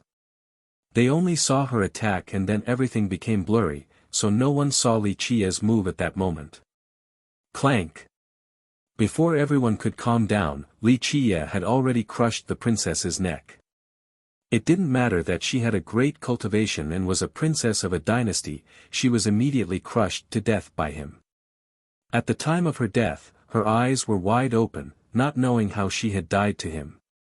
A great beauty, a princess adored by many with countless suitors had been killed mercilessly by Li Chia. This scene was too shocking since everyone could only watch him kill her. Even Elder Fu's group had yet to compose themselves. "Little bastard, die." The alchemy saint furiously roared and unleashed a huge palm towards Li Chia. How could he swallow this anger after Li Chia killed one of his sect's disciples? However, before his palm could crush Li Chia to death, he was immediately dragged back by Elder Fu. The elder gravely said, "Brother, you have to take it easy." However, this skeletal mantis was emitting a grey death energy that belonged to Li Chia. Pluff! Pluff! Pluff! Right when the spectators still didn't understand what was going on, 3 heads flew up into the sky, followed by streams of blood spurting about. The first 3 heads belonged to the alchemy saint, the Huangfu High Elder, and Elder Fu of the Ravine. As their heads flew up high, they could still see the blood spurting from their own necks. The next moment, a group of heads all flew up at the same time along with accompanying pillars of blood. Eventually, thumping sounds appeared as a group of heads fell onto the ground and rolled around along with numerous headless corpses. The 3 big shots, as well as all the disciples from the major sects who surrounded Li Chia, were decapitated instantly, and the culprit was the skeletal mantis that crawled out from the ground. At this point, the sickle-like legs of the mantis still had blood dripping down from them. Everyone in the alchemy saints group was killed without knowing how or why. It could even be said that none of the spectators were aware of the events that transpired. From beginning to end, Li Chia stood still and didn't do anything outside of stomping once. He didn't even lift a single finger. The entire mountain suddenly became still. It was as if time had stopped and even the wind didn't dare to blow by as if it was afraid of something. Even those who were far away were shocked and awed by this scene. Nothing could be more astonishing than this event. 3 heavenly kings and more than 100 experts were slaughtered in an instant without a chance to fight back or knowing how they even died. Such a thing was too terrifying and unbelievable. Li Qiye stood there quietly while the skeletal mantis posturing next to him, creating a spine-chilling scene under the cover of the night that caused people to shudder uncontrollably. Chapter 7:10 Dark Mantis God Monarch. One man and one mantis stood there as rows of bodies formed on the ground and blood slowly flowed downward, dyeing the entire land red before the blood diffused into the soil. After a long time, a gentle breeze blew by and the stench of blood assaulted everyone present, causing them to feel nauseous. However, the thing that made them feel even more sick was not this sanguine stench. It was the absolutely horrifying scene before them. Heavenly kings and hundreds of experts were killed in the blink of an eye. This scene of terror caused the stomachs of people to churn as if they wanted to puke. A primal fear emerged from the depths of their hearts. No one knew whether it was due to being scared of Li Qiye or the skeletal mantis ahead, or both. Perhaps, the most horrendous of all was their lack of knowledge of the event. From beginning to end, no one knew what had actually happened or the relationship between the skeletal mantis and Li Qiye. They were not privy to the origin of the mantis or why Li Qiye could control it. For a mantis to behead heavenly kings like chopping sweet potatoes, just how powerful and terrifying was this thing? Of course, others didn't know that Li Qiye's stomp earlier was to utilize the death energy from the death scripture. Moreover, he also activated the death chapter, one of the 4 great techniques. Not long ago when Li Qiye and Jian Wushuang fought, Li Qiye used her to injure him and accumulate a great amount of death energy. The moment this energy reached a certain level, it would use a supreme law inside the scripture to open the prologue of the death chapter. The extremely powerful death chapter, once activated, could summon any dead creatures close to Li Qiye. No matter how long they had been dead for or what they might be, cultivators, withered branches, evil existences, as long as they were things that had once lived, they could be summoned by the death chapter. When the death chapter becomes even more powerful, its range of summoning would be even more vast. As long as the user was capable, the chapter could even summon dead creatures from all over the stone medicine world. Of course, this type of summoning was extremely daunting. The chapter had to reach the ultimate stage before obtaining such power. Of course, the power of these summoned undead reflected their own former strength and not just the power of the death chapter. If these undead existences were very powerful when they were alive, then after being summoned, they would still be unimaginably formidable. Of course, in order to utilize their ultimate peak strength, the death chapter had to be at a high level. The Dark Mantis God Monarch. Tai Yi, who had always been hiding in the back, immediately changed his expression after seeing this mantis. He frantically burrowed down into the ground. Dark Mantis God Monarch was a title not often heard, but disciples of Alpine Mountain had definitely heard this title before. Dark Mantis God Monarch. Before anyone knew it, the leader of Alpine Mountain, the Maple King, had appeared on top of a peak. He was astounded to see this skeletal mantis and took a deep breath before stuttering, "Wasn't this my ancestor's arch-nemesis back then? 1,000,000 years ago, the ancestor slew it and buried it under Alpine Mountain." Originally, before the Alpine Tree Father had reached the top, there had been a demonic creature who coveted the Alpine Grand Vein and wanted to be its ruler. This was an extremely heaven-defying demon mantis with the title of God Monarch.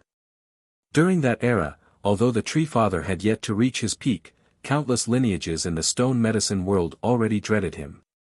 When the Dark Mantis God Monarch invaded Alpine Mountain, the Tree Father rushed to meet him, and a great battle ensued. Although no one in the current generation saw this battle, the disciples of the mountain had heard tales about it. This was a fight that caused the earth to split and the celestials to lose their brilliance. After 3 days and 3 nights, the Alpine Tree Father paid a heavy price to finally kill the God Monarch.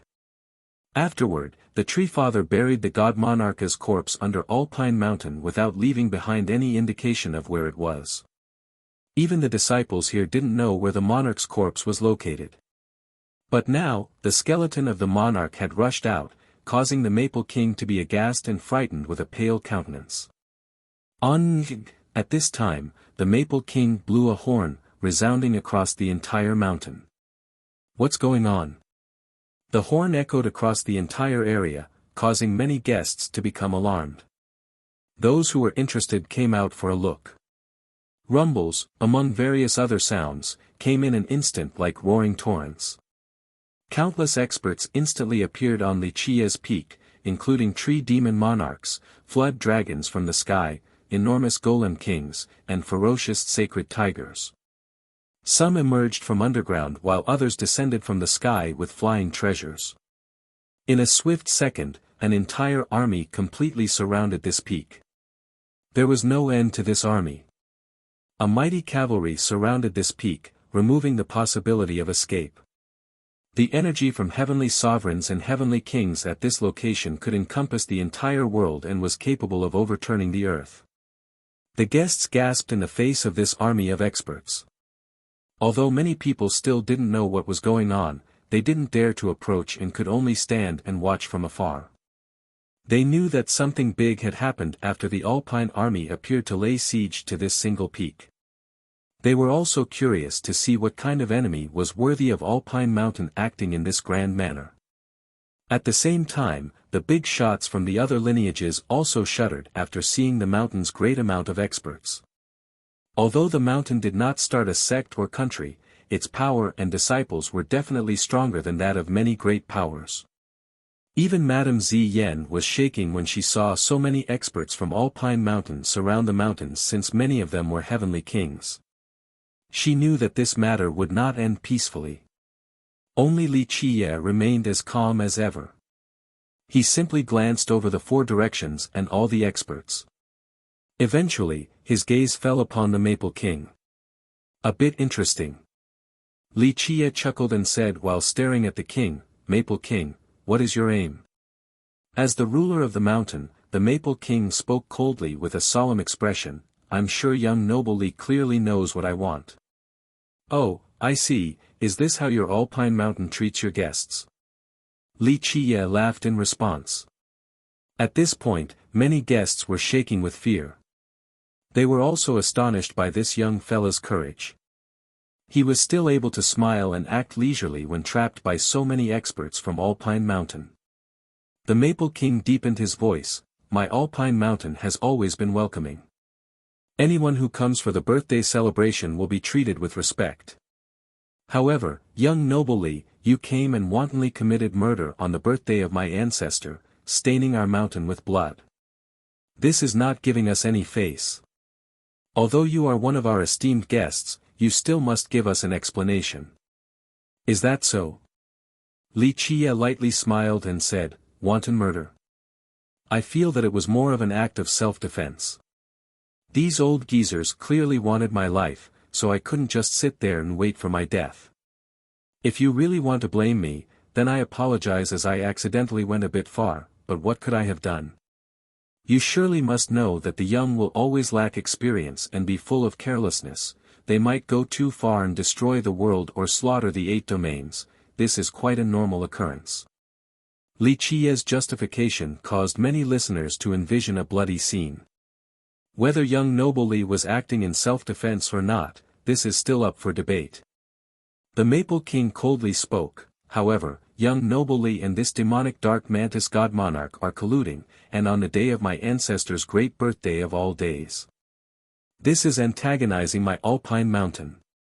Wuxia looked at the Maple King and revealed a faint smile before speaking, "How interesting.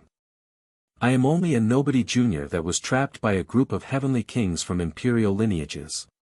The only thing in my mind was fear. I almost died miserably at the hands of these ruthless kings, but your Alpine Mountain did not come out to uphold justice. And now, a mantis crawled out from the ground to save me, yet your Alpine Mountain decides to show up now to stand up for justice. How interesting." Wuxia's words caused many of the bystanders to become silent. His description seemed to be stating that he was a lamb surrounded by a pack of wolves. However, the truth was that he was the wolf and the Alchemy Saints group were the helpless lambs. He, the wolf disguised as the lamb, eventually ate everyone from the Alchemy Saints group.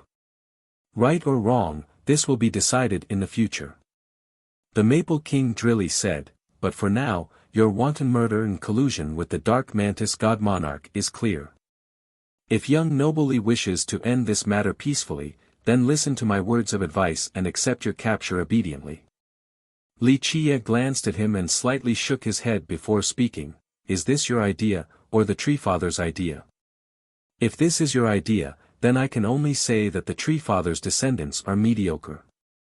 However, if this is the Tree Father's idea, then I'm afraid that he has grown old and senile.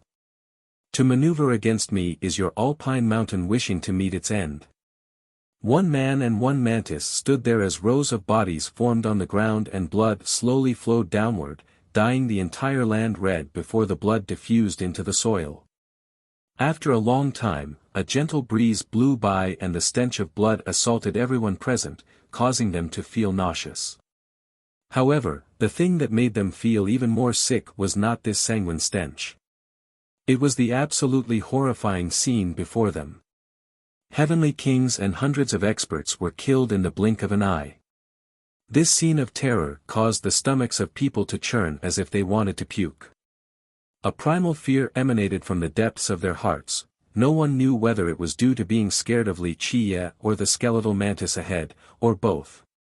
Perhaps, the most horrendous of all was their lack of knowledge of the event. From beginning to end, no one knew what had actually happened or the relationship between the skeletal mantis and Li Qie. They were not privy to the origin of the mantis or why Li Qie could control it. Chapter 711, a mighty showing. Li Qie's brazen words caused many of the spectators to take deep breaths. Ever since the Tree Father had reached his current level, countless lineages were wary of him, even imperial lineages like the Alchemy Kingdom. They had to tread with respect whenever they dealt with the Tree Father. Even a virtuous paragon wouldn't dare to offend the Tree Father, but now, a nobody like Li Qie dared to utter such words at Alpine Mountain. Only Li Qie would be able to do this. The Maple King's expression changed for the worse. He had ruled the mountain for so long and until now, no one had ever dared to challenge them like this. Li Qie, alone, was daring to speak such contemptuous words. Despite his good temperament and great self-restraint, the Maple King's fury simply couldn't be described with words. Such a big tone. The Maple King coldly said, "Young Noble Li, my Alpine Mountain will warn you one last time. Otherwise, don't blame us for being impolite. If you don't comply, then we will take action. As for whether you get injured or die, you must bear the responsibility of your choice." At this moment, Li Qie's eyes narrowed as he chuckled to say, "Your Alpine Mountain scheming against me is truly unwise. It is your mountain's honor to be graced with my presence for this birthday celebration, yet you actually dared to make a move against me. This is truly not knowing life from death. When I, Li Qie, don't come to cause trouble, even the heavens would have to show its gratitude. But now, you dare ask me to bow down? Very well, so what if it is a birthday? It is time to wash this place with blood. Begin." With a cold countenance, the Maple King and the majority of the experts from the mountain rearranged themselves into an archaic formation. This defensive formation was like a dense forest and covered the entire peak. No tears until sighting the coffin. Li Qie's pupils flashed with a cold glint. In this instant, his death energy emerged with the activated death chapter. It unleashed an amazing power that caused the energy on the skeleton of the God Monarch to surge like a river. However, in the current stone medicine world, only the Tree Father was still alive. It was easy to see just how terrifying and heaven-defying the Tree Father was to cause the Alchemy Kingdom and the Jianlong clan to treat him with respect. And now, the Tree Father had personally taken action, causing many guests to feel fear in their hearts. The guests subconsciously stared at Li Qie. A junior like him wouldn't be able to cause any trouble now that the Tree Father personally took action. Among the younger generation, even someone as supreme as the celestial being, Yi Qingqing, still wouldn't be able to do anything. So it's finally the old man's turn to take action. However, when everyone thought that Li Qie was doomed, he was still as calm as ever, showing no fear towards the tree father. Everyone, return.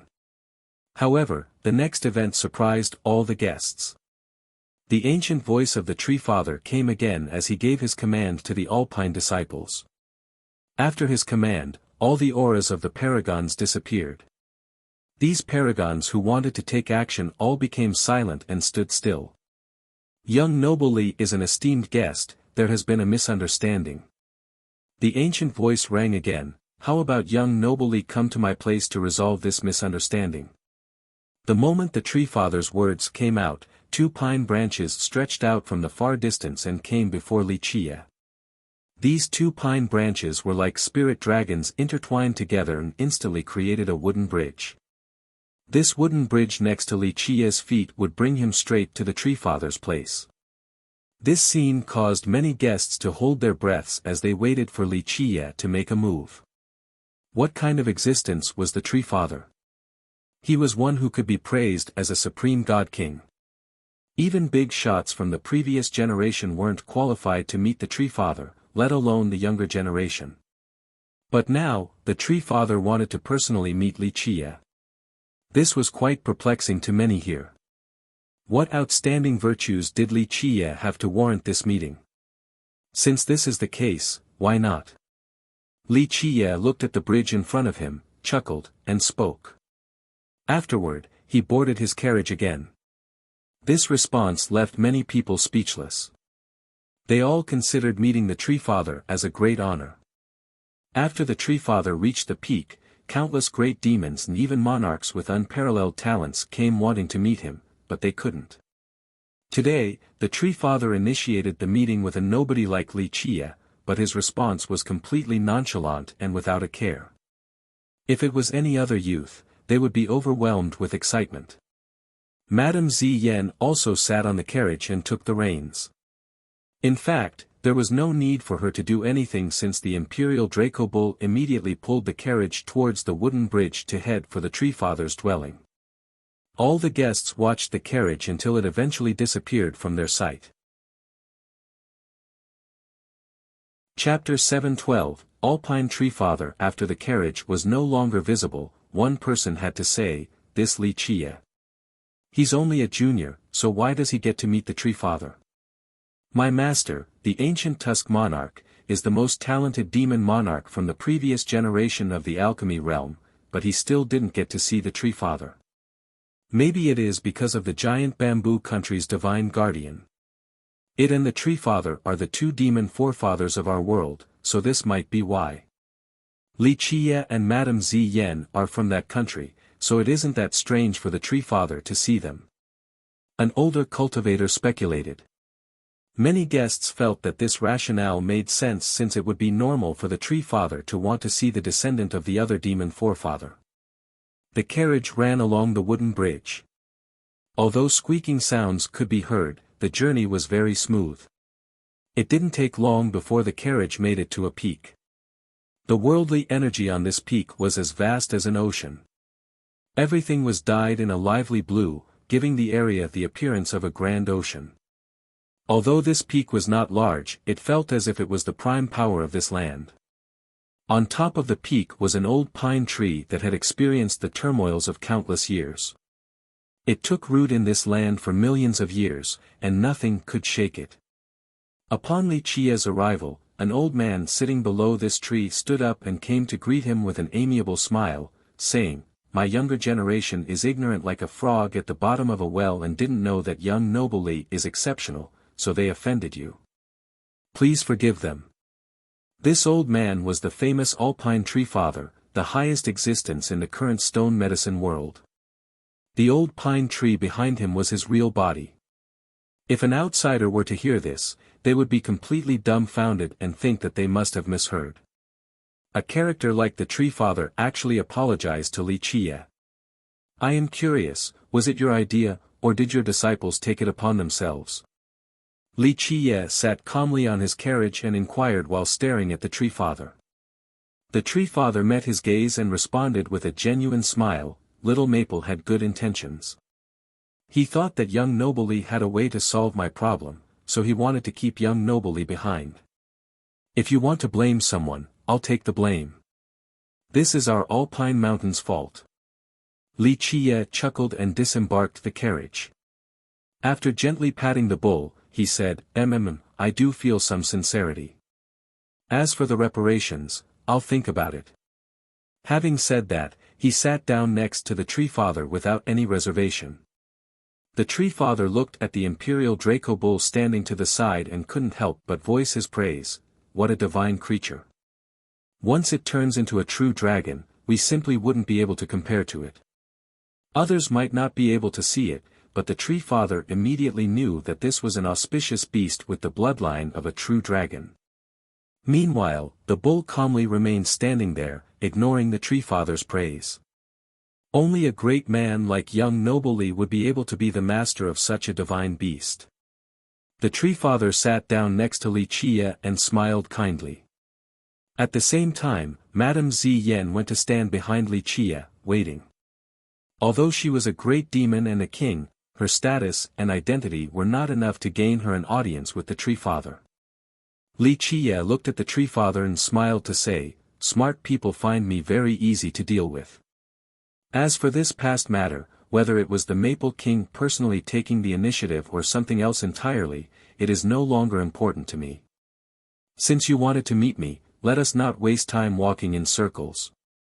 Get straight to the point. The tree father looked at Li Qiye and eventually sighed before speaking, I have lived for countless years.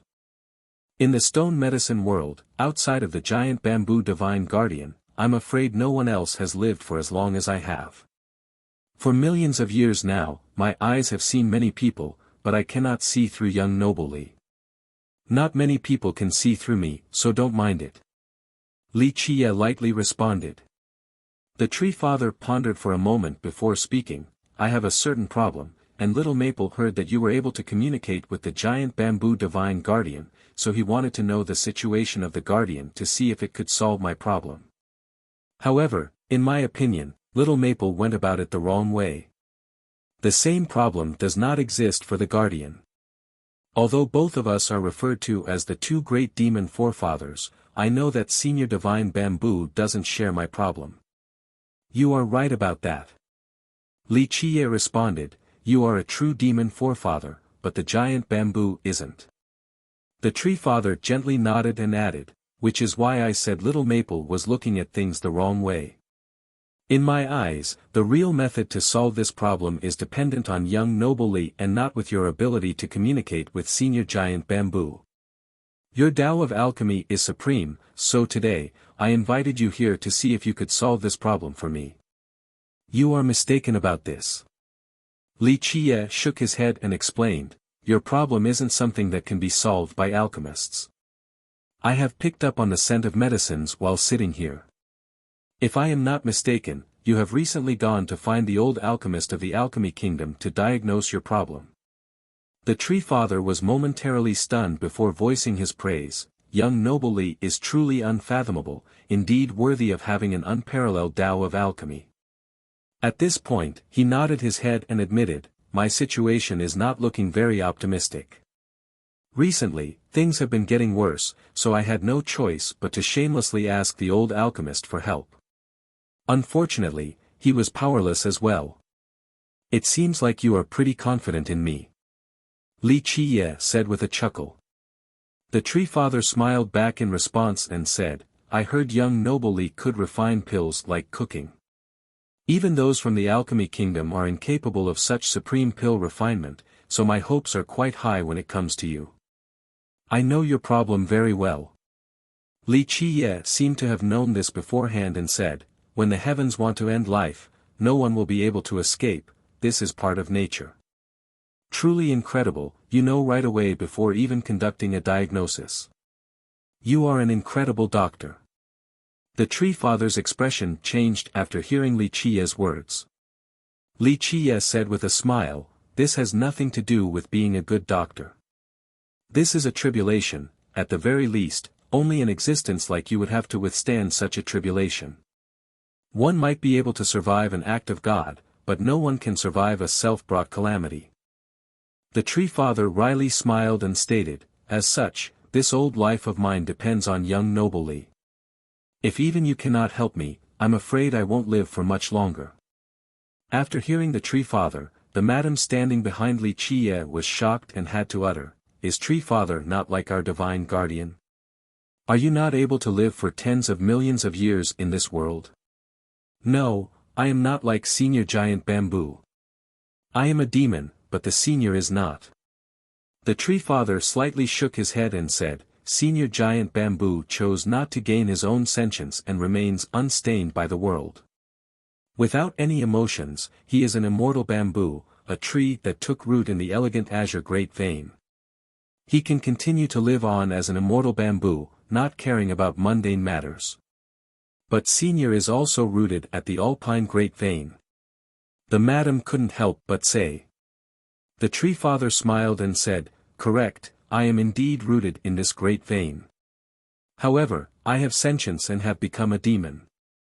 Although taking root at this vein can allow me to live for 3 to 5 more generations, I am doomed to die in the end." Li Qiye grinned and commented, You can live for 3 more generations at best, so you are a bit unwilling." The Tree Father responded with a sad laugh, "Young noble Li took the words right out of my mouth.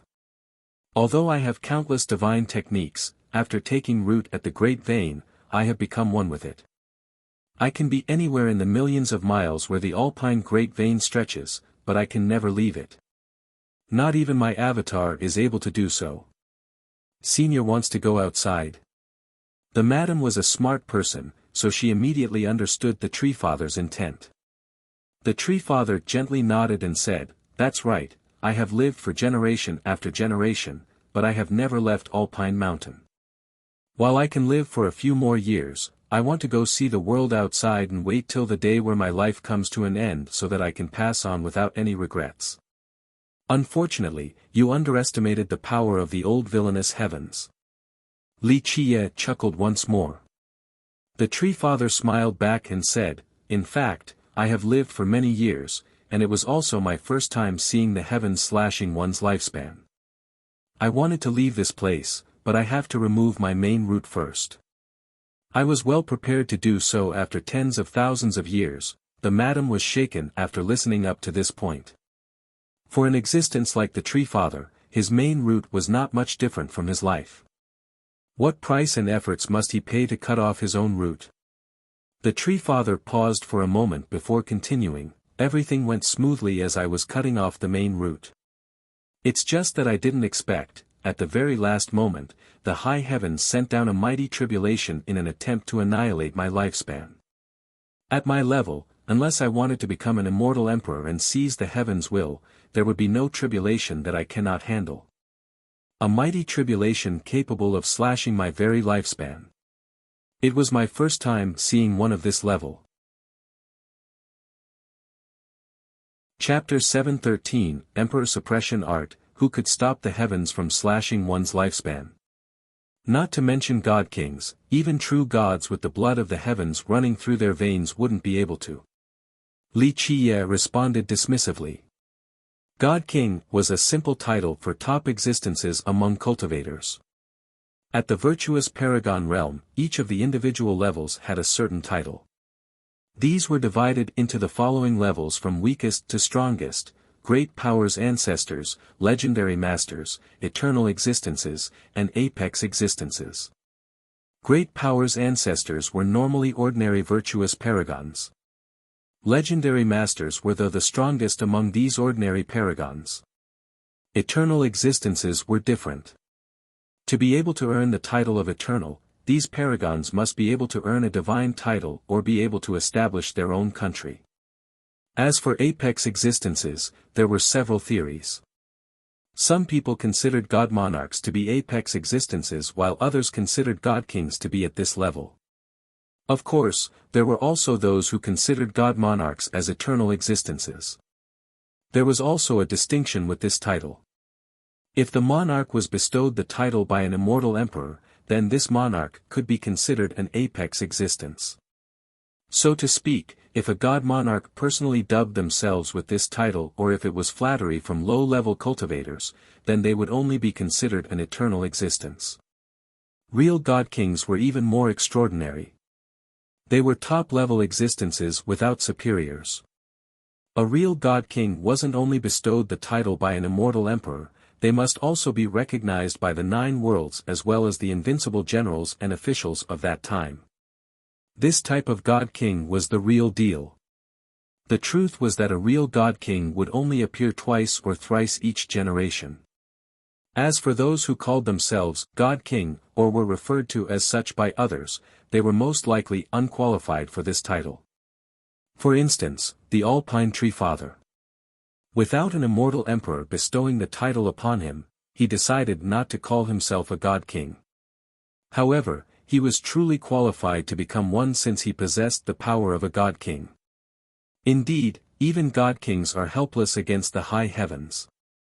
The Tree Father said with a tinge of emotion, "When the heavens wants to end life, not even a true god can stop it, let alone a god-king."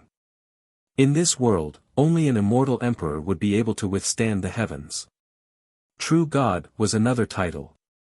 Just like its name suggests, they are real gods that did not belong to the human race, the demon race, or any other contemporary race. Legend states that true gods were deities unknown to the rest of the cultivators. They were from a secret race that outsiders did not know of. People believed that they had the bloodline of the heavens, so they were destined to be deities upon birth. Even charming spirits, who were referred to as the heavens' favored children, couldn't compare to true gods. True God was not just another name for supreme power, it also represented a very mysterious existence. If a god-king and a true god were to have the same strength, the same treasures, and the same merit laws, the true god would have a great advantage due to their heavenly bloodline. They had advantages that the rest of the cultivators in this world lacked. Li Qie smiled and said, "Not necessarily. Those who can withstand the heavens are not limited to immortal emperors. A few supreme lords can defy the heavens as well." Supreme lords, even an apex existence like the Tree Father sighed after hearing this title, the ones who are able to tread this world freely, able to assail even immortal emperors. Although the Tree Father was currently the highest existence in the stone medicine world and even respected by a lineage like the Alchemy Kingdom, he was still without confidence when emperor assailants were brought up. These were existences that very few people knew about. In fact, how many people in this world actually managed to come into contact with one? There were several theories regarding these supreme lords. Some considered god-kings to be supreme lords, but many people did not support such a claim. There were quite a few who considered existences capable of assailing immortal emperors to be supreme lords.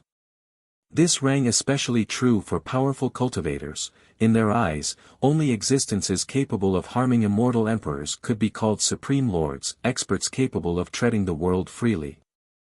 The Tree Father emotionally sighed. Even he didn't dare to call himself a supreme lord or an emperor assailant. In the midst of his wishful thinking, the Tree Father calmed down and gently shook his head while revealing a gentle smile to say, "Since young noble Li seems so confident, you must surely have a method to solve my problem." Li Qie was as calm as ever. He smiled and said, "The high heavens wished to end life, so it sent down its power. I know that a terrifying calamity was left behind in your route. If this was in the past, then it would be very problematic. Even if it could be dealt with, it would require a lot of methods and even 1,000 years of effort. However, it seems that Lady Luck is smiling upon you. Right now, I have a shortcut to deal with your problem." Although the Tree Father had lived for millions of years, he was still excited and quickly asked, "Nothing could be better then. What is young noble Li's condition?" "There is no need to rush negotiations. Before that, I have a question for Tree Father." "What does young noble want to know?" "As long as I know the answer, I'll reveal everything." The Tree Father quickly responded. At this time, he required Li Qie's assistance. Even though he was one of the 2 great demon forefathers, he still needed to please Li Qie. "Your legacy techniques are from the Emperor suppression art," Li Qie slowly uttered with a serious gaze. The Tree Father was caught off guard. He stared at Li Qie with a shocked expression and asked, "How did young noble Li find out?" So it is so. Li Qiye couldn't help but gently sigh. He looked towards the far distance and became silent as if lost in memories. Madame Ziyan was slightly startled as well. She had seen Li Qiye's expression before back in the old house on the outskirts of the capital. Does young noble Li know the origin of this legacy? The tree father asked in a humble manner after seeing Li Qiye's expression. Li Qiye composed himself and looked at the tree father to say, "The name of your cultivation method is Emperor Suppression Art. You actually didn't know about its origin?" The tree father wryly smiled and shook his head to answer, "I'm afraid others would find this matter hard to believe. Since young noble Li recognizes this art, then it is fine to tell you. I am a pine tree at my roots. A very long time ago, I was only being affected by a little bit of spirit energy from the alpine great vein. This amount of spirit energy was neither enough for me to become a demon nor for me to gain sentience. However, it gave me a sliver of awareness. Nevertheless, I was not able to recognize or identify items." The tree father paused for a moment before continuing. "It wasn't until one day when a woman came to Alpine Mountain that things changed. Although I couldn't tell things apart, I would never forget the moment of her arrival." Li Qiye looked at the tree father and slowly said, "The strange phenomena of the 9 worlds where myriad realms float. Even if the deities were in this world, and even if the god-kings were still present, they would not dare to come close, they would only prostrate from far away. The endless Tao of the world could only be below her feet. The heavens above could be nothing but silent. She carries the dazzling heaven's will.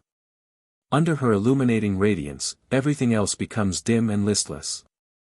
The tree father was astounded and exclaimed after hearing Li Qiye's description, "How does young noble Li know?" Li Qiye only sighed softly and didn't answer the tree father. The tree father didn't pry any further.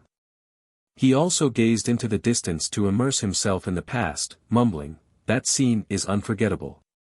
Even though I had seen immortal emperors later on, I'm afraid she was the most powerful existence I have ever seen. Although I couldn't open my eyes to witness the world back then, I could sense it. At that time, all existences in the stone medicine world prostrated. Even the most heaven-defying existence in the alchemy kingdom didn't dare to approach, he could only continue hiding." "What happened afterward?" Li Qiye asked slowly. The tree father responded, "I didn't know who she was, but she stood above Alpine Mountain and looked towards the distant horizon in the direction of the giant bamboo country. She stood still for a very long time. Eventually, before leaving, she only glanced at me once. Under this gaze, I felt that all existences in this world were suppressed, and I was even more insignificant than a speck of dust. With a casual motion, she left behind a universal law on my tree body." The tree father couldn't calm his emotions and explained, "At first, I couldn't comprehend this universal law. Even though it seemed very simple, the mysteries inside were boundless like an ocean.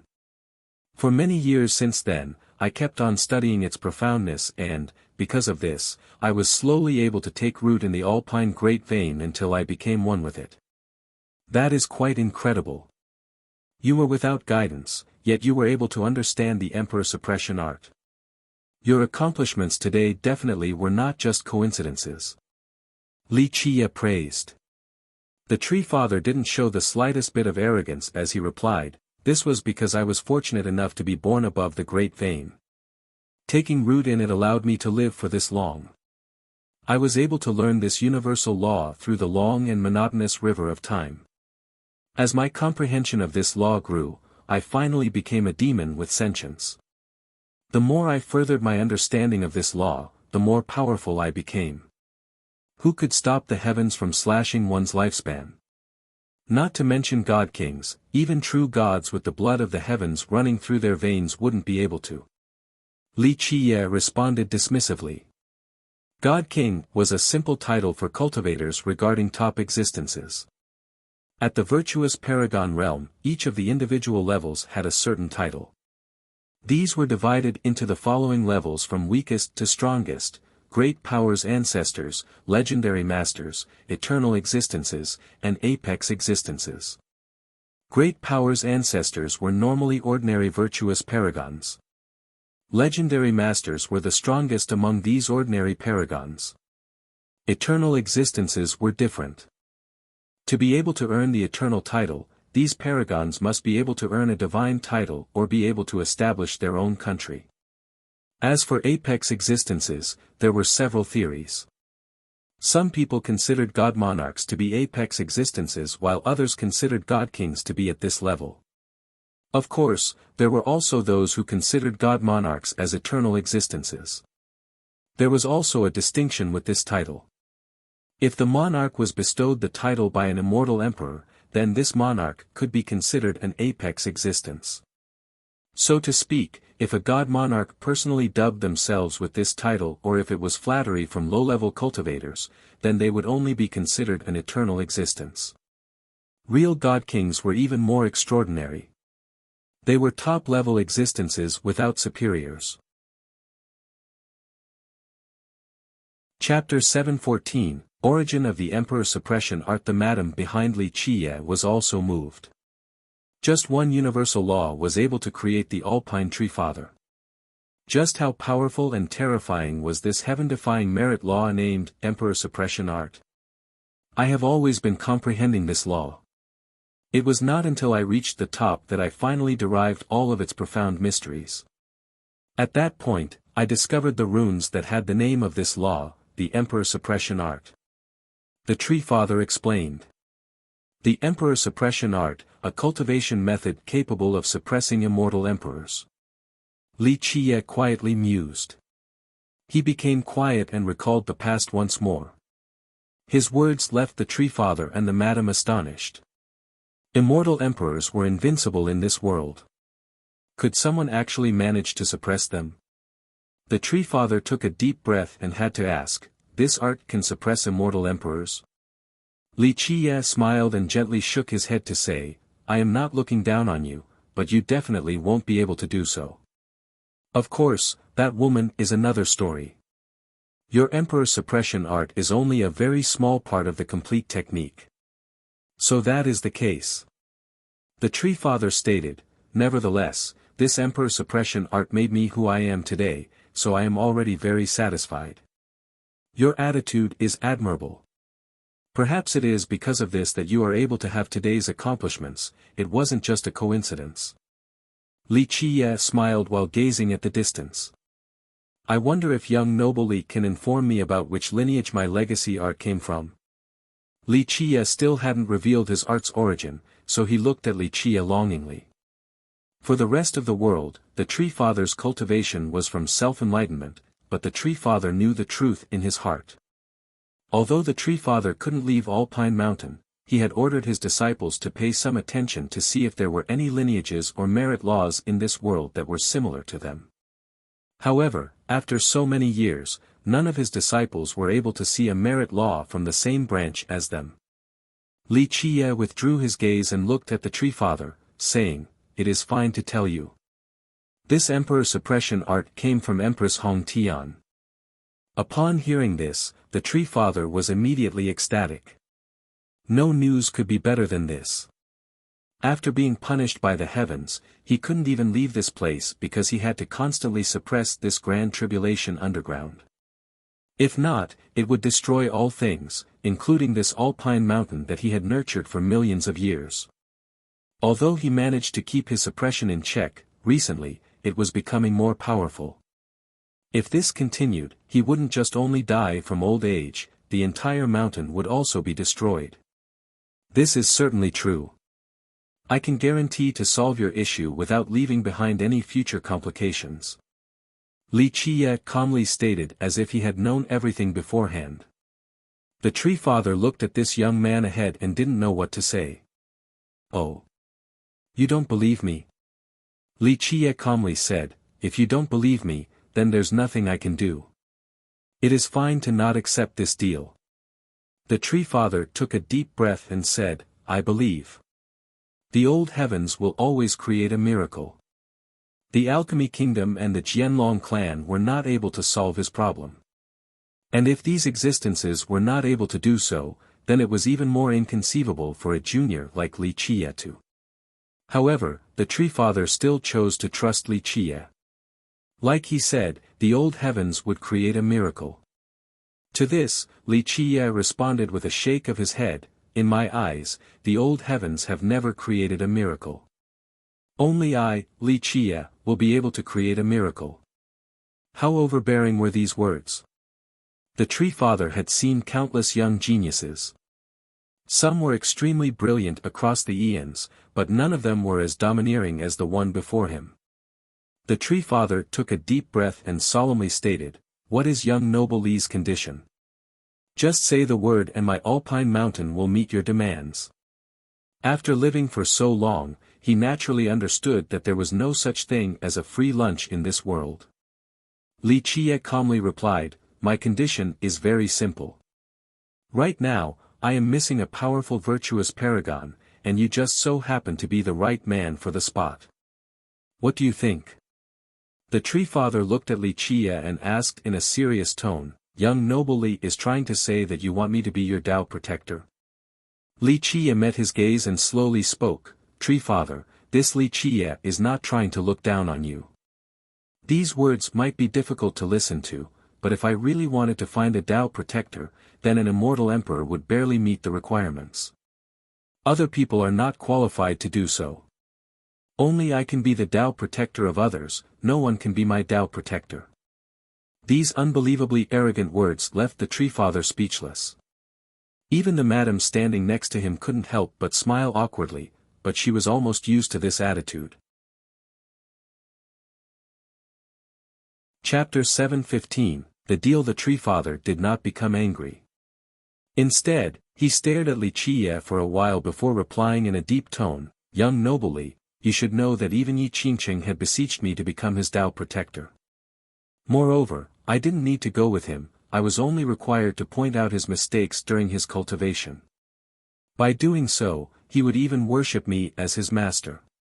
Yi Qingqing. Don't know who that is. Li Qie flatly said, "Besides, I, Li Qie, am not someone that nobodies can compare to. Tree Father, I'll be frank, you can be called a god king, an apex existence. You are indeed amazing. However, you still have a long ways to go before reaching true invincibility." After her young master said such a statement, the madam felt cold sweat running down her back. Someone who was short-tempered would instantly become angry and suppress them. However, the Tree Father was not angry at all. He nodded solemnly and said, "Young noble Li's words are true. Even in the stone medicine world, I am not unbeatable." Li Qie went straight to the point, "Tree Father, let me put it this way. If I truly needed someone to work for me, then back at the giant bamboo country, I could have enlightened the giant bamboo. It was very willing to follow me. Do you think that you are stronger than our giant bamboo? I didn't enlighten it because I hoped for it to continue on forever in this world. In fact, even if Tree Father does not agree to pledge allegiance to me, I can still find one or two existences like you in the stone medicine world to join my banner." Li Qie paused for a moment before asking, "I left a spot for you, do you know why?" "I am not clear on this, but I am all ears." The Tree Father said slowly. Li Qie calmly explained, "The reason is very simple. First, I want to challenge the old villainous heavens. Second, it is because of Empress Hong Tian. Although you only received a portion of that legacy, I hope that one day, the Emperor Suppression Art can follow me to the glorious peak of myriad races and leave its mark." The Tree Father was slightly dazed by this answer. He had many speculations, but none came close to this reason. He took a deep breath and said, "What does young noble Li want my old bones to do?" Li Qie responded, "My condition is very simple. I will leave you a general spot under my banner. In the future, I want you to sweep through the 9 worlds and myriad races for me." The madam's heart started thumping after hearing this. How domineering was this ambition? At this moment, she seemed to be able to see her young master standing proudly above all the races. So young noble Li wants to obtain the heaven's will and become an immortal emperor. The Tree Father said, "However, your opponents are numerous. Celestial Being Yi Qingcheng and Imperial Edge Maonan, these are the strongest candidates for emperorhood in this generation. In my opinion, both of them are very likely to become the next emperor. Immortal Emperor? Li Qiye couldn't help but smile and say, for me, Immortal Emperor is only the beginning. Tree Father, there is no need to compare me to just anyone. Whether they are geniuses or fairies, I can't be bothered with them as long as they do not stand in my path. However, those who try to block me shall be killed without mercy. The Madam Riley smiled in response. Who were Yi Qingcheng and Maonan? No one among the younger generation would dare to look down on them, but her young master simply didn't pay them any mind. However, she was confident that her young master would definitely be able to look down on existences like these two in the future. Li Qiye asked, Tree Father, we are all sensible people here. Let us be quick and frank. Just one word, yes or no. The Tree Father looked at Li Qiye with a sagacious glimmer in his eyes. Others would find Li Qiye to be too boastful at this moment. Who was the Tree Father? Li Qiye actually asked someone of his level to pledge loyalty to him. This was too irrational and inconceivable. Very well, since young noble Li is so confident, this old man will take a gamble. I hope that young noble will not disappoint me. The Tree Father eventually said solemnly. One day, you will understand just how wise this decision is. This is definitely the best one you will make in your lifetime. Li Qiye was very calm.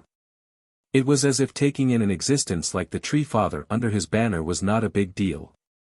The Tree Father agreeing to the deal astounded the madam. This was the Alpine Tree Father, an unfathomable existence, one of the two great demon forefathers of the stone medicine world, an expert whom others called God King. This would cause a great stir in the world if others were to know that the Tree Father had joined her young master. A God King as the vanguard, just how tyrannical was this? Anyone would be shocked by such a sight. Shortly after, Li Qiye and the Tree Father made a true fate vow at the same time. The Tree Father swore to always be loyal towards Li Qiye. After the oaths were taken, Li Qiye told the Tree Father, very well, we'll get started. Take me there. In the blink of an eye, Li Qiye and the Tree Father flashed and instantly disappeared. The madam didn't know where they went. She stood there silently, waiting for them to return. The Tree Father brought Li Qiye to the deepest part of the Alpine Great Vein, to the most mysterious place underground. Here, it was as if there was a dragon lying down as boundless worldly energy swirled around like an ocean. Of course, this was not the thing that attracted Li Qiye's attention, he had seen many great veins before. What drew in his gaze was the world of lightning before him. In this vast area, countless indescribably large roots surrounded the area. They were intertwined and formed the most terrifying prison to surround the endless world of lightning. These thick streaks of lightning soared like crazed dragons with thunderous explosions everywhere, bombarding the void. It was as if this was the most dangerous and frightening location in the world. This area had become a field of lightning. Once trapped inside, anyone would be instantly incinerated. The scariest part was that this lightning was created from magical runes. They had come together to form chapters capable of piercing and exploding all things in this world. The Tree Father looked at the lightning field ahead and told Li Qiye, this is the final tribulation that the heavens left behind after it slashed my lifespan. Although I managed to suppress it, I couldn't dispel it. The lightning field here is my nemesis. It can break all of my suppressive methods. It is not surprising for it to dispel your suppression. The old villainous heavens will not tolerate you. Li Qiye looked at the lightning field ahead and said, your legacy is from the Emperor's suppression art while the old villainous heavens slashing your lifespan is something that goes counter to it. The runes and chapters inside this lightning field are the opposite of your legacy, they specialize in countering your cultivation, so how could you dispel it? In the beginning, I didn't quite understand. Later on, I eventually understood the implications within as well. The Tree Father gently sighed and said, unfortunately, time would not wait for me. If I knew ahead of time that the heavens would slash my lifespan, I could have prepared even more. However, after my life reduction, my blood energy was greatly injured and couldn't reach its peak state. I can only desperately suppress it. I don't even dare to take a single step away from this place. Don't worry. After dealing with this tribulation, you will still be able to cultivate. The Alpine Grand Vein is truly a good location. With sufficient time, the worldly energy of this location will bring you back to your peak condition. Li Chia spoke while peering at the lightning field. The Tree Father also nodded in agreement. The reason why he was able to live for so long was due to the Grand Vein. Otherwise, no matter how heaven-defying he might be, he still wouldn't have been able to live until now. Let us begin. Li Chia told the Tree Father. The Tree Father quickly said, "Do we need to prepare anything? Just let me know if you need any treasures or spirit medicines." "No need, we'll begin now." Li Chia shook his head in response. The Tree Father readied himself as his expression slightly changed. A thunderous rumble rang as these pillaring branches started to loosen up. Boom! The lightning field was freed from the tree's suppression and immediately exploded outward. In this instant, it seemed to have their own sentience and rushed towards Li Chia's group like an unstoppable tide that covered the entire sky, wishing to drown the two. Even the Tree Father was alarmed in the face of such monstrous lightning waves. Without a defensive barrier, they would instantly incinerate him. "Open!" At this time, Li Chia cried out. His master palace rushed forward and, with an eruption, it was as if his palace was opening a world. His tree of life was lush and verdant, his cauldron of life's flame was scorching, and his pillar of life towered to the sky.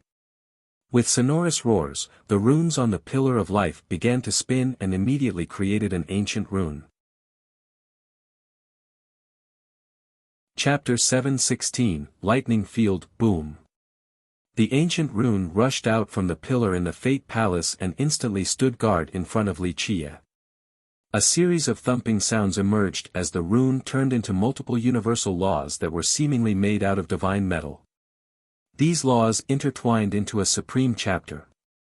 With a buzzing sound, the book transformed into a spatial vortex that instantly began to swirl. Rumble. The swirling spatial vortex created a terrifying gravitational pull. Even the waves of lightning lost control and were sucked into this vortex. The Tree Father was also astounded after seeing this. He had suppressed this lightning before. At that time, they gravely injured him. He was well aware of their power. Not to mention Li Chia, even virtuous paragons would not be able to use their most powerful law to withstand it, let alone absorb them. The Tree Father shuddered at Li Chia's intention of devouring this lightning. This was a grand tribulation from the high heavens. Even a god king like himself wouldn't be able to do so. This person's ambition was too great. He didn't know that the rune from Li Chia's pillar of life was not ordinary. Li Chia had obtained an ancient and heaven-shattering rune from the World Tree. After a long and boring period of refinement, he was able to turn it into a heaven-defying chapter as well as the most mysterious rune. This runic chapter, combined with his pillar of life, could be considered a whole new Tao epoch. To use this Tao beginning to open a space that belonged to his pillar of life and absorb the lightning was something only Li Chia could do. As Li Chia devoured even more lightning, the spatial vortex seemed to have reached its maximum capacity. Waves of lightning then appeared inside the pillar of life as explosions appeared everywhere. Without a doubt, the more lightning he absorbed, the closer his pillar of life came to the brink of collapse since it couldn't handle the endless waves of lightning. Even more crackles could be heard as lightning rampaged through his body. Some small sparks even exploded from his body, creating even more detonations. In an instant, a burning smell could be found emanating from Li Chia's body. It seemed that Li Chia had reached his limit. The lightning aimed to burn him to a crisp. After smelling this scent, the Tree Father became worried and quickly asked, "Young Nobly, are you okay?" "Open!" Li Chia roared. With another explosion, a bunch of fate palaces appeared above his head amidst the action. A series of rumbles resounded as if his pillar of life was becoming even larger and shot up towards the sky. Bang! Bang! Bang! The moment all of his fate palaces appeared, the power of the spatial vortex soared exponentially. It crazily devoured all the lightning like a funnel. Eventually, all the lightning was absorbed by this void. The beginning was only a test. At this moment, Li Qie let go of all caution and opened all of his fate palaces, allowing his pillar to absorb the endless lightning. 12 fate palaces. The moment all of his palaces appeared, the Tree Father's expression greatly shifted. 12 palaces, unique among all eons. Wait, not right. Very quickly, the Tree Father was able to see the 13th palace soaring above the rest as if it was hiding in the clouds.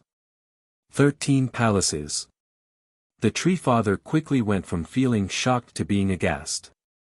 Even an apex existence like himself who lived for many years and had seen countless miracles was frightened. He needed to take several steps back from the jolt. In an instant, his old pair of eyes opened wide while gazing at the 13th palace hovering above all the others. He even rubbed his eyes since he thought he was only seeing things. However, after rubbing his eyes for a while, the 13th palace was still there, meaning that it was not only in his mind. This is not possible. The Tree Father couldn't accept what his eyes were telling him. He took a deep breath and tried to soak in this reality. He had never seen a cultivator with 12 palaces before. As for 11, he had only heard of some geniuses opening this many and never saw it with his own eyes. He had once seen a youngster open 10 palaces. This youth was extremely brilliant and was considered the #1 genius of the stone medicine world during that era. Although he didn't become an immortal emperor, he was able to reach the peak and become an invincible master. But today, the Tree Father not only saw 12 palaces, he also saw a 13th. Any cultivator with the slightest sliver of common sense would know that 12 palaces was the limit. Since the start of time, even immortal emperors were not able to break through the limit of 12 palaces. Moreover, having 12 palaces was not only unheard of, such an occurrence only belonged in the legends such as Immortal Emperor Jiaoheng. Moreover, this was only speculation from future descendants, and no one actually knew the truth. The Tree Father looked at Li Qie's 13th palace as if he was looking at a ghost. He was truly frightened. If someone had 12 palaces, then the Tree Father would definitely value such a person since they would become the next immortal emperor. But right now, Li Qie had 13. Anyone would be horrified after seeing this with their own eyes, and God Kings were no exceptions. The Tree Father became absent-minded while looking at the palace and murmured, 13 palaces, a unique miracle throughout the eons, unprecedented and unchallenged for all eternity. At this second, he understood where Li Qie's confidence came from. Anyone with 13 palaces would definitely become an immortal emperor. Everyone else, no matter how brilliant they might be, would only be eclipsed by him. He was at a loss for words as he understood why the arrogant Li Qie said to not compare him to just anybody. With 13 palaces, he truly had the ability. No matter if it was celestial being Yi Qingcheng or imperial edge Miaonan, both of them would eventually be overshadowed by him.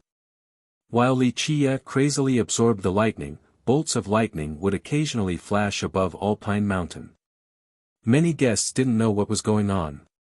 Some understood that something strange was happening, but they didn't dare to delve into it. As for the Alpine disciples, both heavenly kings and seclusive virtuous paragons had serious expressions.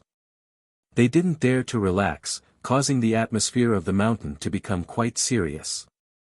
Such a change was felt by the guests despite not knowing what events were transpiring. During this instant, at a certain place in the ancestral ground of the Alchemy Kingdom existed a palace. The Huangfu clan master was finally able to come to this place and see the main descendant of the imperial family, the Alchemy Kingdom princess, Ming Yeshua. In order to enter this place, the clan master had expended countless efforts and used many connections.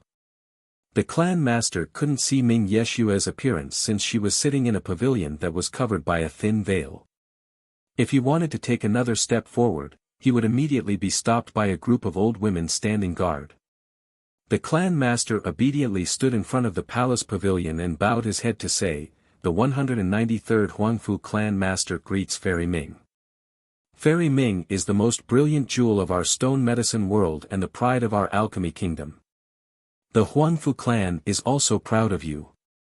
Just imagine that year, when the Ming clan's sacred saint married a member of our Huangfu clan, although the Huangfu clan claimed to be related to Ming Yeshua, and when Huangfu Hao was alive, he even told others that Ming Yeshua was his little cousin. The Huangfu clan didn't dare to carelessly bring up this relation in front of her. After all, their connection was quite thin. It could even be said that the two sides hadn't contacted each other for a long time. If the clan master imprudently brought up this connection and made Ming Yeshua unhappy, then it would be quite disadvantageous for the Huangfu clan. Although their clan's power was mighty, it was nothing compared to the imperial family. "What business does Huangfu clan master have to see me?" A very pleasant voice came from inside the pavilion to interrupt the clan master's flattery and his attempt to build a relationship. "Dear fairy, my Huangfu clan is weak and was bullied by others. The human brute, Li Chia, has no restraint. He openly insulted the alchemy kingdom and our imperial family. My Hao tried to stop this injustice to protect our alchemy kingdom's reputation, thus he quarreled against the brute, Li Chia. Who would have thought that this brute was so vicious and actually killed Hao? He even declared his intention to destroy the alchemy kingdom." Chapter 717, Dispelling the Tribulation. According to the clan master's narrative, Li Chia had become a heinous murderer who wanted to become enemies with the alchemy kingdom and bring about its destruction. As for his son, Huangfu Hao became a heroic martyr, sacrificing himself for the alchemy kingdom's reputation. Even before his death, his son was still completely loyal to the kingdom. "I have heard your words." The pleasant voice from the pavilion responded. Although one couldn't see her figure, they could easily imagine just how pretty she was from her voice alone. Ming Yeshua continued, "Huangfu clan master can return now. The alchemy kingdom will deal with this matter." But, the Huangfu clan master wanted more than just this after spending so much effort for this audience. "Please return." The voice inside the pavilion no longer said anything else. An old woman inside the palace stopped the clan master and turned him away. What else could the clan master do? Even a character like him didn't dare to act recklessly in this place. After he left, an old woman's voice asked the figure inside the pavilion, "Young lady wishes to deal with this problem?" "I'm clear of what the Huangfu clan wants." Ming Yeshua replied, "Huangfu Hao courted death. There are some people that he couldn't afford offending in this world. Let them deal with this themselves, the Huangfu clan isn't a commendable sect anyway." The old woman commented. In response, Ming Yeshua mused, "The Huangfu clan will not give up so easily. They do have some influence in the alchemy kingdom. If they dare to act recklessly, then they are wishing for their own destruction," stated the old woman coldly. Boom boom. In the deepest underground crevice of Alpine Mountain, the last lightning bolt in this location was finally absorbed by Li Chia. At this time, the pillar of life inside Li Chia's fate palaces was full of crackling lightning. At this moment, Li Chia appeared to be a thunder god as lightning ran through his body. He couldn't help but sigh as he withdrew the spatial vortex since he was finally successful. Li Chia had analyzed the Tree Father's tribulation before. He had other methods of repelling the remnants of this tribulation, but it would require more time. By using the ancient runes and absorbing this lightning field, it became much simpler. Moreover, by doing so, he would become something akin to a thunder god with mighty power. The Tree Father also breathed a sigh of relief and smiled after seeing Li Chia's success. It was as if a load was lifted off his back. Li Chia didn't only save him, but also the entire Alpine Mountain. More importantly, he was now free to roam the 9 worlds without any restrictions. It was time for him to see the outside world. After cutting off his main route, he could only live for one more generation.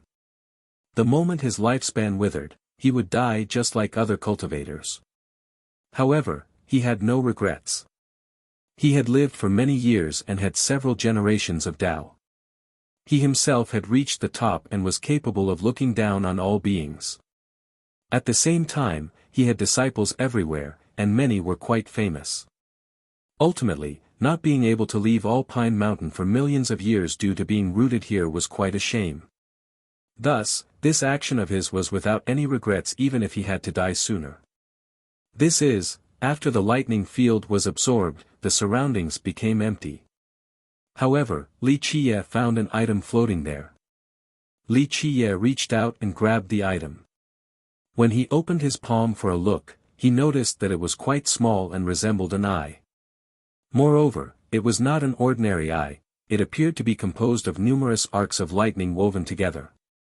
It seemed that innumerable arcs of lightning, like silk strings, wove together to form this eye, and occasionally, thunder would explode from within the eye.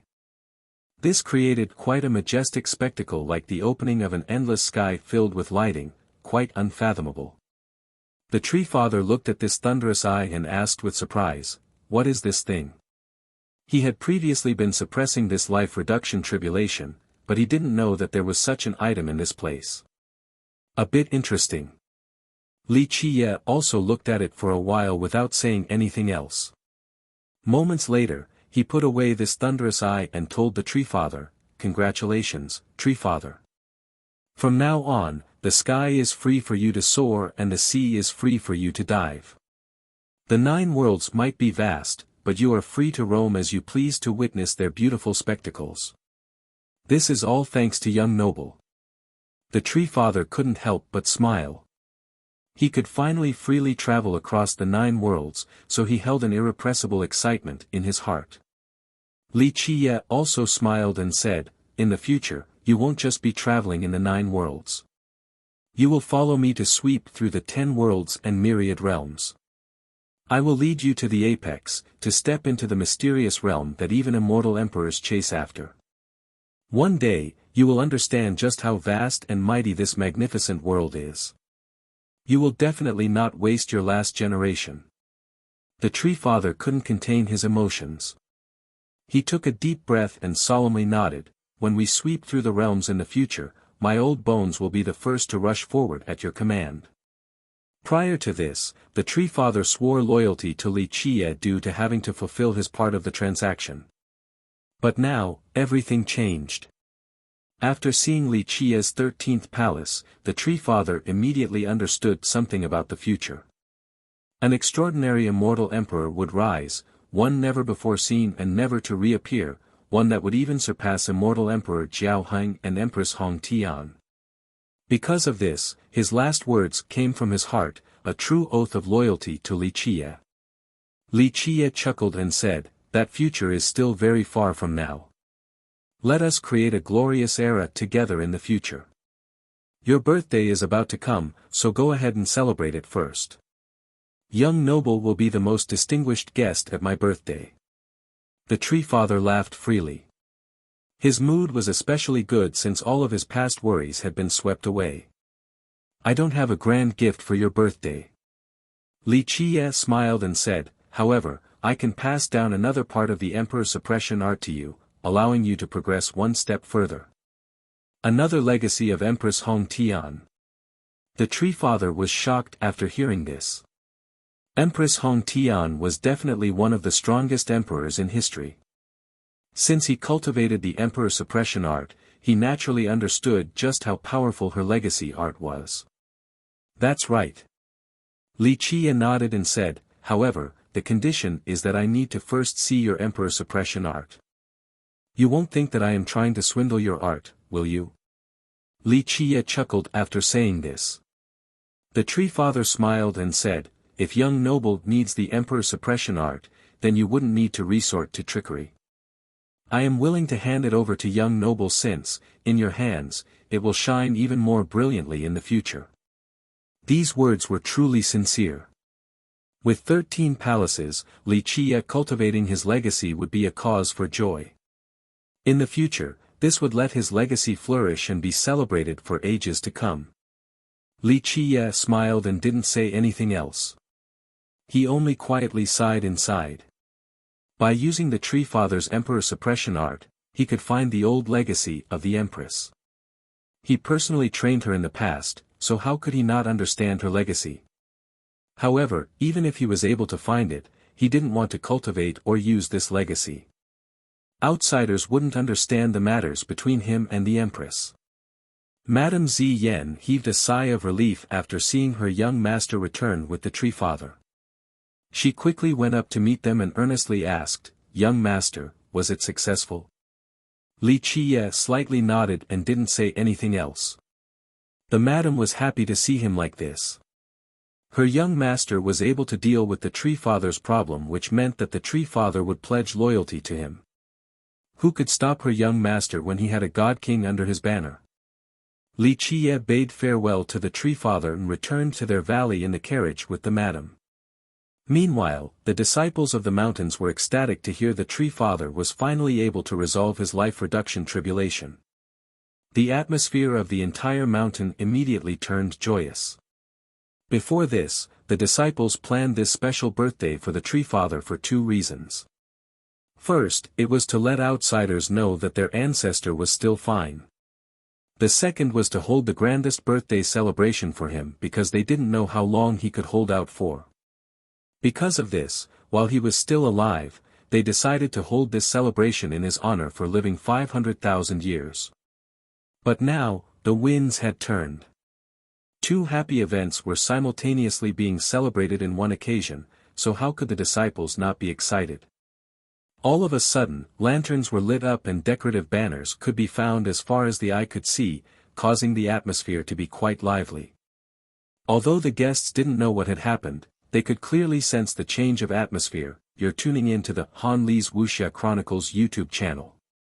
We're so grateful for your support, and don't forget to subscribe to join us on this incredible journey through captivating stories. Your generosity through donations truly makes a world of difference, as it's the primary source of revenue that allows me to expand and enhance this channel for you. Thank you from the bottom of my heart for being a part of this adventure.